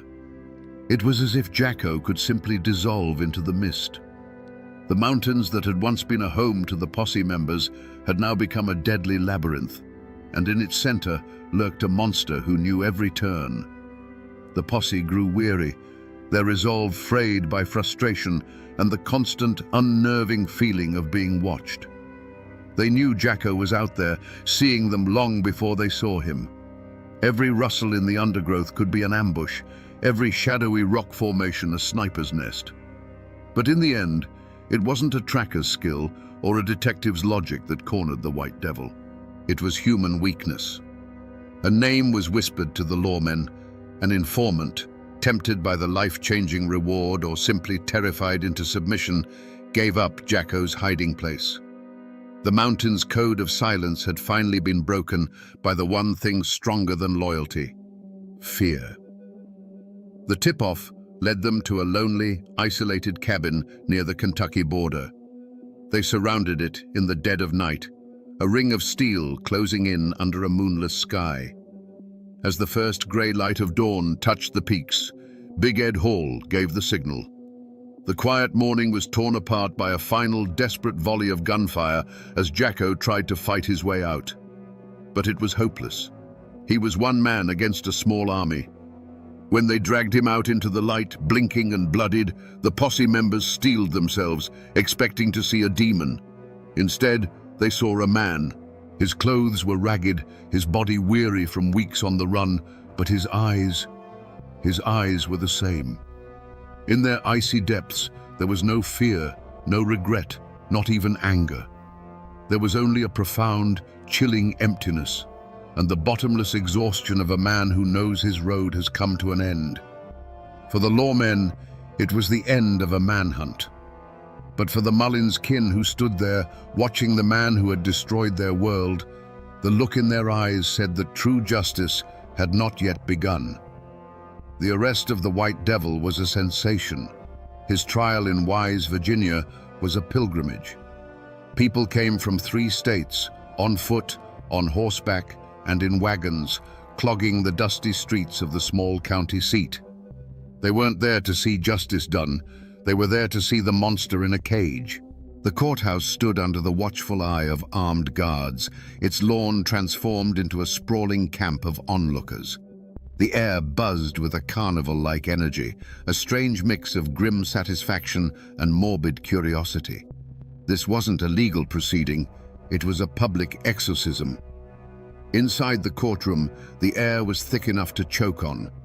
Every bench was crammed, with men standing shoulder to shoulder along the walls. The judge, the lawyers with their starched collars, the 12 men in the jury box, they were all part of a system trying to impose its formal logic on a story of primal savagery. One by one, witnesses took the stand. Their voices trembled with a mixture of grief and lingering fear as they recounted the horrors of that evening in Pound Gap. They pointed trembling fingers at the man sitting at the defendant's table, and Jacko Fraser just sat there. He showed no remorse, no fear, not even a flicker of interest. As survivors wept on the stand, he watched them with the same detached curiosity a man might watch a bug crawling across a windowsill. His silence was more unnerving than any outburst would have been. He was a void, a black hole of human feeling in the center of the room, and his cold, defiant calm was his final weapon. He refused to play their game, refused to give them the satisfaction of seeing him break. He was a monster, and he seemed content to let them know it. The trial was, as everyone knew it would be, a formality. The evidence was absolute, the testimony unshakable. When the jury filed back in, their faces were grim and set. The foreman didn't need to clear his throat. His voice was steady and clear as he pronounced the single word that everyone had come to hear: guilty. A collective sigh, a wave of relief and whispered approval washed over the courtroom. The judge, his voice heavy with the weight of his duty, sentenced John Jacko Fraser to be hanged by the neck until he was dead. The law of men had spoken. But as the crowd spilled back out into the sunlight, a question hung in the air, unspoken but felt by every person who called these mountains home. Was this justice? A clean, quick, state-sanctioned death on a gallows? Did that truly pay the debt for the ambush in Pound Gap, for the cold-blooded murder of men in front of their families? The law had delivered a verdict, a neat and tidy conclusion. But the justice of the mountains, the old law of blood for blood, demanded something more. It demanded an ending as brutal as the beginning. The court had provided a legal answer, but the people were still waiting for a final moral one. On September 15, 1893, a trapdoor opened in Wise, Virginia, and the physical life of Jacko Fraser came to an end. They say a great sigh of relief swept through the crowd, as if a poison had finally been purged from the air. He was buried in an unmarked grave, a common fate for notorious outlaws, to prevent his final resting place from becoming either a shrine or a site of desecration. The earth simply swallowed its monster, leaving no stone to mark his passage. The man was gone, but his ghost was just beginning to walk. The story of the Mullins family did not end in that dusty pass. They buried their dead, mourned their losses, and did what mountain people have always done: they endured. Their family line continued, a testament to a resilience far stronger than Jacko's nihilistic rage.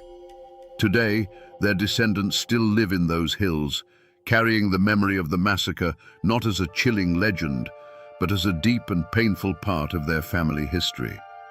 Their names are carved in stone in old family cemeteries, the date of their death a permanent, silent, and defiant answer to the violence that tried to erase them.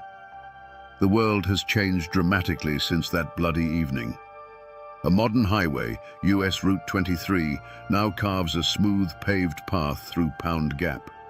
You can drive through the very spot where the ambush happened at 70 miles an hour, listening to the radio, your mind a million miles away. But if you pull over to the side of the road, cut the engine and listen, the modern world falls away. The woods are just as deep, the shadows just as long. In the quiet, you can almost feel the weight of that terrible silence from so long ago. The old courthouse in Wise still stands, a brick-and-mortar witness that has held the story within its walls for over a century. And of course, there is the legend of the treasure. Like all famous outlaws, Jacko was rumored to have stashed his ill-gotten fortune, thousands of dollars in gold and silver coin, somewhere in the labyrinthine caves and crevices of the Cumberland Mountains. For decades after his death, treasure hunters, armed with old maps and older rumors, dug into the hillsides, chasing the ghost's promise of cursed gold. The treasure was never found, of course, but the hunt itself became a part of the story, keeping the White Devil's name alive, a whisper of greed and danger that echoed through the generations. Most people have forgotten the facts of the case. The official records are yellowed and brittle, gathering dust in courthouse archives. But the mountains have a long memory. The name Jacko Fraser still surfaces from time to in these parts, a dark ballad told around a late-night fire. He is no longer a man of flesh and blood, but a piece of the landscape itself, a warning, a folktale, a permanent shadow that time has not been able to erase. So we return to the question we asked at the very beginning. How does a man become a monster? The story of Jacko Fraser gives us a chilling answer. He wasn't born a demon. He was forged in the fires of a brutal war and hammered into shape on the anvil of a lawless, desperate land. He was the ultimate consequence of a world where civilization was a distant rumor and survival was a daily battle. The White Devil wasn't a supernatural force. He was something far more terrifying. A man who had shed every last piece of his humanity and embraced the darkness that waits inside us all. And how does a monster become a legend? His cruelty was so absolute, so far beyond the normal feuds and fights of the mountains, that people had to make him more than a man to understand him. It was easier to believe he was a ghost who could melt into the fog, a demon who had made a pact with Satan, than to accept the horrifying truth, that a human being, a man of flesh and blood, could be capable of such cold, empty evil. The legend of Jacko Fraser wasn't just a story told to frighten children. It was a story adults told themselves to make sense of the senseless. This isn't just a tale of true crime. It's a parable etched into the very rock of these mountains. It is a story of the terrible beauty and brutal reality of the Appalachian frontier. It reminds us that for every hero there is a shadow, and that the history of this place is written in both courage and in blood. Jacko Fraser was more than a murderer. He was the living embodiment of the mountain people's deepest, darkest fear. The fear of what lurks in the shadows just beyond your own doorstep. And now, my friends, you know the rest of the story.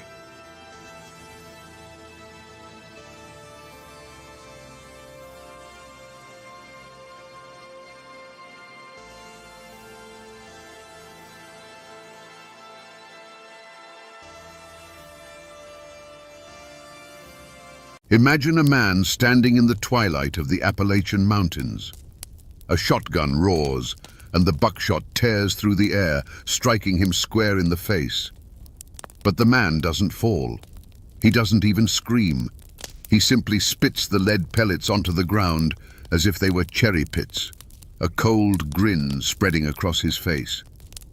This wasn't a scene from a movie. This was the reality for those who dared to cross Tally Iron Jaws Hall. The whispers in Wise County said he was more than a man. They said he was enchanted, that bullets couldn't kill him. But was he a demon born of mountain folklore? Or was the truth something far stranger, something hidden in the very marrow of his bones? Today, we separate the legend from the man to find out what really made Tally Hall the bandit who couldn't be killed. To understand the man, you must first understand the mountains that made him. In the late 19th century, Wise County, Virginia, was a world unto itself. It was a labyrinth of steep hollows, dense forests, and rushing creeks where the outside world felt a million miles away. The land was both a provider and a tyrant. It gave families corn from the bottomlands and game from the woods, but it demanded back-breaking work in return. Life here was simple, hard, and governed by unwritten laws older than any courthouse. Family was everything, and an insult to your kin was an insult to you. In this world, Mabra Tally Hall was born. He wasn't born a monster or a legend. He was just another mountain boy, learning the ways of his people. And in these parts, the most important craft, the very lifeblood of the local economy, was turning corn into whiskey. Moonshining wasn't seen as a crime by many. It was a tradition, a skill passed from father to son. It was how you turned a surplus crop into cash, how you paid for medicine, tools, or a piece of land to call your own. Tally learned the trade early, mastering the art of the still, understanding the subtle science of fermentation and distillation under the dark Appalachian night. He was a big man, powerfully built from a life of hard labor. People knew him as strong, quiet, and fiercely protective of his own. He worked his still, provided for his family, and lived by the mountain code. In these early days, he was just a distiller, respected for the quality of his product. He was part of a community of others just like him, men who saw the federal government's whiskey tax not as a law to be obeyed, but as an intrusion by a foreign power trying to steal the bread from their tables. The conflict wasn't just about money, it was about pride and independence. The people of these mountains had always taken care of themselves. They built their own homes, grew their own food, and settled their own disputes. The arrival of federal marshals, the revenuers, was seen as a declaration of war on their entire way of life. These outsiders didn't understand the mountains or the people who lived in them. They saw moonshiners as simple criminals, not as farmers and family men trying to survive. And in this simmering tension, the seeds of Tally Hall's future were sown. He wasn't just making whiskey, he was making a stand. Every barrel he sold was an act of defiance. But this quiet rebellion couldn't last forever. The government was determined to enforce its laws, and men like Tally were just as determined to resist. The calm of the mountains was about to be shattered by the crack of rifles, and a simple moonshiner named Tally Hall would soon be forced to become something far more dangerous to survive. The world was coming for him, and it would learn that he would not be taken easily. The law came for Tally Hall not with a polite knock, but with the splintering of wood and the cold gleam of rifle barrels. It happened on a misty morning, deep in a holler where the smell of sour mash hung heavy in the air. Tally was working his still with his brother when two federal marshals, led by a man named Red Blevins, crashed through the undergrowth. They weren't there to talk, they were there to make an example. With a sneer, Blevins kicked over a barrel of fermenting corn, the lifeblood of the Hall family business spilling into the dirt. For a mountain man, this was more than the destruction of property. It was a profound insult, a strike against his pride and his ability to provide. Tally stood frozen for a moment, his massive hands clenched into fists. He didn't say a word. According to the stories passed down, Marshal Blevins then raised his axe, not to the still itself, but to the worm, the delicate copper coil that was the heart of the operation. As the axe came down, something inside Tally Hall snapped. The quiet distiller was gone, and in his place stood something far more primal. What happened next became the first chapter of his legend. Tally didn't reach for a gun. He lunged forward, moving with a speed that was terrifying in a man his size. He met the marshals not with bullets, but with bone and sinew. He broke one man's arm with a single brutal twist and sent the other flying with a blow to the chest that knocked the wind clean out of him. Red Blevins, the leader, found himself lifted off the ground by his throat, staring into eyes that held no mercy. Tally didn't kill him. He simply threw him down the hillside like a sack of grain, leaving him broken and humiliated.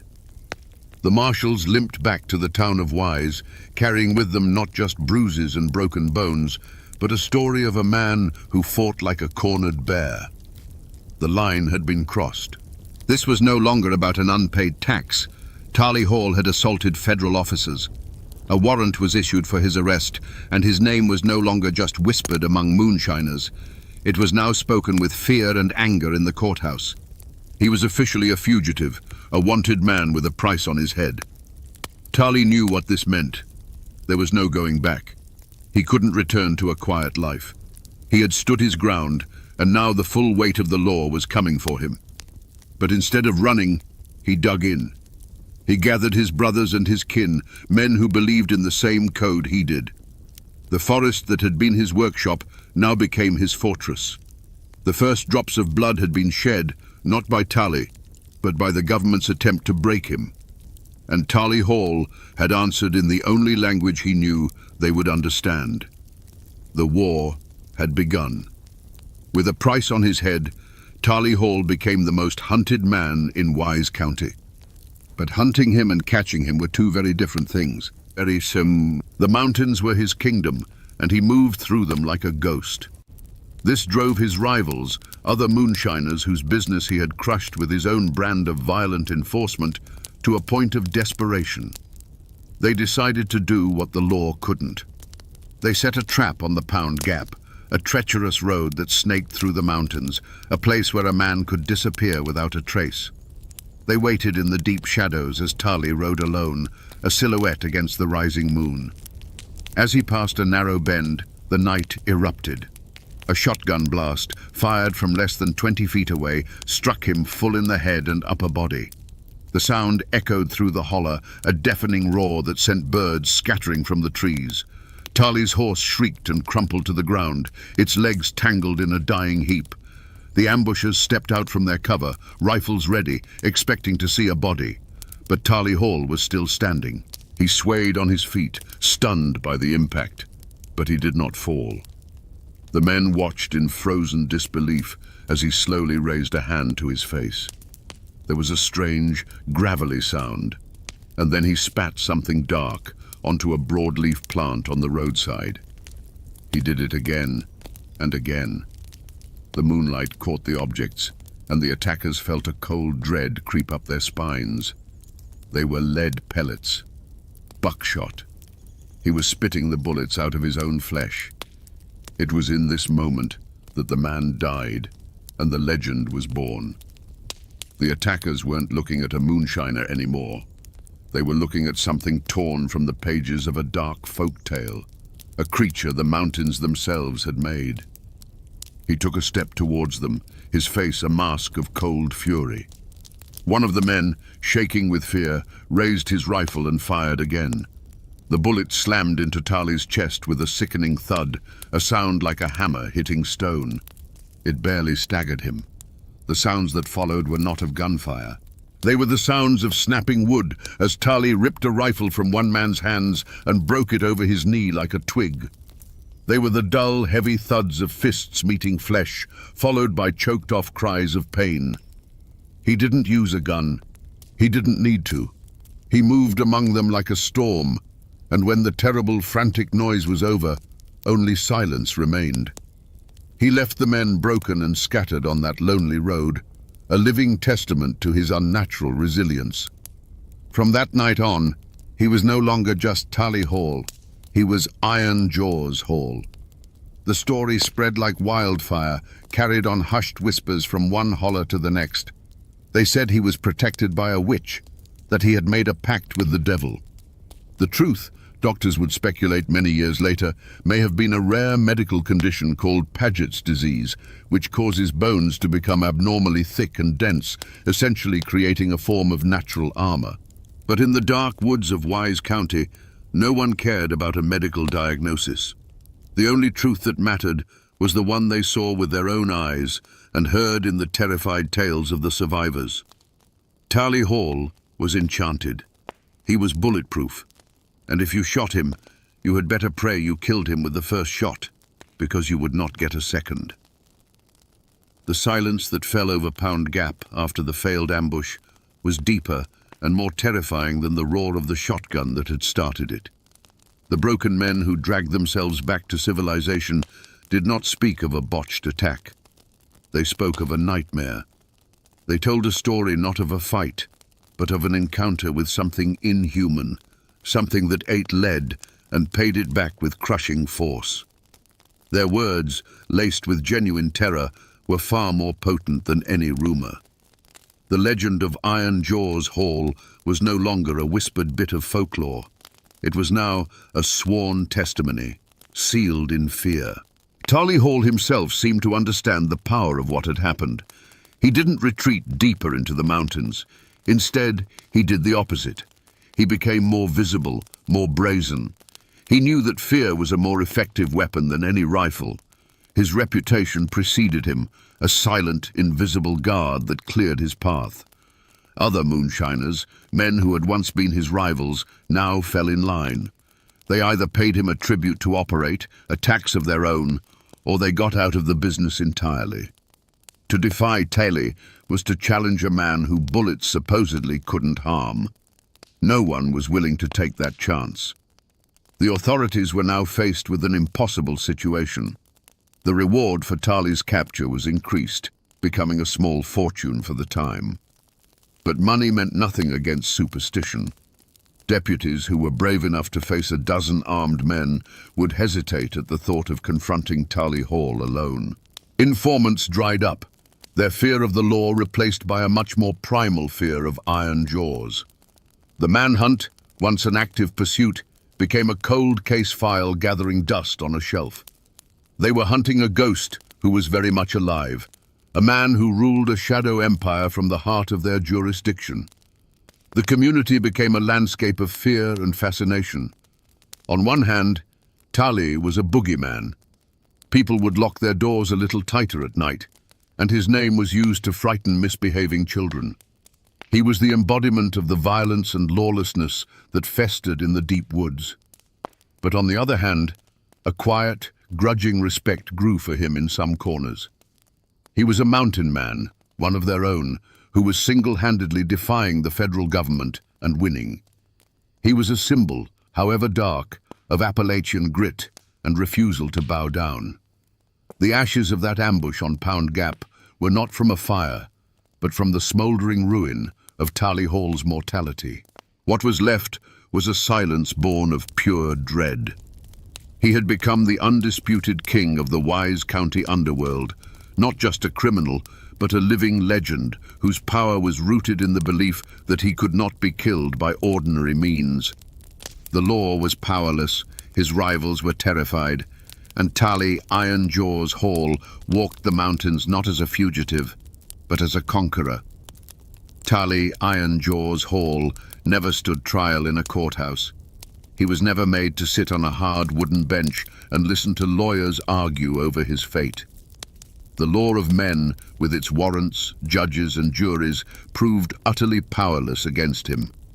His trial was a rolling, years-long affair, held in the dark hollows and on the treacherous mountain roads. The prosecuting attorneys were the bounty hunters and federal marshals who came for him, and the evidence they presented was the buckshot and rifle slugs they fired his way. The bounty on his head grew to be a legendary sum, drawing daring men from neighboring states. They came with new rifles and hardened resolve, dreaming of the fame and fortune that would come from bringing in Iron Jaws Hall. They formed posses, laid intricate traps, and combed the mountains, convinced they would succeed where others had failed. They were, in effect, a traveling court, come to Wise County to deliver a sentence. But Tali Hall was his own defense attorney, and his arguments were brutally effective. One by one, the posses were outsmarted, the traps were sidestepped, and the bounty hunters were met with a terrifying response. Some were found beaten near to death, left as a warning on the side of a road. Others simply vanished into the woods, never to be seen again. The verdict in each of these violent encounters was the same. Tali Hall walked away. He was judged by the laws of survival, and in that court he was consistently found innocent by virtue of being the last man standing. This was not justice, it was dominance. Tali had replaced the law of the land with his own law of fear. But the justice of the mountains is a patient, cruel thing. For every man he intimidated, he created an enemy. For every family he terrorized, he sowed the seeds of a future reckoning.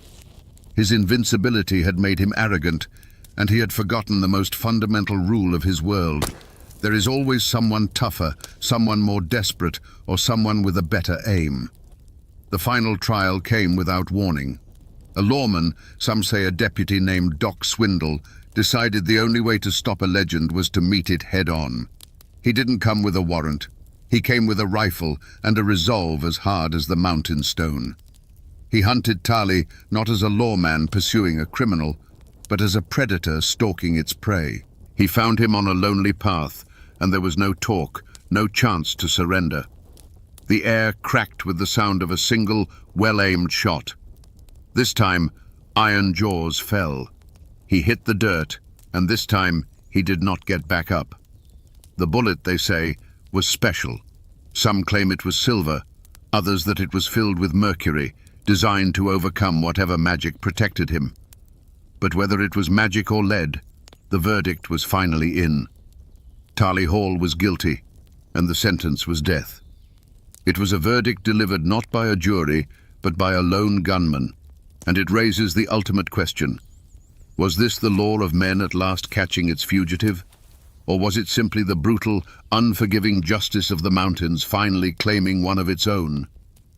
Tali Iron Jaws Hall was buried in a small, remote cemetery in Wise County, not far from the lands he once ruled. For years, his grave was marked only by a simple fieldstone, as if even in death, people were afraid to carve his name for fear of what it might conjure. Today, a more formal headstone stands, a silent testament to the man who was once a living terror. Local historians and descendants still visit, standing over the patch of earth that finally managed to hold him, and they wonder. The physical landscape has changed. Pound Gap is no longer a treacherous dirt track, but a paved highway, US Route 23, that carries thousands of cars a day. Commuters and truckers speed through the cut in the mountain, their minds on schedules and destinations, completely unaware that they are passing through the very spot where a man once stood and spat buckshot back at his would-be killers. But for those who know the story, a drive through the gap, especially as evening falls, feels different. The shadows seem deeper, and the wind whistling through the rocks sounds like a whisper from the past. The legend of Iron Jaws has outlived the man by more than a century. It survives in the oral traditions of Appalachia, a story told by grandparents to their grandchildren, a campfire tale that happens to be true. While modern science offers a plausible explanation in the form of Paget's disease, that dry medical term has none of the power or romance of the legend. In the mountains, the story of the enchanted moonshiner who couldn't be killed by bullets remains the preferred version. It speaks to a deeper truth about the region, a belief in the extraordinary, and a deep-seated suspicion of simple explanations. The name Hall still echoes through Wise County and the surrounding region. The descendants carry not just the name, but the complex legacy of their infamous ancestor. For some, it's a dark chapter best forgotten, a stain of violence on the family history. For others, it's a source of a strange, defiant pride, a reminder of an ancestor who refused to bow to anyone, who was a king in his own right, however brutal his reign. The story hasn't vanished. It's simply gone underground, living on in family Bibles and hushed conversations. The mountains remember everything, and the shadow of Tali Iron Jaws Hall is a long one. So we come back to the question that hung in the air at the start of our journey.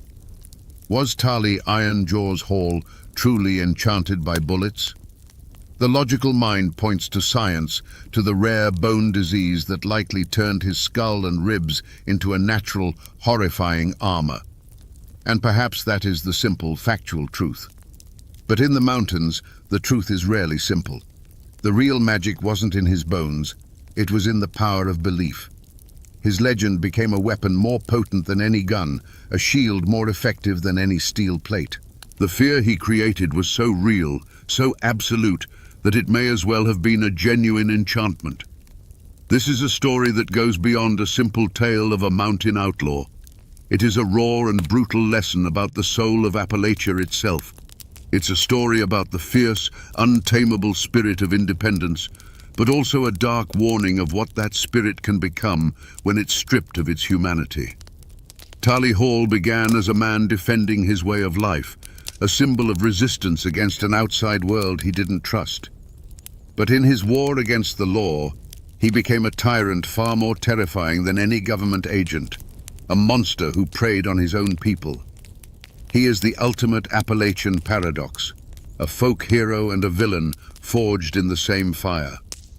The story of Iron Jaws teaches us that some legends are born not from fantasy, but from a truth so strange it has to be seen to be believed. He was a man of flesh and blood, but he became something more, an idea, a nightmare, a force of nature. Force. He walked the earth for a time, a king in a kingdom of shadows and fear, until the mountains that created him finally took him back. His name is now a whisper on the wind, a reminder that the old, wild magic of these hills has not entirely faded.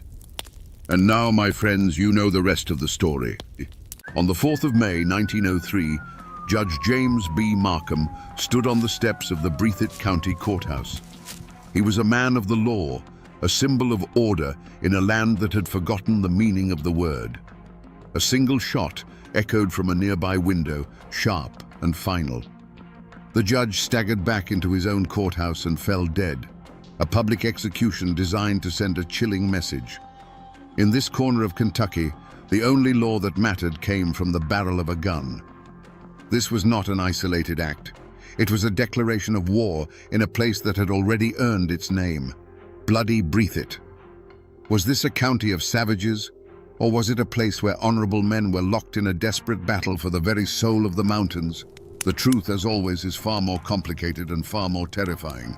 Today, we trace the story of how power, greed, and an ancient code of honor turned a quiet county into a battlefield. To understand the blood that was spilled, you must first understand the ground that soaked it up. Late 19th century Breathitt County was a world unto itself, a labyrinth of fog-choked hollows and ancient hills that guarded its secrets fiercely. It was a place where the rhythms of life were dictated by the seasons, not by the clocks of a distant government. The people here were bound to the land and to each other by ties of blood and shared hardship. They were proud, self-reliant, and deeply suspicious of any authority that didn't carry their last name. The deepest scar on the soul of these mountains was the Civil War. Kentucky was a border state, a fractured land where loyalties were a personal and often fatal choice. In Breathitt, neighbor fought neighbor, and in some tragic cases, brother fought brother. When the official war ended, the fighting did not. Men returned home not to peace, but to simmering resentment. They brought their rifles with them, along with the grim knowledge that violence was a swift and effective way to settle a dispute. The old Union and Confederate grudges never truly died. They just became the fault lines for the family wars that would follow. This brutal history reinforced an older, unwritten law, the Code of the Mountains. In this isolated world, family was everything. It was your government, your army, and your only true safety net. An insult delivered to your cousin was an insult delivered to you, and it demanded an answer. Justice wasn't something you waited for a judge in a powdered wig to dispense. It was something you took yourself, often at the end of a path with a rifle in your hands. This wasn't seen as murder, it was seen as balancing the scales. This code was born of necessity. When your nearest neighbor is a mile away and the county seat is a day's hard ride, you learn to solve your own problems.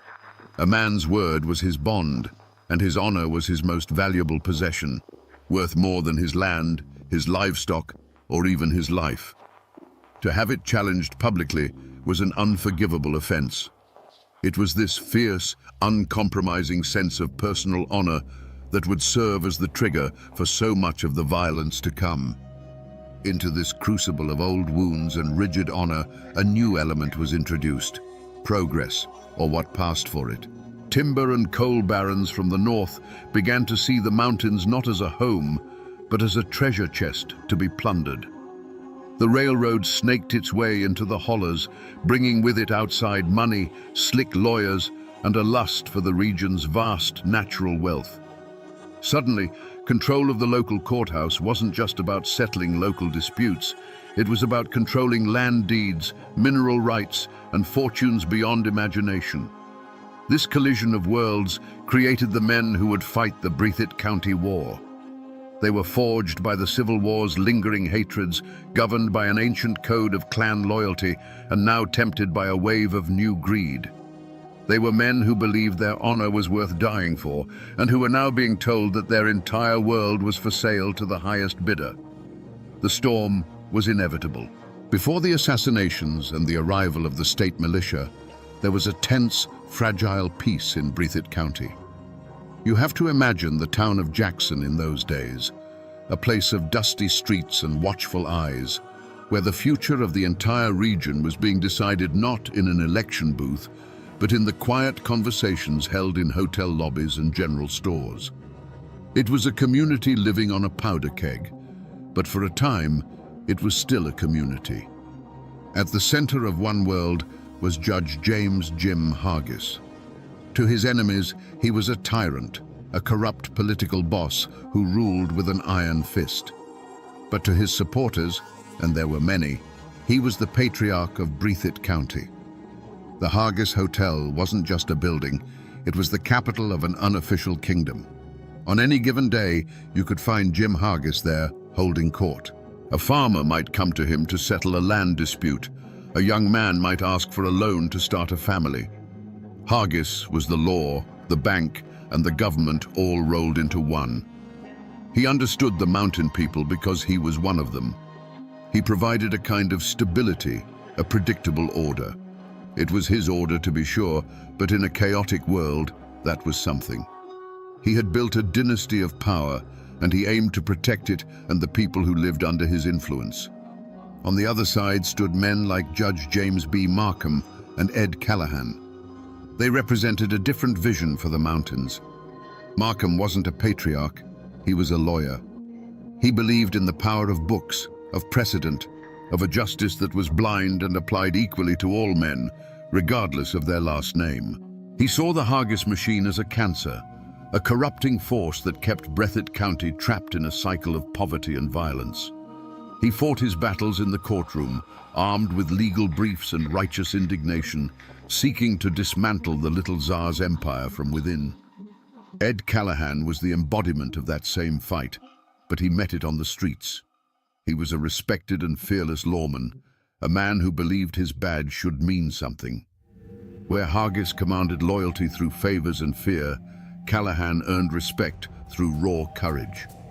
He was the man who would walk into a saloon to disarm a drunkard when no one else dared, the man who would serve a warrant on a known killer. He and Markham were the face of the Reform Party, and they were fighting for a future where a man's success depended on his merits, not on his allegiance to a political boss. For a while, these two worlds coexisted. The Hargis men would walk on one side of the street, the Callahan men on the other. Business was conducted, families were raised, and life went on under a veneer of civility. But everyone knew the peace was hollow. These were not just two political factions, they were two fundamentally different futures vying for control of the same small patch of earth. One side was fighting to protect the world they had built, the other was fighting to build a new one. Both believed they were in the right. And in the mountains of Kentucky, when two sides both believe they are right, the result is almost always bloodshed. But peace is a fragile thing, and in every great tragedy, there is a crack in the armor of the men who stand at its center. For James Hargis, that flaw was a pride as old and unyielding as the mountains themselves. His control over Breathitt County was not a political office, it was his birthright. He had built his world through sheer force of will, and he could not tolerate the slightest challenge to his authority. To him, opposition was not a difference of opinion. It was a declaration of personal war. This wasn't the hot-headed pride of a young brawler. It was a cold, calculating force. They say that years earlier, a merchant in town had dared to publicly support one of Hargis's political rivals. Hargis didn't send men with guns. He did something far worse. He quietly passed the word. The man's credit was cut off at the bank. His suppliers suddenly had trouble filling his orders. Friends who had known him for 20 years would cross the street to avoid speaking to him. Within a year, the man was bankrupt and broken, forced to leave the county in shame.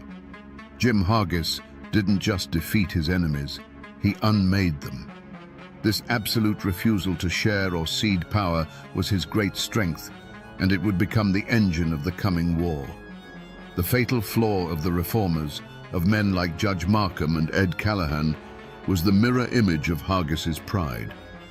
It was a rigid, almost naive faith in the power of the law itself. They truly believed that the system, if followed correctly, was strong enough to protect them. They believed that a court order held more power than a Winchester rifle, and that a properly filed indictment could bring down a king. They saw the corruption of the Hargis machine and believed they could dismantle it piece by piece with the tools of their trade: legal arguments, witness testimony, and appeals to a higher authority. When the threats against them began, whispered in the street and delivered in unsigned notes, their response was to seek injunctions and write letters to the governor in Frankfurt. They trusted in a process that Jim Hargis had spent a lifetime learning how to manipulate and control from the inside. They were honorable men, trying to play by the rules in a game where their opponent had already burned the rulebook. This faith in paper and ink, in a world that still answered to lead and steel, would prove to be a fatal miscalculation. And so the stage was set. On one side, a man whose pride would not allow him to bend. On the other, men whose principles would not allow them to break. It was a collision of two opposing kinds of stubbornness, two incompatible definitions of justice. In the suffocating quiet of the Kentucky mountains, there was no longer any room for compromise. A single spark was all that was needed to make the whole valley burn. The spark finally landed in 1902. It wasn't a public argument or a contested election. It was the sharp, ugly crack of a rifle in the dark. The target was James Cockrell, the town marshal of Jackson. But Cockrell was more than just a lawman. He was Jim Hargis's right hand. He was the muscle that backed up the little Tsar's quiet orders, the walking, breathing symbol of the Hargis machine's control over the streets. When Cockrell walked by, people understood who was in charge. His authority flowed directly from the rocking chair in the Hargis Hotel. One evening, he was cut down from ambush. It was a classic feud-style killing, a shot from the shadows, with no warning and no chance to fight back. In the code of the mountains, this was more than murder. It was an act of profound disrespect. It was a message, written in gunpowder and blood, sent directly to Jim Hargis. It said, "Your man is not safe. Your power is not absolute. Your walls can be breached." For a man like Jim Hargis, whose entire world was built on a foundation of unshakable authority, this was the ultimate insult. His pride, the very core of his being, had been publicly challenged in the most brutal way imaginable. This wasn't a legal matter to be sorted out by investigators and juries. This was a personal attack on his house, his name, and his honor. The gears of the official law were too slow, too uncertain. The only justice that mattered now was the swift, terrible justice of the clan. The Hargis faction didn't wait for proof. In their minds, there was only one group with the motive and the audacity to carry out such an act: the Callahan-Markham reformers. The accusation was made instantly and publicly. The word went out through the hollers and across the ridges. The opposition had crossed a line from which there could be no return. They had spilled first blood. That single shot changed everything.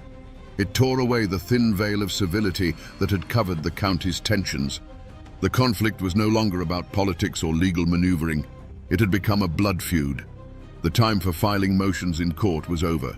The time for filing coffins had begun. The cycle of vengeance, that terrible grinding engine of mountain warfare, had been switched on. And once it starts, it doesn't stop until it runs out of bodies to consume. In the days that followed James Cockrell's murder, a heavy silence fell over Breathitt County. It was the silence of a held breath, the kind of quiet that comes before a lightning strike. The elders of the community, men who still carried the scars of the Civil War, saw the signs. They had seen this kind of storm gather before. Preachers took to their pulpits, pleading for peace. Respected old men, who owed allegiance to neither faction, went as intermediaries, their hats in their hands, begging for calm and reason. They warned that this was a fire that, once lit, would consume the innocent along with the guilty. These warnings fell on deaf ears. They went to the Hargis Hotel and spoke to the little Tsar himself. Jim Hargis would listen to them patiently, his face a mask of cold granite. He would offer them a drink, thank them for their concern, and then show them the door. In his mind, their pleas for peace were an insult. How could there be peace when his man lay in the ground, struck down from the dark? To compromise now, to let the matter be handled by a slow and corruptible legal system, would be a show of weakness. It would be an admission that his power, his very authority over the county, could be challenged with impunity. His response was not to de-escalate, but to tighten his grip. Known gunmen and loyalists, men like Curtis Jett and Tom White, began to appear more frequently on the streets of Jackson, their presence a silent promise of retribution. On the other side, the same desperate pleas were made to Judge Markham and Ed Callahan. Friends and family begged them to be careful, to leave town for a while and let the situation cool down. A living dog is better than a dead lion, they were told. But their own unbending principles made this impossible.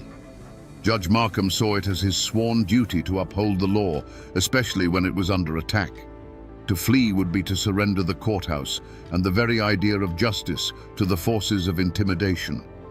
He believed with every fiber of his being that the shield of the law was strong enough to protect him. Ed Callahan, a lawman to his core, refused to be intimidated. He continued his patrols, served his warrants, and walked the streets of Jackson as if nothing had changed. He rejected the idea of surrounding himself with a heavy guard, arguing that a sheriff who had to hide behind a wall of rifles was no sheriff at all. They put their faith in the system. They wrote letters to the governor detailing the threats. They tried to empanel a grand jury. They fought back not with guns, but with affidavits and legal motions, believing that the truth written on paper would ultimately prevail over the lies whispered in the shadows. Every attempt at peace became just another step towards war. When neutral citizens tried to form a committee for public safety, both sides accused it of being a front for the other. When the governor sent a tepid message urging a peaceful resolution, it was seen as a sign of weakness from the state, emboldening the hardliners. The town of Jackson was no longer a community. It was two armed camps staring at each other across a dusty main street. The path of compromise had vanished, overgrown with pride on one side and principle on the other. Every man in Breathitt County had to choose a side, and everyone knew that the talking was over. The air in Jackson had grown so thick with hate you could taste it. The threats against Judge Markham were no longer whispers. They were shouted in the street. His friends stopped visiting after dark. Notes were left on his doorstep, crude and clear in their meaning. The world was closing in on him, and everyone knew a final terrible line was about to be crossed. This was the moment for one last off-ramp, one final chance to turn back from the abyss. That chance came, as it so often does, in the quiet of his own home. The story goes that on the night before he died, his wife came to him, her face pale with a fear that was beyond tears. She begged him, not as a political figure, but as her husband and the father of her children. "James, let us leave this place," she pleaded. "Let's go somewhere the names Hargis and Callahan mean nothing. What good is the law if it leaves your children without a father?" It was the clearest choice a man could face, his duty on one hand, his life and family on the other. It was a direct plea to the man, not the judge. For a long moment, Markham was silent. He was not a fool. He knew the danger was not just real, it was imminent. He could see the logic in his wife's plea, could picture a life of peace far away from the blood-soaked soil of Breathitt County. He could have packed a bag, taken his family, and been gone by sunrise. No one would have called him a coward. They would have called him a sensible man who chose to live. This was the crossroads. He could choose to be a husband and father, or he could choose to be a symbol. But the judge's faith in the law was as unbending as a rod of iron. He looked at his wife, and with a heavy heart, he made his decision. If a circuit judge can be run out of his own courthouse by threats, he told her, then there is no law in these mountains. There is only the rule of the gun. And if that is the case, then our children have no future here anyway. I will not run. He believed to his very soul that to back down would be to hand a final victory to the forces of anarchy. He had to believe the system he served was worth dying for. In that moment, he consciously rejected the path of peace and fully committed to his tragic course. He sealed his own fate not with anger or pride, but with a quiet, resolute sense of duty. The conversation was over. The last chance for a different outcome had passed. He would go to the courthouse in the morning, as he had every other morning. He would stand on those steps and face whatever came. He had made his choice. The morning of May the 4th, 1903, dawned like any other. The sun cast long shadows across the dusty main street of Jackson. Inside the Breathitt County Courthouse, the air was thick with the familiar smell of old paper and stale tobacco. Judge James B. Markham presided over his cases, his voice calm and steady, a small island of order in an ocean of simmering chaos. When the day's business was done, he walked out onto the front steps, pausing for a moment to speak with a friend, the tension of the courtroom momentarily behind him. The world seemed to hold its breath. Then, a sound, sharp and violent, cracked the afternoon calm. It was not a firecracker. It was a single, deliberate report that echoed off the brick buildings and sent a flock of birds scattering into the sky. For a split second, there was only confusion. Judge Markham felt a tremendous, invisible force strike him in the chest, a blow so powerful it staggered him backward and stole the air from his lungs. He looked at his friend, a question in his eyes, his mind struggling to understand what had just happened. He looked down. On the crisp white fabric of his shirt, a dark stain was beginning to bloom, spreading like a fatal flower. The abstract threats, the whispered warnings, the pleas of his wife, it all became real in that single, horrific instant. The long, complex legal argument he had been making against the powers that ran Breathitt County was over. A final, brutal rebuttal had just been delivered from a window across the street. His instincts, the instincts of a man whose entire life revolved around that building, took over. He did not cry out. He did not fall to the ground. With the last of his strength, he turned and stumbled back through the courthouse doors. He was a man of the law, and in his final moments, he sought sanctuary in the house of the law. He made it a few feet into the main hall before his legs gave out. Judge James B. Markham collapsed onto the hard wooden floor, his life ending at the very heart of the institution he had died trying to defend. For a long moment, nobody moved. The echo of the shot faded, replaced by a silence that was heavier and more profound than any noise. The people on the street were frozen, their faces a mixture of shock and terror. They had just witnessed the unthinkable, the public execution of a circuit judge on the steps of his own courthouse. It was an act of such brazen contempt for the law that it felt like the end of the world. This was not just a murder. It was a coronation. It was a statement, clear and undeniable, about who truly held the power in bloody Breathitt. The assassins, identified as Curtis Jett and Tom White, were known Hargis men. And the message they sent was simple and terrifying.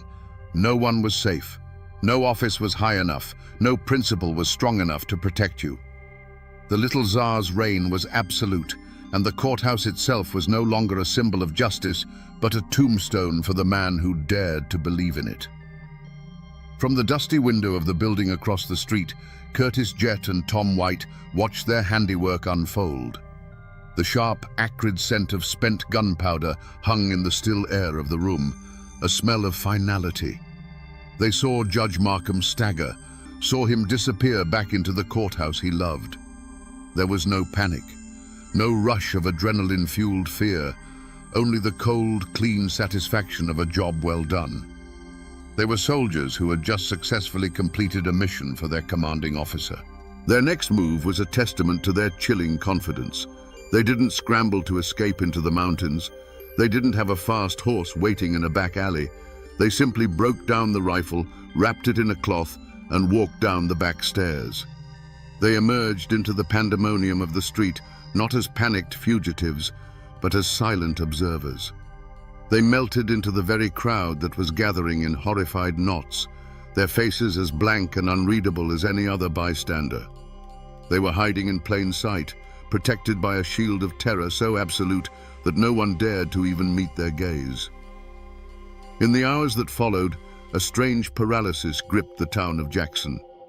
The body of Judge Markham was carried from the courthouse. The local law enforcement made a great show of securing the scene, of asking questions they already knew the answers to. Everyone knew who had pulled the trigger. The motive was as plain as the hole in the judge's chest. But who would dare to make the arrest? The town's legal system had just been decapitated, and the message was clear. Any lawman who tried to bring in Jett and White would be the next one to lie on a cold slab. And so, The killers did not run. They didn't have to. Later that day, they were seen openly in a Jackson store buying tobacco. They walked the streets with a new kind of swagger, the swagger of men who had proven they were untouchable. They were not fugitives cowering in the woods. They were conquerors, and the town of Jackson was their occupied territory. Their freedom in those first hours and days was the ultimate demonstration of Jim Hargis's power. The law was dead, and its assassins were calmly walking over its grave. The end of the road had not come for them. It had come for the rule of law in Breathitt County. The bullet that struck down Judge Markham didn't stop in the courthouse hall. It traveled onward, a phantom projectile that tore through the fabric of his family. For his wife, the abstract fear she had voiced just the night before had become a brutal, life-altering reality. She was now a widow in a town ruled by her husband's killers. His children were now orphans, their name a mark of defiance that placed them in constant, unspoken danger. The very community they had lived in became a prison of watching eyes and silent whispers. Friends who once greeted them warmly now averted their gaze, not out of malice, but out of a primal fear of being associated with the losing side of a war.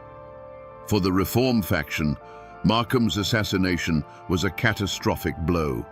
He was their legal champion, the man who believed he could slay the dragon with a well-aimed lawsuit.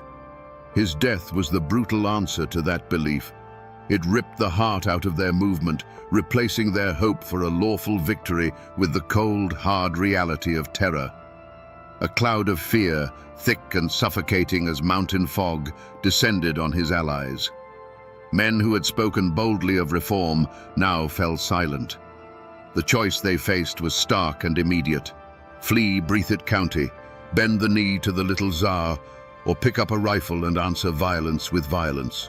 The murder's ripple effect spread through the entire community.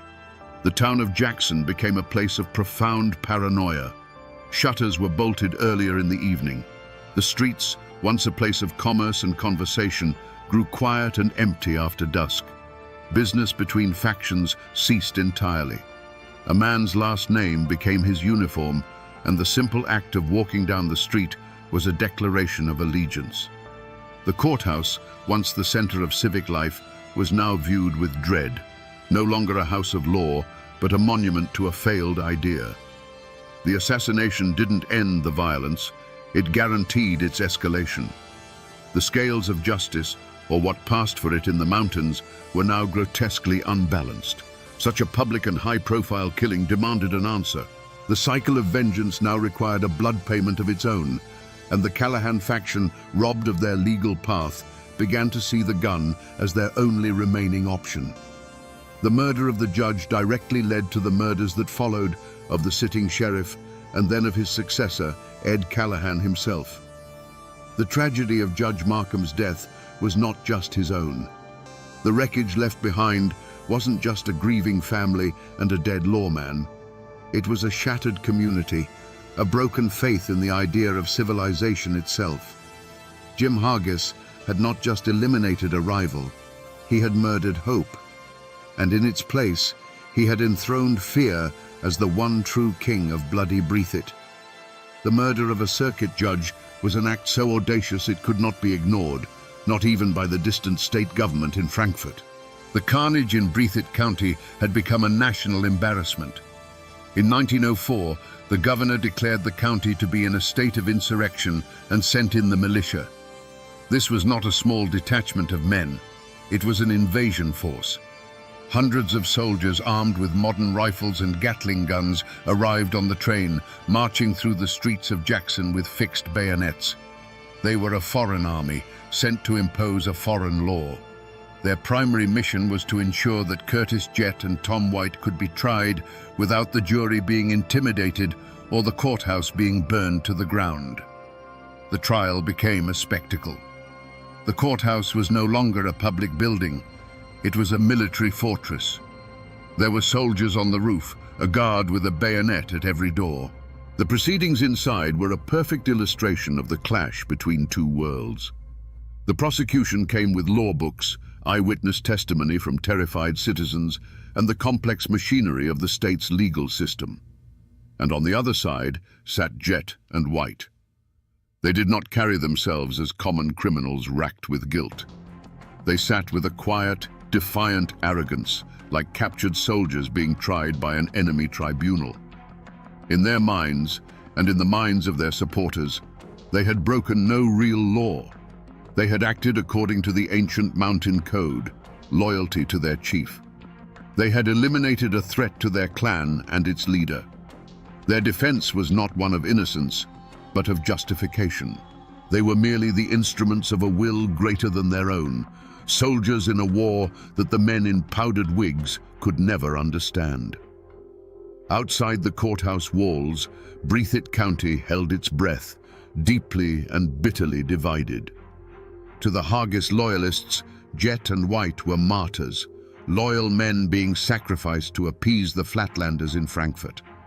They were symbols of resistance against an outside force trying to change their way of life. To the friends of James Markham and the shattered Reform faction, they were simply assassins. The trial was the last, desperate hope that the rule of law might mean something after all, that a killer could be held to account no matter who he worked for. After weeks of testimony that kept the entire nation spellbound, the jury, protected by a wall of state rifles, returned its verdict: guilty. Both Curtis Jett and Tom White were sentenced to life in prison. The newspapers declared it a victory for justice. But in the hollows of Breathitt County, the question lingered. Was it justice? The trigger men were going to prison, but the man who had almost certainly loaded the gun and given the order, the man whose power they were protecting, James Jim Hargis, was never even charged. The law had proven it could cage the wolves, but it seemed powerless to touch the man who owned the forest. With Jet and White behind bars, you might think justice had finally, imperfectly, triumphed. But the other side of the coin was still in play. James Jim Hargis, the little Tsar, the man at the center of the storm, remained. The state militia eventually packed up their Gatling guns and went home. The trials were over, and Jim Hargis was still the king of Breathitt County. For years, he walked the streets of Jackson, a living testament to a chilling truth. The law could punish the soldiers, but it couldn't touch the general. He had won. He had broken the reform movement, eliminated his chief rival, and survived the full might of the state's intervention. But the mountains have their own way of balancing the books. The justice that finally found Jim Hargis didn't come with a judge's order or from the rifle of a sworn enemy. It came from inside his own house, from his own blood. In February of 1908, 4 years after the Great Invasion, a bitter argument broke out between Hargis and his son, Beach. We don't know for certain what it was about: money, power, a personal slight. But it was a fire that could not be put out. The very culture of violence that Hargis had cultivated to maintain his power had taken root in his own family. On a cold winter day, on a public street in the town he ruled, the final act of the tragedy played out. Beach Hargis confronted his father, and the argument ended the only way such disputes seemed to end, in bloody Breathitt. He pulled a gun and shot his father dead. The man who had orchestrated assassinations from the shadows, who had treated the county as his personal chessboard, was brought down not by the law or his political enemies, but by a simple, brutal family quarrel. There's a terrible poetic irony in his end. The state of Kentucky had failed to hold him accountable. The code of the mountains, which he had so expertly manipulated, was ultimately what destroyed him. He had lived by the sword of clan loyalty and died by the sword of a family feud. His death was not justice in the legal sense, but it was a grim and fitting final chapter for a man whose greatest legacy was the violence he left behind. With the little Tsar in his grave, put there by his own son, a strange and unfamiliar quiet settled over Breathitt County.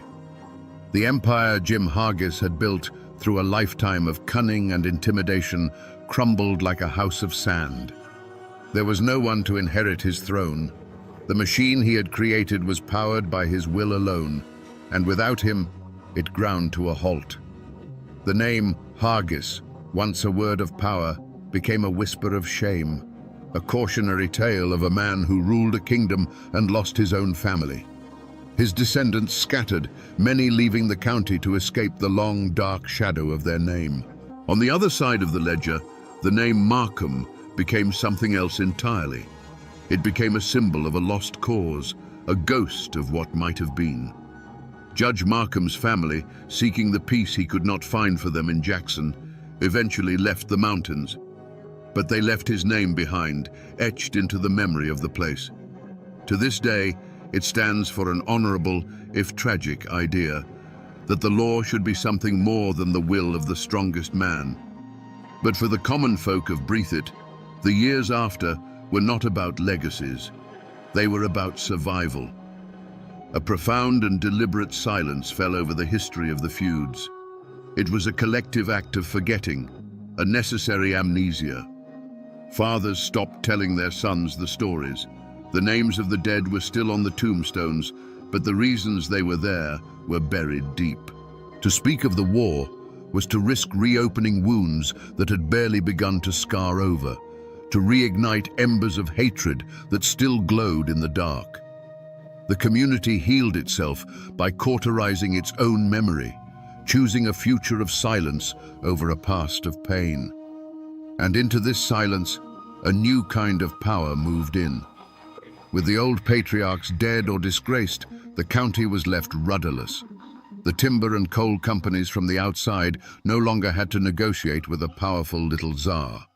They could now deal with a fractured, exhausted populace and a pliable local government. The great fight for Breathitt's soul did not end with the feuds. It had only entered a new phase. The rifle was put away, and the lawyer's briefcase took its place. The land and its wealth, which had been fought over with blood, would now be claimed with ink. The men who fought the Breathitt County War are long gone. Their rifles have turned to rust, their bodies to dust. But their story has not disappeared. It has seeped into the soil of the county itself, a permanent part of the landscape. And the most enduring echo of that bloody time is the name it earned, Bloody Breathitt. For more than a century, the people of this place have lived with that nickname. It clings to them like morning fog in the hollows, a ghost of a reputation they can never fully shake, a constant reminder of the time when their home was a battlefield. If you walk the streets of Jackson today, you can still touch the past. The old courthouse still stands, a silent brick-and-mortar witness to the murder that defined an era. And a persistent local legend says that the judge never truly left. On quiet nights, when the building is dark and empty, some people claim you can hear the faint sound of a man's footsteps, pacing the hall where Judge Markham fell. It's the ghost of a man who died for the law, still restlessly seeking the justice that was denied to him in life. Not far from there, in a quiet cemetery, you can find the weathered tombstones of Markham, of Haggis, of Callahan, their names worn by 100 years of rain and wind, the silent epilogue to a violent history. The story of the feuds is rarely found in official history books. It lives on in the way mountain people preserve their past, in stories told on a front porch, in hushed tones from one generation to the next. It has become a cautionary tale, a lesson taught to the young about the terrible price of pride and the destructive power of vengeance. The specific details may blur, the names may fade, but the core of the story remains. A warning about the darkness that can be unleashed when good men do nothing and powerful men do as they please. The spirits of the two main antagonists still haunt the county in their own ways. The ghost of Judge Markham is a sad one, a symbol of principle and sacrifice. But the ghost of Jim Haggis is something else entirely. It is the ghost of absolute power, of a time when one man's will could override all law and morality. He represents the old, untamed spirit of the mountains, both its strength and its terrifying brutality. Though the man is gone, His shadow, the memory of that kind of power, lingers as a reminder of what this place once was. So we come to the end of the trail and return to the question that started it all. Was this a land of savages or a place of honorable men locked in a desperate struggle? The truth is, it was both. There were no simple heroes or villains in the story of Bloody Breathitt. There were only men, forged by their time and place, and trapped by the very codes that gave them their strength. Jim Hargis was not a monster. He was a king from an older, fiercer world, a mountain patriarch who ruled by a law of loyalty and fear, and who defended his kingdom with savage brutality when it was threatened. And Judge James Markham was not a naive fool.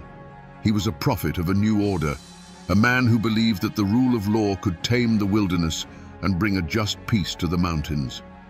His tragedy was that he was a man ahead of his time, who fatally underestimated the violence with which the old world would resist its own death. They were two titans of two different ages, standing on the same small piece of earth, and there was simply not enough room for both of them. In the end, this is not just a story about a feud. It is the story of a painful, bloody transition. It's the story of what happens when the unwritten law of the mountains, a code of honor, clan, and vengeance, collides with the written law of the state. The gunshots that echoed through the hollows were the death rattle of an entire way of life, a brutal response to the encroaching forces of industry, money, and a government that the mountain people had never trusted. The blood that soaked the courthouse steps was the terrible price of that change. And that, my friends, is the Ballad of Bloody Breathitt. It is a grim and lasting reminder that a man's greatest strength can become his most profound weakness, and that when the old ways of a place are forced to die, they seldom die quietly.